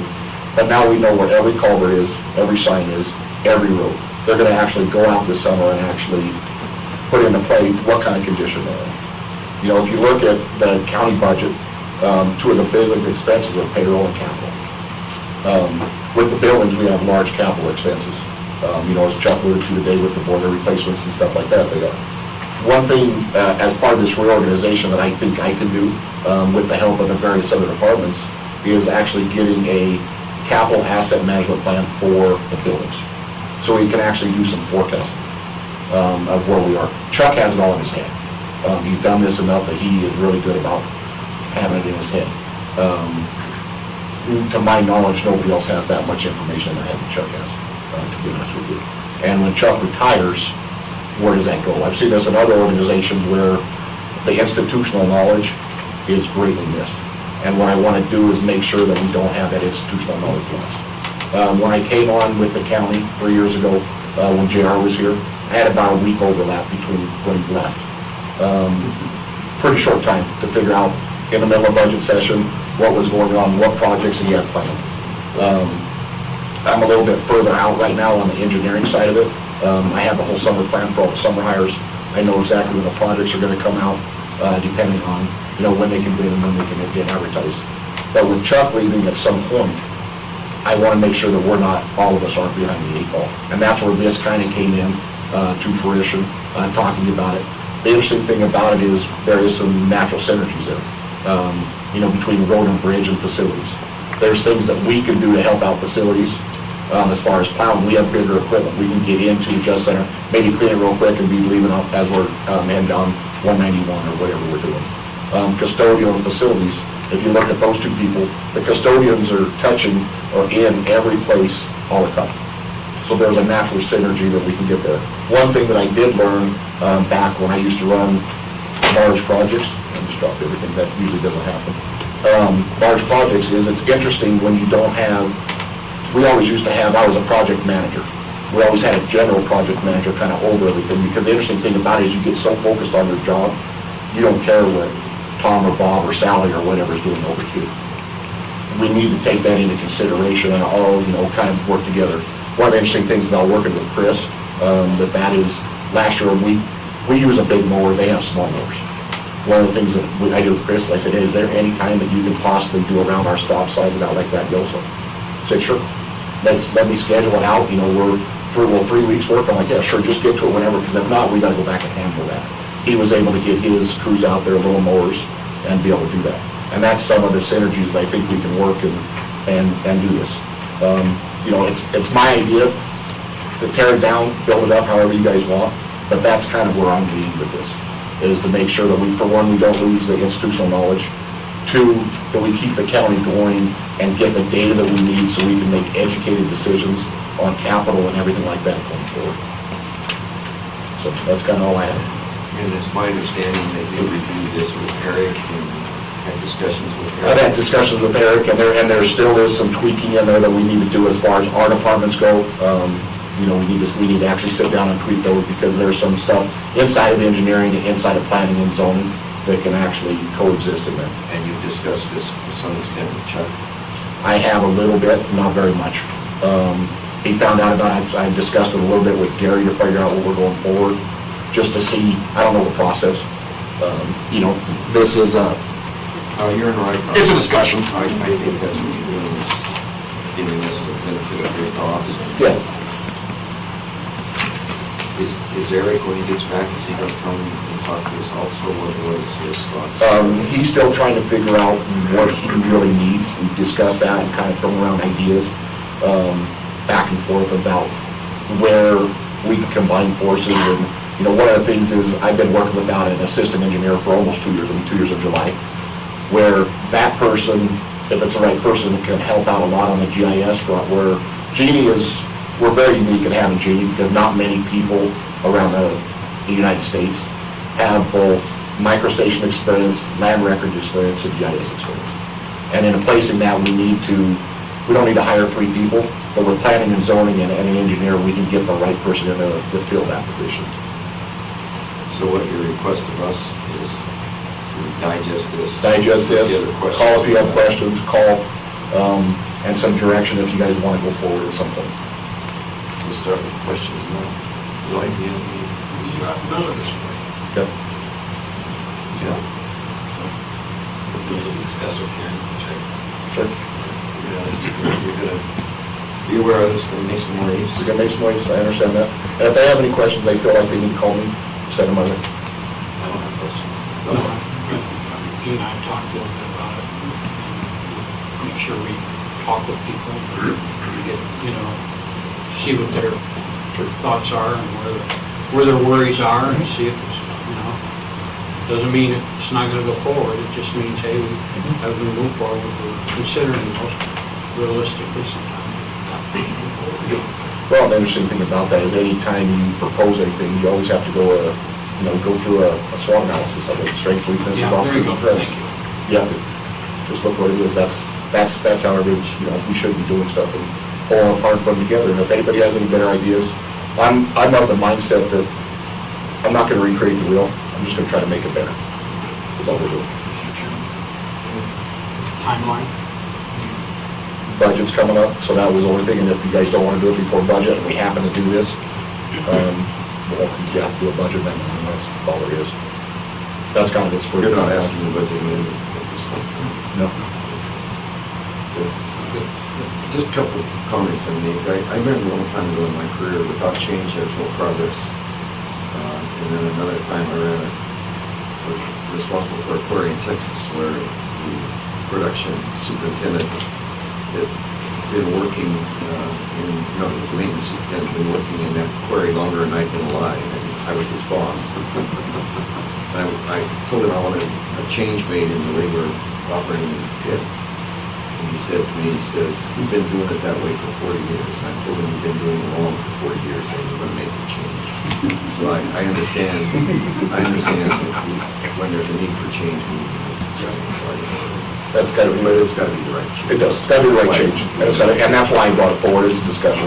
An interesting story, the first major project I ran, I was 28 years old. Everybody on the crew was at least half again or twice older than me. And the first thing my boss asked me is, how do you get the respect? And you listen to it. And the thing is with the dialogue that you can do is you can trust their opinion, they'll try some of your stuff. We're moving a million yards worth of dirt in 100 days, that's what we're trying to do. So you're looking at a lot of scrapers, a lot of trucks in this very small area. Trying to figure that out, and every day we had to change it. Sometimes they'd have good ideas, sometimes I'd have good ideas. You come to a solution, and it was interesting about 2 or 3 weeks into it, I would suggest someone, they go, hey, you don't know what you're talking about, on the same thing. They'd come back, we'd start at 7, they'd come back about 7:45, 8 o'clock, go, hey, let's try this, see if it works. Same thing would happen with their ideas. So, when more heads looking at it's better, but sometimes, like you said, change is good, if it's done correctly. You hit the nail right on the head with when John Rodosevich first started in the position as engineer. And we had, who was the guy with Road and Bridge then? Bob and Muckler? Oh, no, Cliff Gibbons. Cliff Gibbons been doing this for years. And they needed to put some culverts on one of the roads. And John got into an argument with Cliff, and Cliff says, same thing. He said, well, I know how big of a culvert we need to put in there, and JR was trying to tell me, you need to calculate with that size that. And they got into a big argument over it, because that's the typical discussion you're having right now. Yeah. Well, the interesting thing is, I get grief a lot about the roads. One of the roads that you've looked, notoriously, we've had culverts in for 30, 40 years.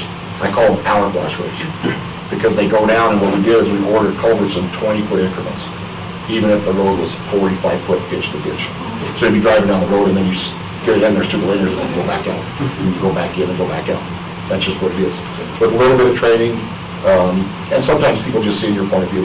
You know, the road and bridge guys, for the most part, have been receptive. You know, but I'm not going to say they don't try it. That's part of their job too. Any other questions on it? Well, we'll look at it then. And feel free, if you guys got any questions, call me or email me or whatever. And also Gary's on, he's aware of what Yes. you've presented here, so you can also talk to Gary about thoughts, pluses, the minuses, and those types of things. Okay, thank you. Thanks, James.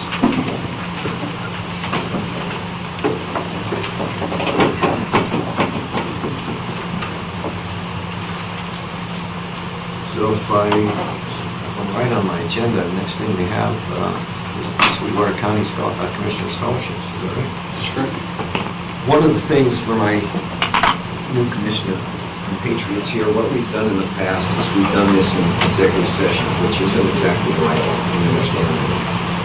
But the thought being, as we discuss these kids, they don't deserve to be hurt when one of us might disagree with certain aspects of what Jane Doe or John Doe has done. And so with your concurrence, I'd suggest we go into executive session to discuss this, and then when we come out, we'll make a decision as to who these scholarships are going to go to. Is that acceptable to you? I think it's highly acceptable. Do you have a problem, John? No. You obviously you understand that this isn't exactly appropriate. Okay. I'd entertain the motion to go into executive session. Chairman, I'll move to go into executive session for the purpose of confidentiality due to student records. We have a motion, do we have a second? I'll second. We have a motion by Mr. Wendling, a second by Commissioner Smith. Any further discussion? Hearing none, all those in favor of the motion indicate by saying aye. Aye. Any opposed? Motion passes unanimously. Mr. Chairman, when you are done.